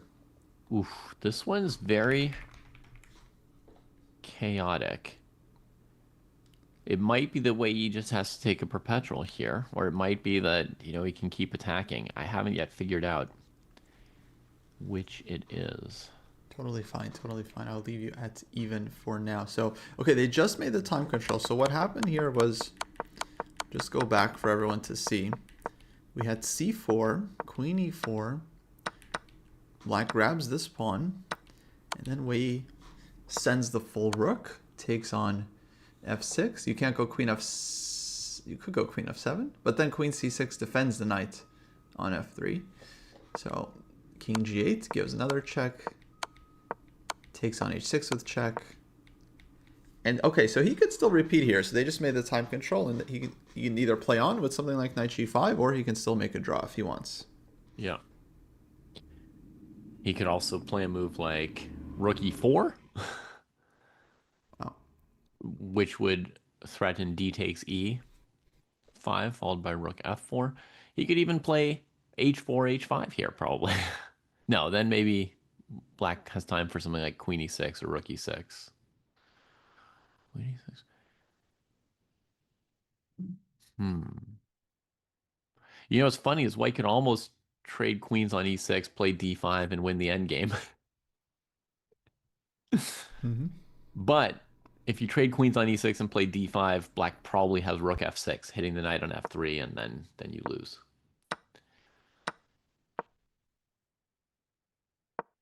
But we have dc. Oh yeah, the other rook. Okay. So you get something like this anyway, and Yeah. Right. well, Rook it's c6, double-edged. knight e5, and h5, etc. Mm-hmm. Craziness. Let's go to Giri because they haven't made time control yet. Okay, didn't play the last They move. have to make one more move. Okay. But okay, Giri has 5 minutes, but Prague is the one that is kind of under pressure here. White He's has got very nice 40 seconds. pawn on e6. Right. So if e7 here, which is a candidate move for white, I think he might be intending bishop e4, rook f8, check, king h7. That might be why he moved the rook, the bishop from a4 just now. Oh, so last move was bishop c2. Yes, yeah, he C2. wants to establish that To on. block the e file, because before his bishop was covering the queening square on e8. It's not like, it's not like it went from nowhere to somewhere, right? Like it had a role there on a4. And I think the big move for white that I keep looking at is rook e5. Right, that looks so nice. And this move bishop c2 really tells you this is, if you want rook e5, it's your last chance to do it. And That was my first thought too. It was like the first thing I highlighted was try to play rook e5, but he has pushed e7, okay, so he's allowing bishop e4. there was a risk with rook e5, by the way. The risk with rook e5 was that black goes like bishop e4, you go something, and then black plays rook c1, queen b1 at some point. Oh, but the bishop is blocking the queen. Yeah, I don't know. Okay, Prague. Okay, he did get bishop e4 off in time. Looks like he played that with 3 seconds. So he didn't see an issue. But wait, so rook f8 check. He wants king, he has to go king h7. If trades and queen f8, there's rook c8. So if queen f8, rook c8, fair enough. I was also looking at knight f5. How about... Oh, no, it doesn't work. Maybe. Okay, so I was thinking about rook f8, king h7, trade rooks, sack on e4, then play queen f5 check. And black seems to only save that with g6, seems to be the only move. Right, so king back, queen King d5. h8, queen f8, king g8, queen d5, And king h6, queen e6. and king h8, queen e6. So So g6. g6. And that also keeps the knight from getting closer with knight f5. But it does give us queen f6, trying to play knight e6. Wait, queen f6? Queen f6, but black has Wait, rook queen d4. Okay, and what happens on queen f8? Queen f8. Queen f8, rook c8, knight e6. So rook c8, knight e6.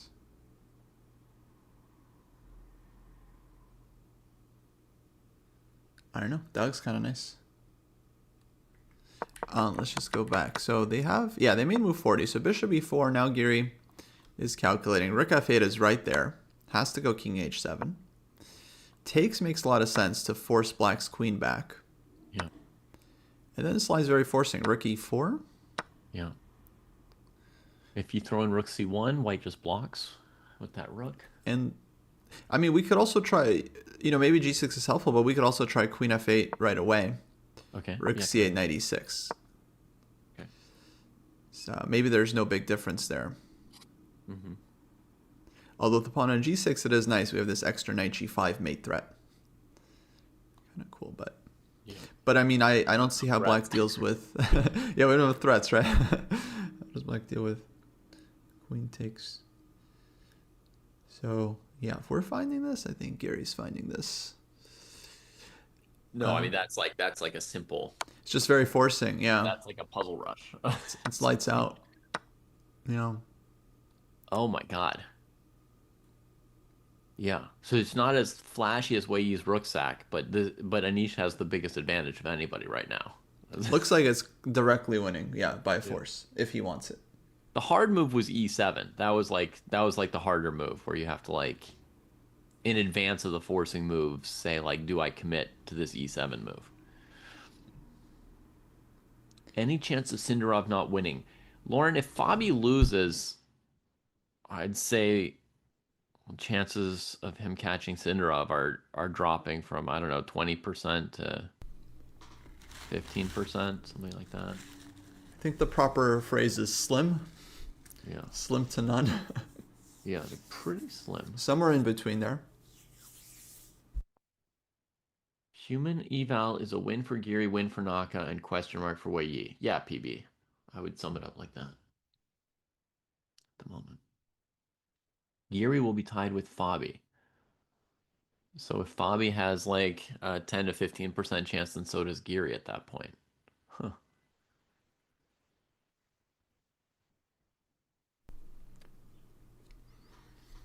Yeah. Even 10 to 15 seems high at this point. I mean, they each still have a game with white against Sundarov. So if each of them beat Sundarov with white, then they could all be a happy family. Yeah.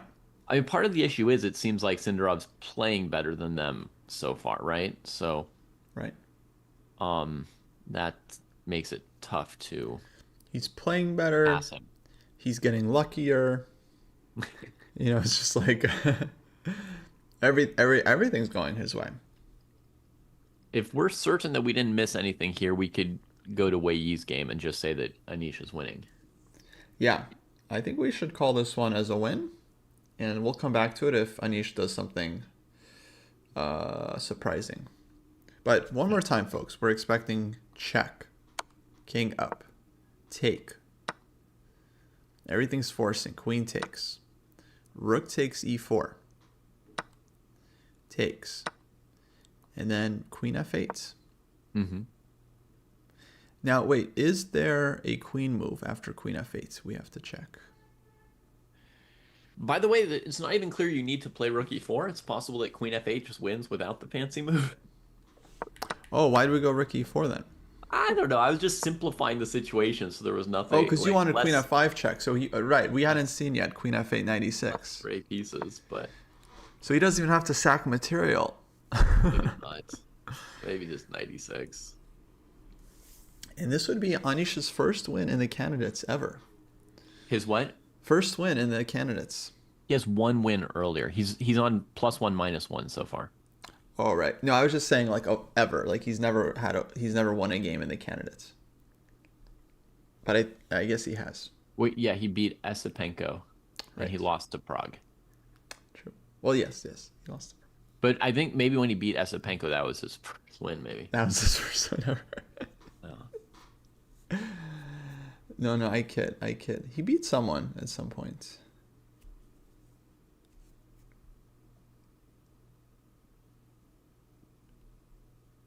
Weiyi's been thinking for 10 minutes or so. So he's not certain. And you've also got some new moves in Naka versus Fabi, so maybe you want to. Oh, Naka Fabi is clarified, and that's Yeah. that's basically over. Get a final picture here. So he put that pawn on h4, right? And white traded g2 for h4. Now, if the e pawn were an f pawn, it would be a drawn endgame in theory. Here it shouldn't be drawn.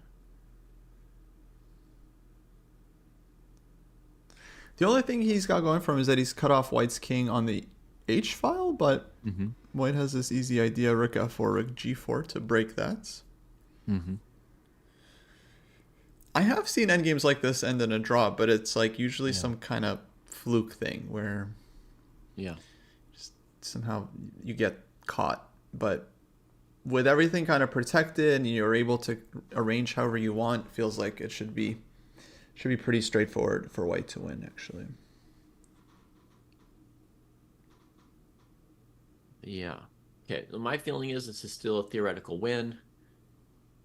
Okay, maybe in a blitz-off, you could mess it up, but Naka's got a lot of time and he seems pretty focused. So I still think a win is a very, very likely result here. Yeah.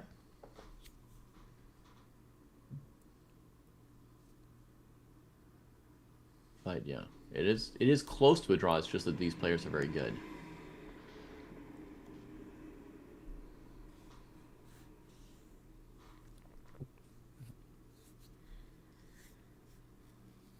Yeah. Yeah, should be a win.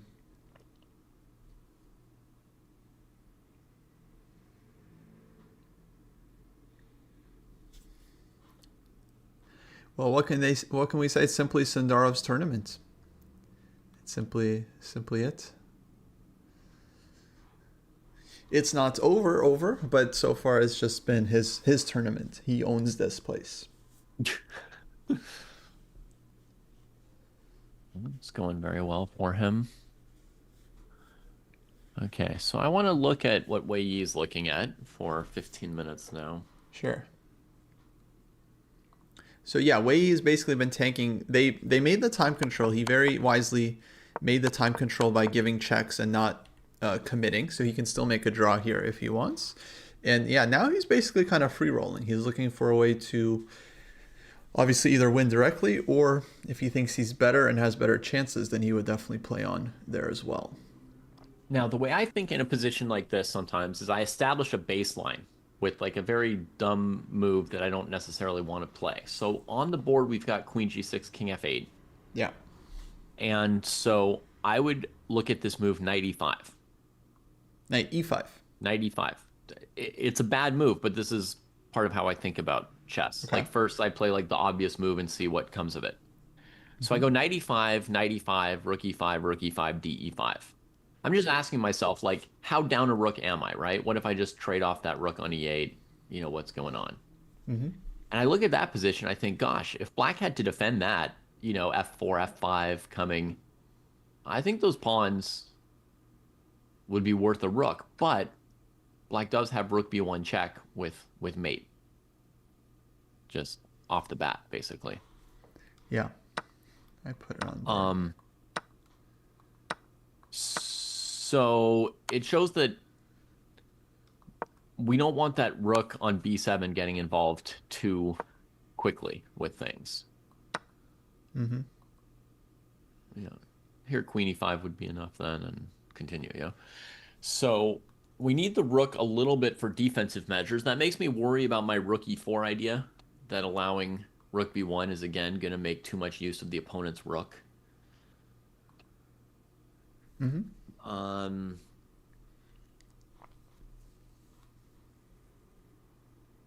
I do kind of want to capture black's pawn. But if I play D E5, then there should be Queen E6.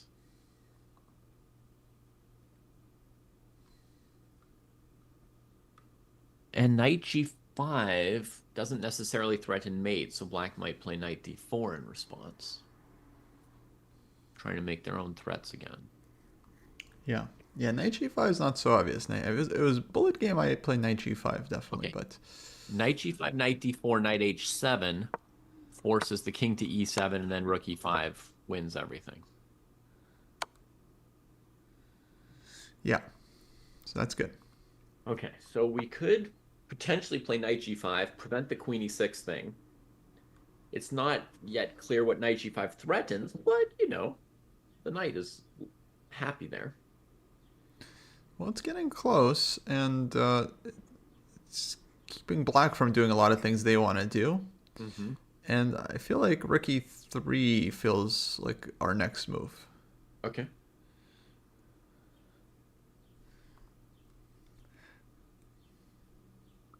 You know what else could be our next move is d e5 from here. But your rook e3 Sure. might be better, but just a good. Yeah. Sometimes it's just nice to know, like, do I have more than one idea, right? Like, how much is my opponent dealing with? Do I have one idea or four ideas? Um. So from here, the thing is d e5 black couldn't recapture, even though we take the knight off of f3 because there's like a winning queen f6 kind of move.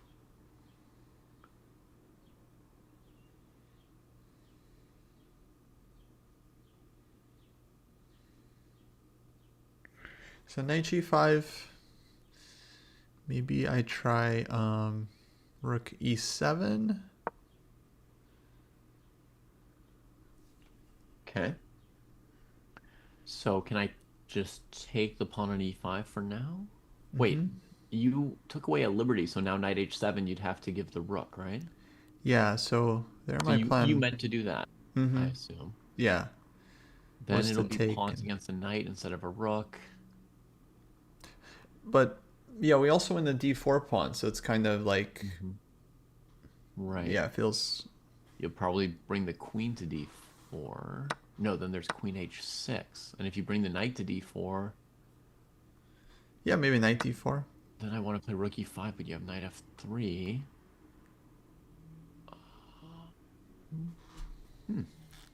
Well, if knight f3 holds up, then that's very nice for you.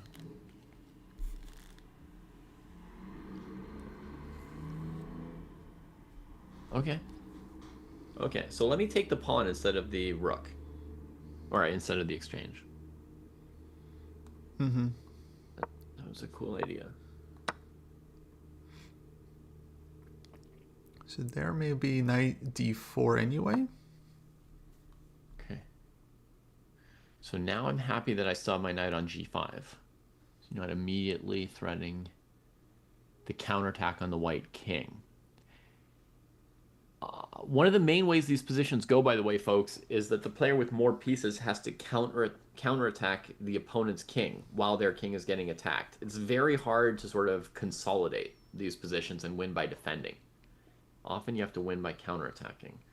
Yeah, I remember one time I sacked a piece for like 3-4 pawns like this, and I was like, how could I lose? I have so many pawns. And then I got mated. Because he had extra piece in the position. By the way, Geary did take rook e4 in this line, and I realized it's because on queen f8 he could avoid bishop to g6 as a defense. Aha. See? Instincts. Which maybe is or isn't working, but it's there. I mean, Yeah. knight e6 still. And like queen f7. Yeah, not sure actually how that was defended. Queen f7, knight g5. Yeah, so. But he takes. Takes anyway. Yeah. Good game for Anish. Good tournament for him, too. Go Anish. Somebody else who I hoped would have a good tournament. And unfortunately for black, takes queen f8, rook c1, king h2.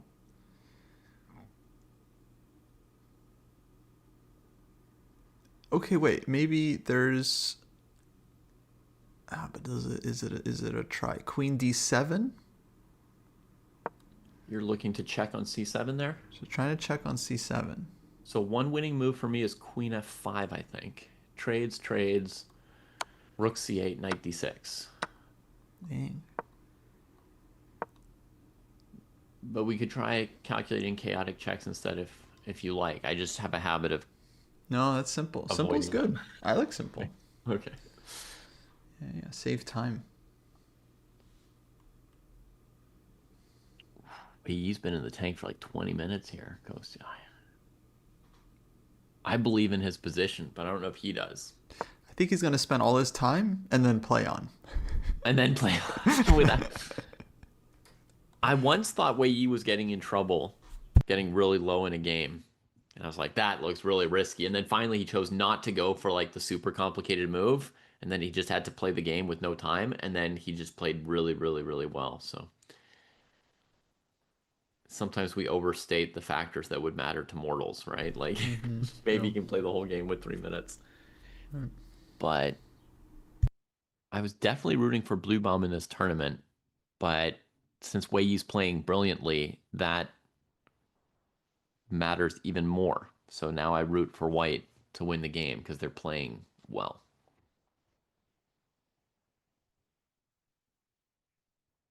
You know. I felt good about that DE5 position. So we had knight G5, rook E7, DE5. You played knight D4, and I was thinking of maybe playing E6 there. Mm-hmm. Just continuing to increase the value of that pawn.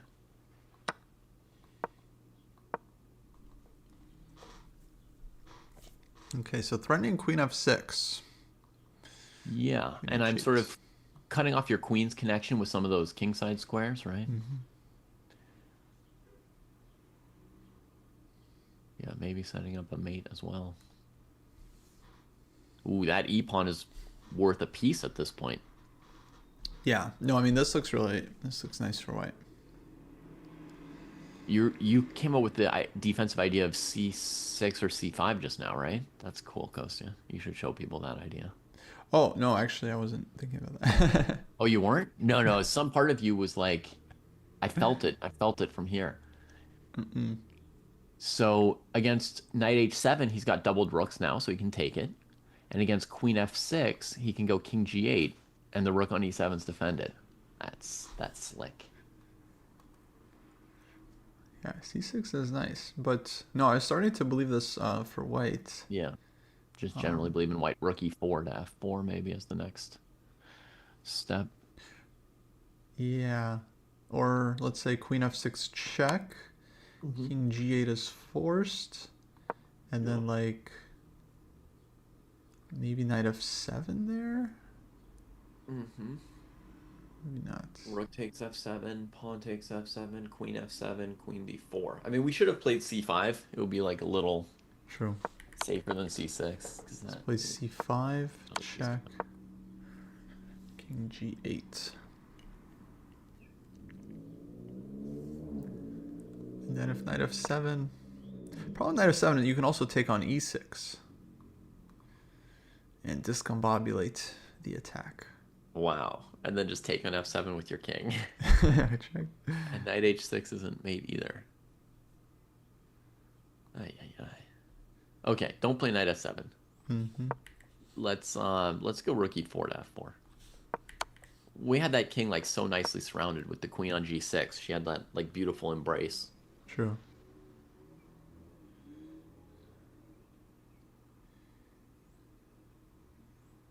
Drismat wonders what Tal would have played.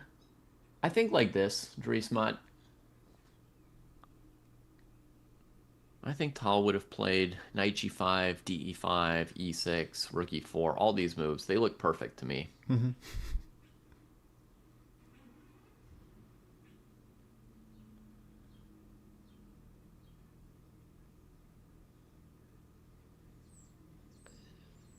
Technically, there's still some kind of defense like knight e2, king g2, queen d5, but I don't really believe in that at all. Right.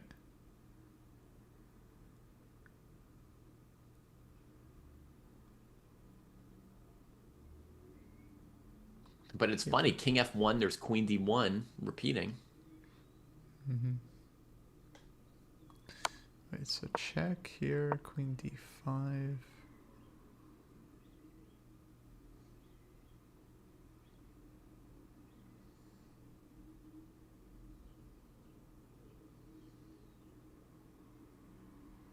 guess it has to be f3. Then queen d2, praying for the counterattack. But also, I mean, queen f5 is maybe not so crazy either. So you get these like huge pawns. Okay, yeah, show us. Queen f5, pawn takes f5, knight back to d4, f6. Yeah. I mean, I can't let you play rook e2. I don't think. I mean, maybe knight c3. Okay. But yeah, I don't know, like rook e5, your knight's out. Like, but you have king g7. Okay, no, king g7, you're most likely in time, I think.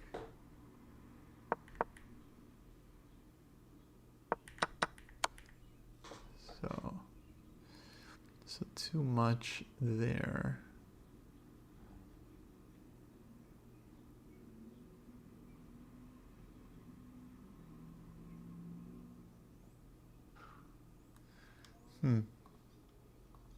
Yeah, he must be going deep here.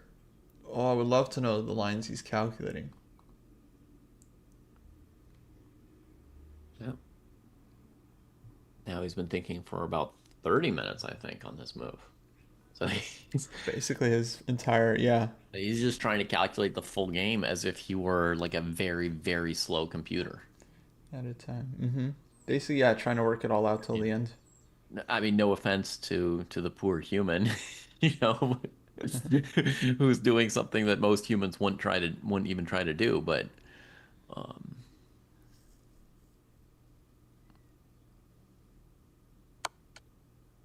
Oh, I see queen f6 on the board. yeah. But it doesn't seem like he's trying to draw. I gotta say, I felt no risk for white at all in that knight g5 position. Like, I felt like we could draw at will forever and ever and ever, right? I mean, even that final position we had, white could always play queen g6, queen f6, and back and forth. If black ever plays rook g7, you play queen e8 mate. I mean, that position was winning. It was winning for white. It was just a matter of believing in it. I'll tell you what, Tal would have played faster. Somebody asked what Tal would have played. Yeah, it seems like he would have worked it out quite quickly. Like, just rely on his intuition. You're right. He would use a little intuition if he didn't, you know, instead of like calculating too far ahead. Yeah, queen f7 is pretty much always losing pretty easily to queen c6, and then you just get overwhelmed.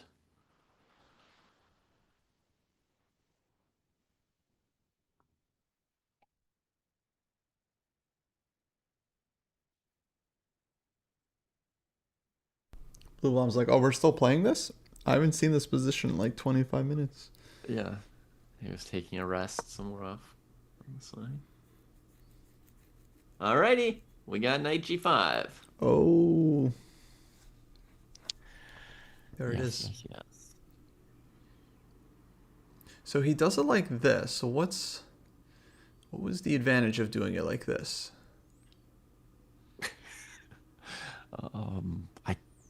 I feel like he can always go back and forth, so I'm not sure there's a big difference. Chat tells us that we've got resignation from Prague, and for some reason, Kostya, Yeah. Anish threw in this queen f5 check move. Like, Wow. I can't even tell you why. I know I'm the originator. You called it. I think maybe it's to just avoid some like queen g6 potentialities. I think it makes a lot. I think it just helps white to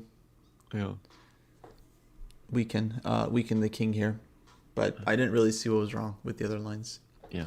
Okay, so nice win by Giri. He picks up his second win of this candidate's, guys, not of all time. Who said that? And he, I mean, assuming a Fabi loss, sounds like tied for second place with him. And probably in better spirits because he's coming from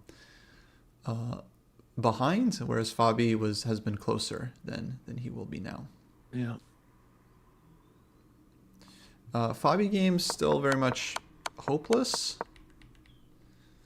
Oh, this is a very exciting round, Kostya. King g4, king g3.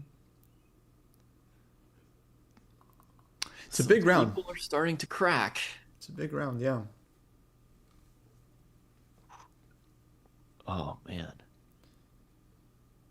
And you know, that Geary versus Prague game, we missed the sort of like phase pre-calculation, but it was exactly the battle that Alex was talking about. He played f6 immediately on that move, which seemed to be the key thing, and then they played rook e1, rook e8, and they were fighting over what that pawn majority was going to look like on the king side pretty hard.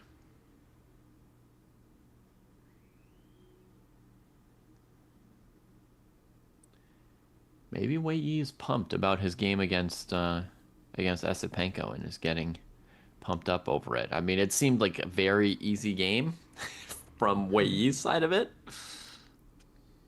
But yeah, maybe he's pumped up. Yeah. Well, he can pick up a couple of wins. Cement his placing in the top 10. I think there's lots to play for here.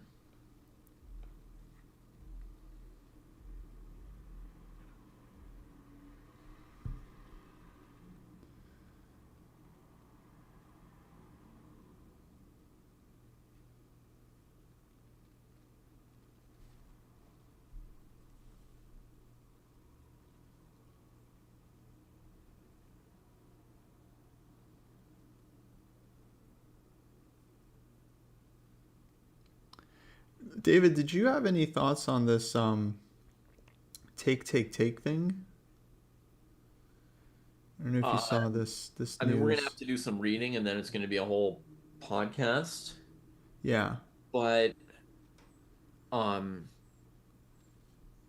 yeah. How much do you want me to say ahead of the podcast without too much research? I mean, I've had an inkling ever since the founding of this take app that this moment here was coming. Yeah, I was wondering about that, like how I was always unexpected this confused. is for you.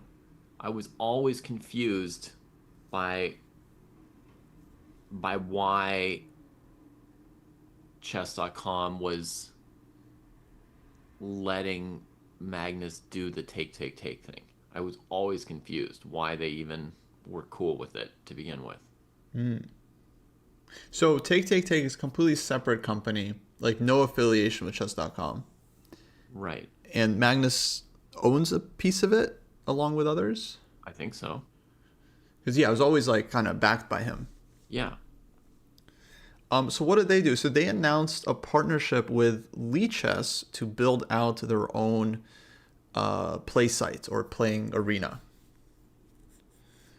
Which I mean, is look, like chess.com had just bought Play Magnus Group, right? Which basically the point was to like the thing was dying. There wasn't too much that was like worth a lot in it.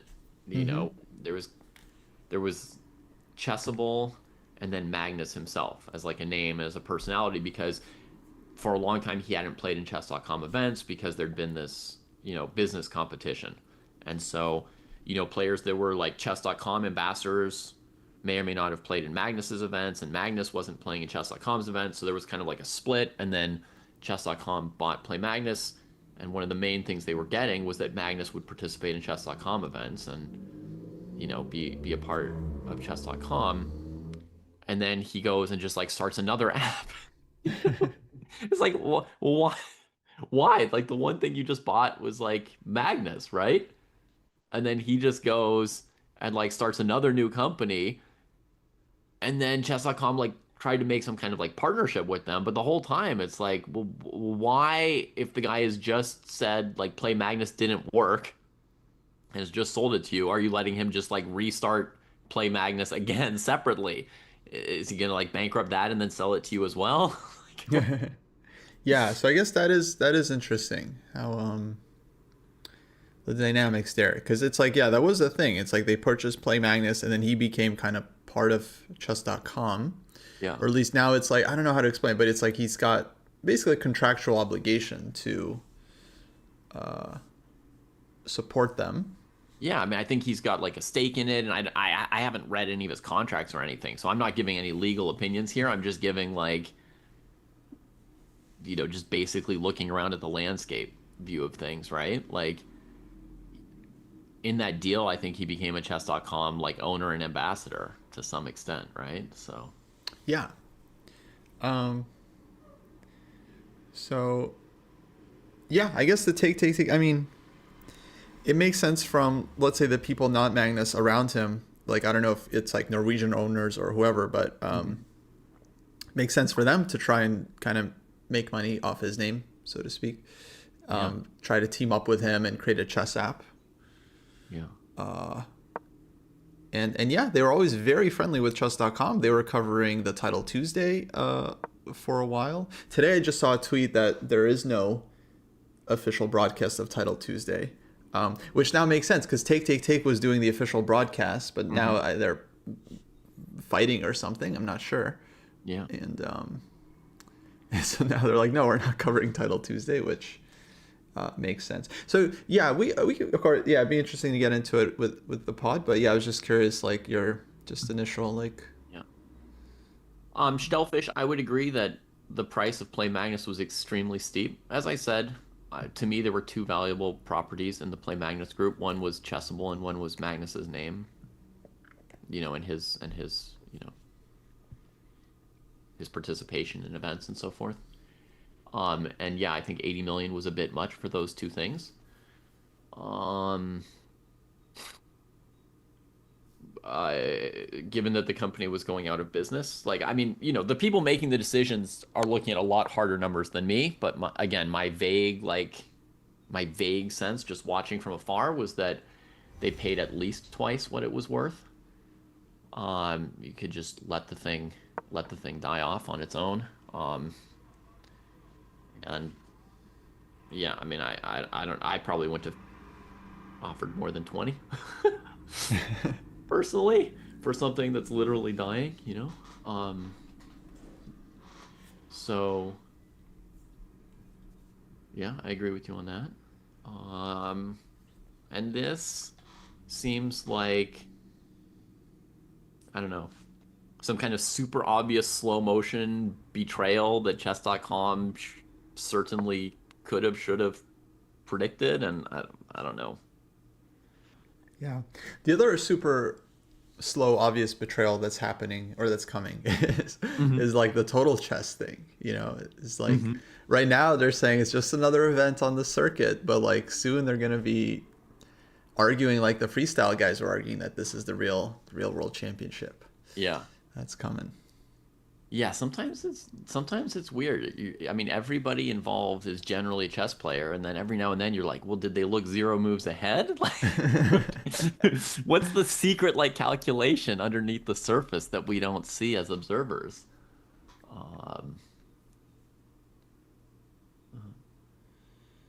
Yeah. As Kalen says, they keep scamming investors, which is maybe like a bigger deal. Like, I don't know exactly, but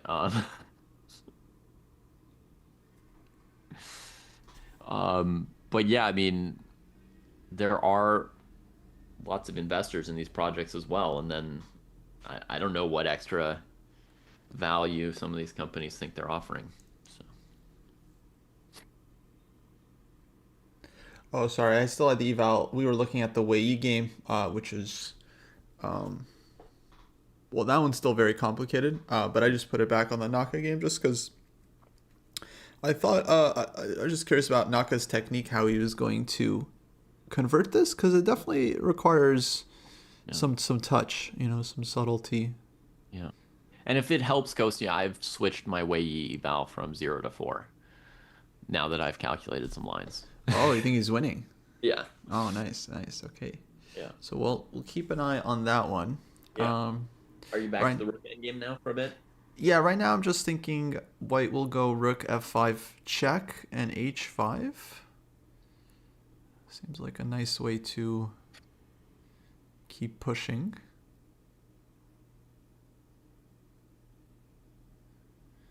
But I do think this is still not. I think this is still. You could easily go wrong here as white, I believe. Like, let me put something on the board. I feel like I've seen positions, for example, rook f5 check, king e6, h5, Yeah. rook e1, king f4, rook f1, king g5, rook g1, king h6. Yeah. So that endgame could all immediately be a draw. Right, and then you play rook g4. Yeah. And I just want to say, even if white could defend the pawn with like rook e1, like that position might already be like very, very hard to win. Right. So there's certainly ways for white to go wrong, but I highly doubt that he's gonna cut his king off on the h file like that. I mean, sometimes you do. Sometimes you think you've calculated a way to win with the rook pawn, and then you've just got it wrong by one tempo. Like you go for that, and then you play, you know, like rook g5, rook e4, king g7, and they go rook a4, h6, you know, rook a7 check, and you're like, oh shoot. Yeah.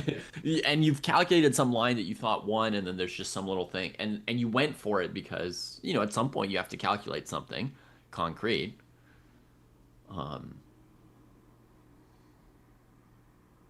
Okay, let's go to Wei Yi.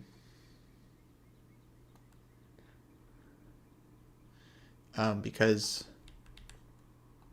Like I saw something, Kostya, yesterday, where they Yeah. were saying like when Magnus launched Take, that maybe Eric and Danny just said to him like, okay, but you can't do like playing and learning on Take. You can only do like watching. yeah, there's this interview. Yeah. And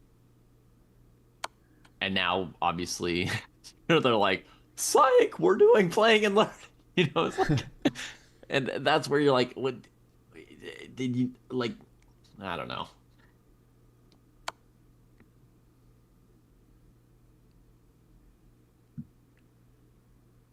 Oh no, not the nice play, bro. Not again. Oh no. That was such a funny troll, I gotta say. Okay, so with the queen on g6, this was not possible for blue bound. We found one difference, and it's not favorable for white so far. Wait, but I'm confused. Why? He had the queen on g6. He could have Yeah. played knight h7.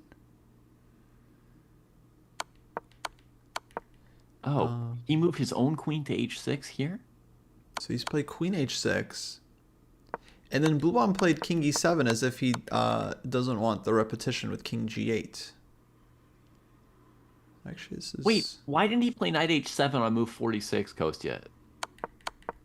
I don't know. I think black is blocking with knight e6. That's why. Blocking with knight e6. Okay. Yeah. I mean, I don't know what's happening there, but I think that's Yeah. the only thing he can do. And then knight g5, king d7. But am I reading this right? Is Blue Bomb the one who's now evading the draw? Queen g6, king f8, queen h6, king e7. Yeah. Or maybe it's a draw anyway. Maybe it's a draw no matter what. Okay, So let's see. he's decided to force it like this rather than walking back and forth. And Because what about knight f7 next move?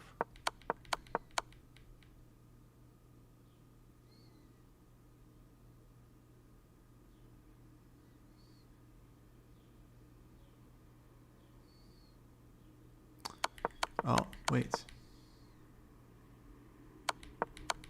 he brings the queen to g7. Yeah.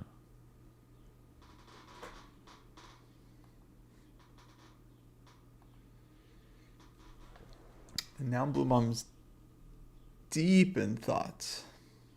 Well, I mean, he's got one legal move here. No, he has king c6. Rook takes e8. Yeah, but if you think you're losing knight f7, then maybe you try like rook b1 check and hope you have something there.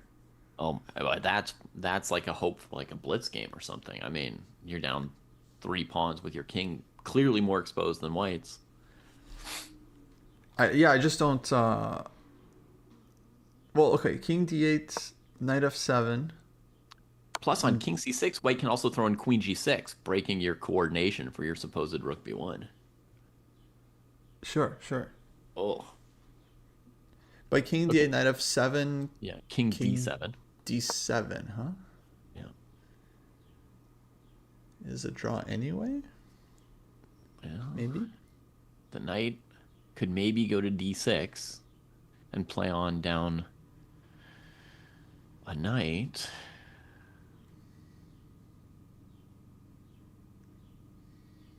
Okay, it does go king d8. So it could go knight f7, knight d6, king d6, rook e8. But black's king is kind of running away. I feel like we're not going to be mating there.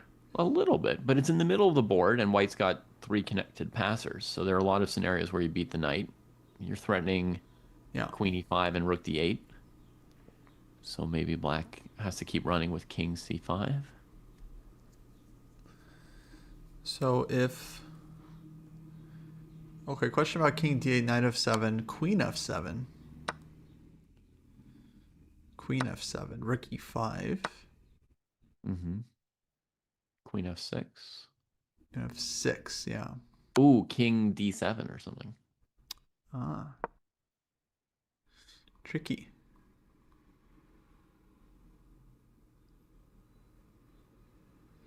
So that one is still unclear.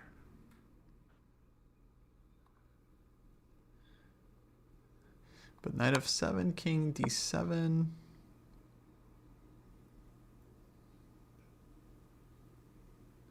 If rook e8, king e8, queen g8 check, king e7. Mm-hmm. No trickies. Yeah.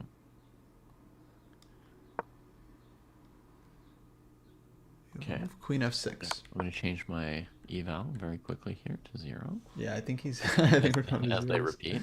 Exactly.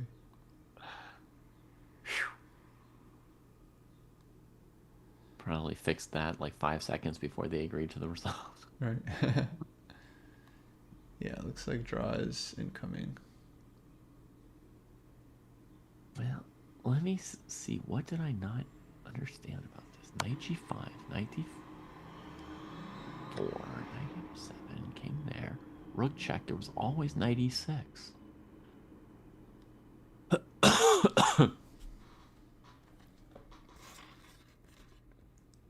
Knight g5.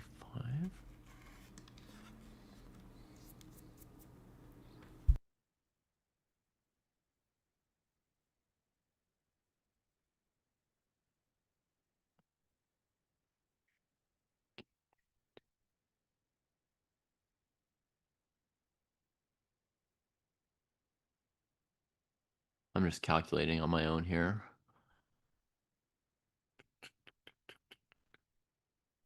Yeah, draw agreed.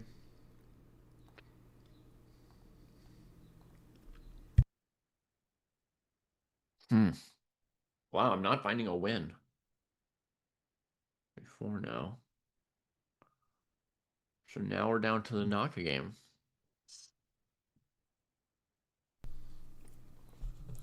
Yeah.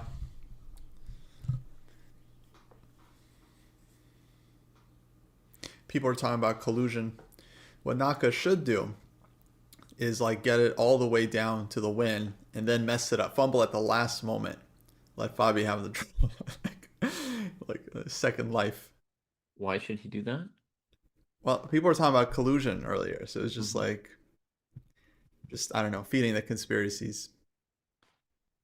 That would make it more of a theory, right? Yeah, Yeah. even more. But then why would he play so well up to this point? Just to confuse the issue. So the king went to the H pawn instead of to E6, Kostya, and I preferred I the thought king king on e6, yeah, was a better. king on E6, like you suggested. Also, I wouldn't have played H5 check here. I would have played king F4 first. So I am not guessing the moves for either of them at the moment in this rook ending. Okay, what I don't get is how Fabi plans to hold after e5. Oh, right, because this way he allows the E pawn to just advance. Yeah. His king has got him pretty far from that E pawn, too.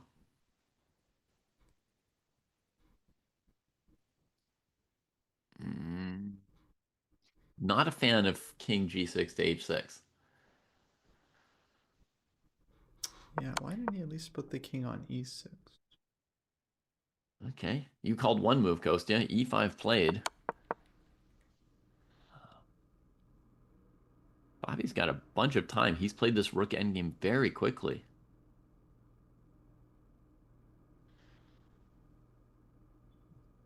Man, lucky stars for Blue Bomb surviving that game, Ilkson. Yeah, that looked really very scary. Yeah. I wouldn't be surprised why he was winning there at all somewhere.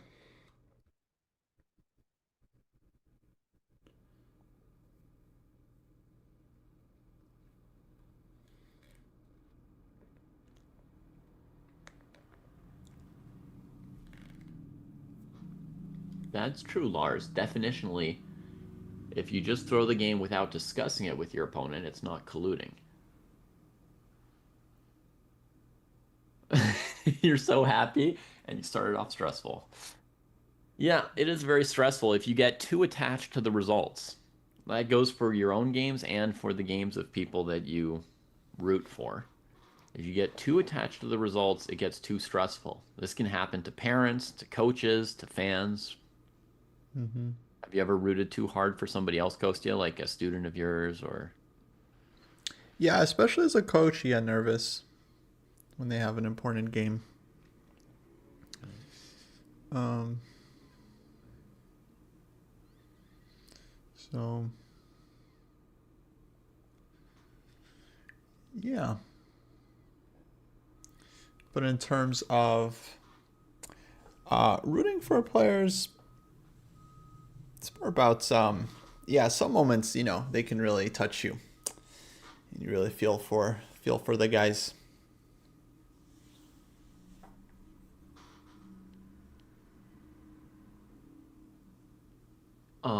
so bouncing across says it's still against the rules to throw without agreeing with your opponent. Yes. It's always against the rules to throw. It's just not collusion. It's just a discussion of technical definitions of Yes, words. different Yeah, kind. but yeah, you're not supposed to throw games in any tournament, including this one here. And when we say throw kids, we mean like lose on purpose, but intentionally, not choke or misplay a position Yeah. unintentionally. Lose your focus for a second or assume you're winning and stop Yeah, concentrating. it's like throwing the win away, but that's not yeah, not what we're talking about exactly.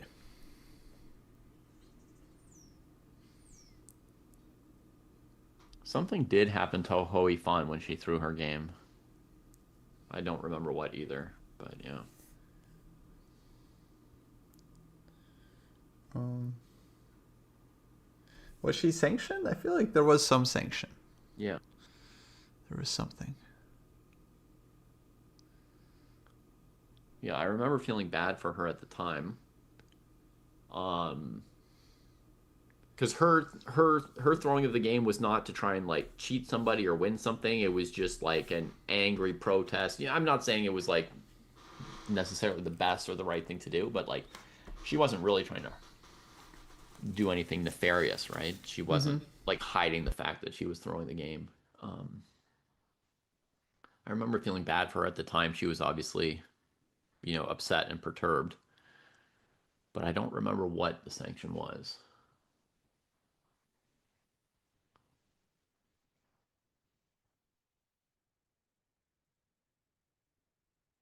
Rook a6, rook f6 check is winning, Patrick. Yeah.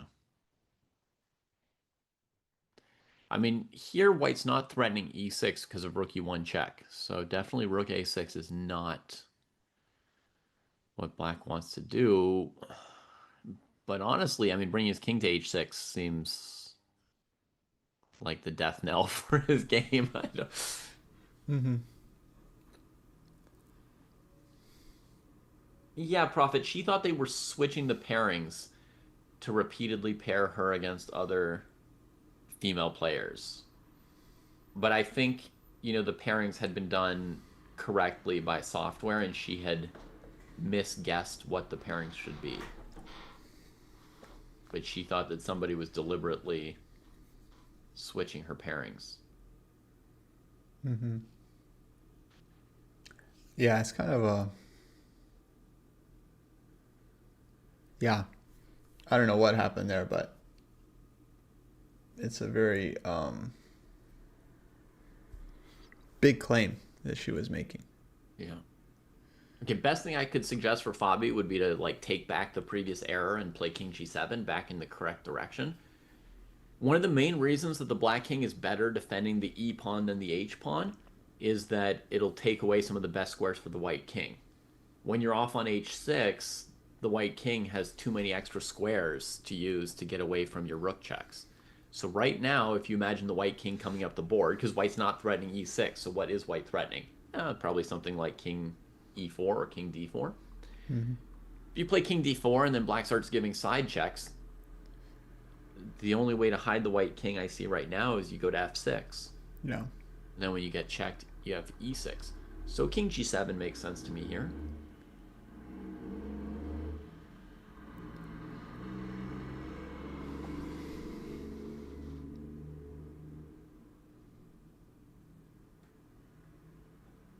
White could improve the position with King F4. And if you check on the rank, go to G5. And if you check on the file, then come around to D5 and E6. But then I guess when you go King D5, I go rook back to A1. Then you have to try E6, rook A5 check, King E4. Yeah, that still wins for White. Yeah. Mm-hmm. Should. Not surprising.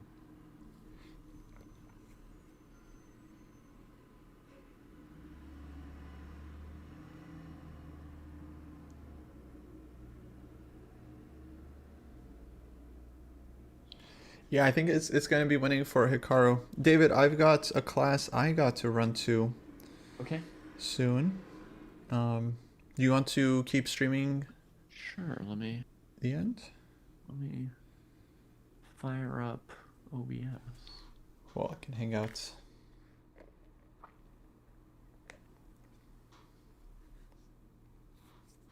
Oh. Okay.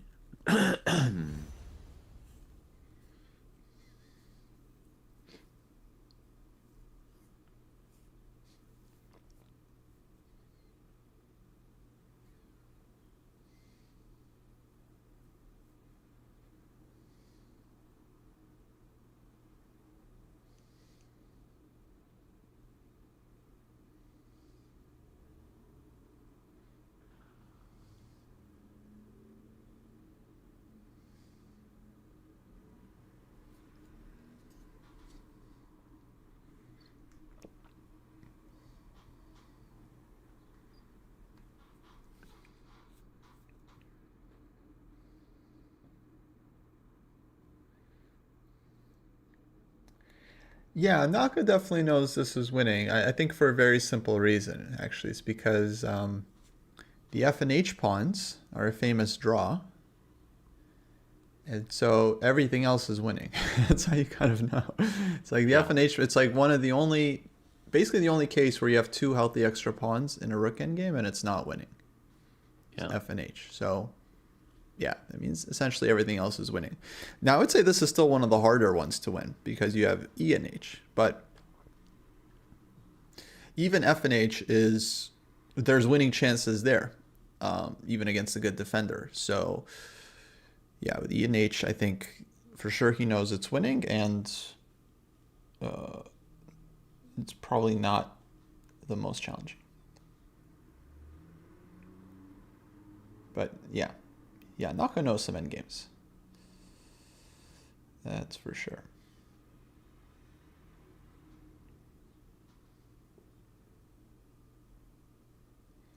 No, Inferno, we're talking about the rook endgame. Rook endgame.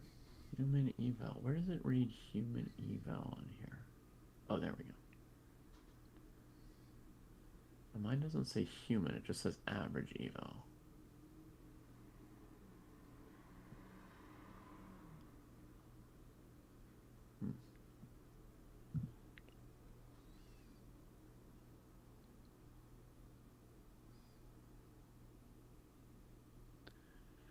Okay, I could I could take over the stream if you want, Kostya, more or less have it.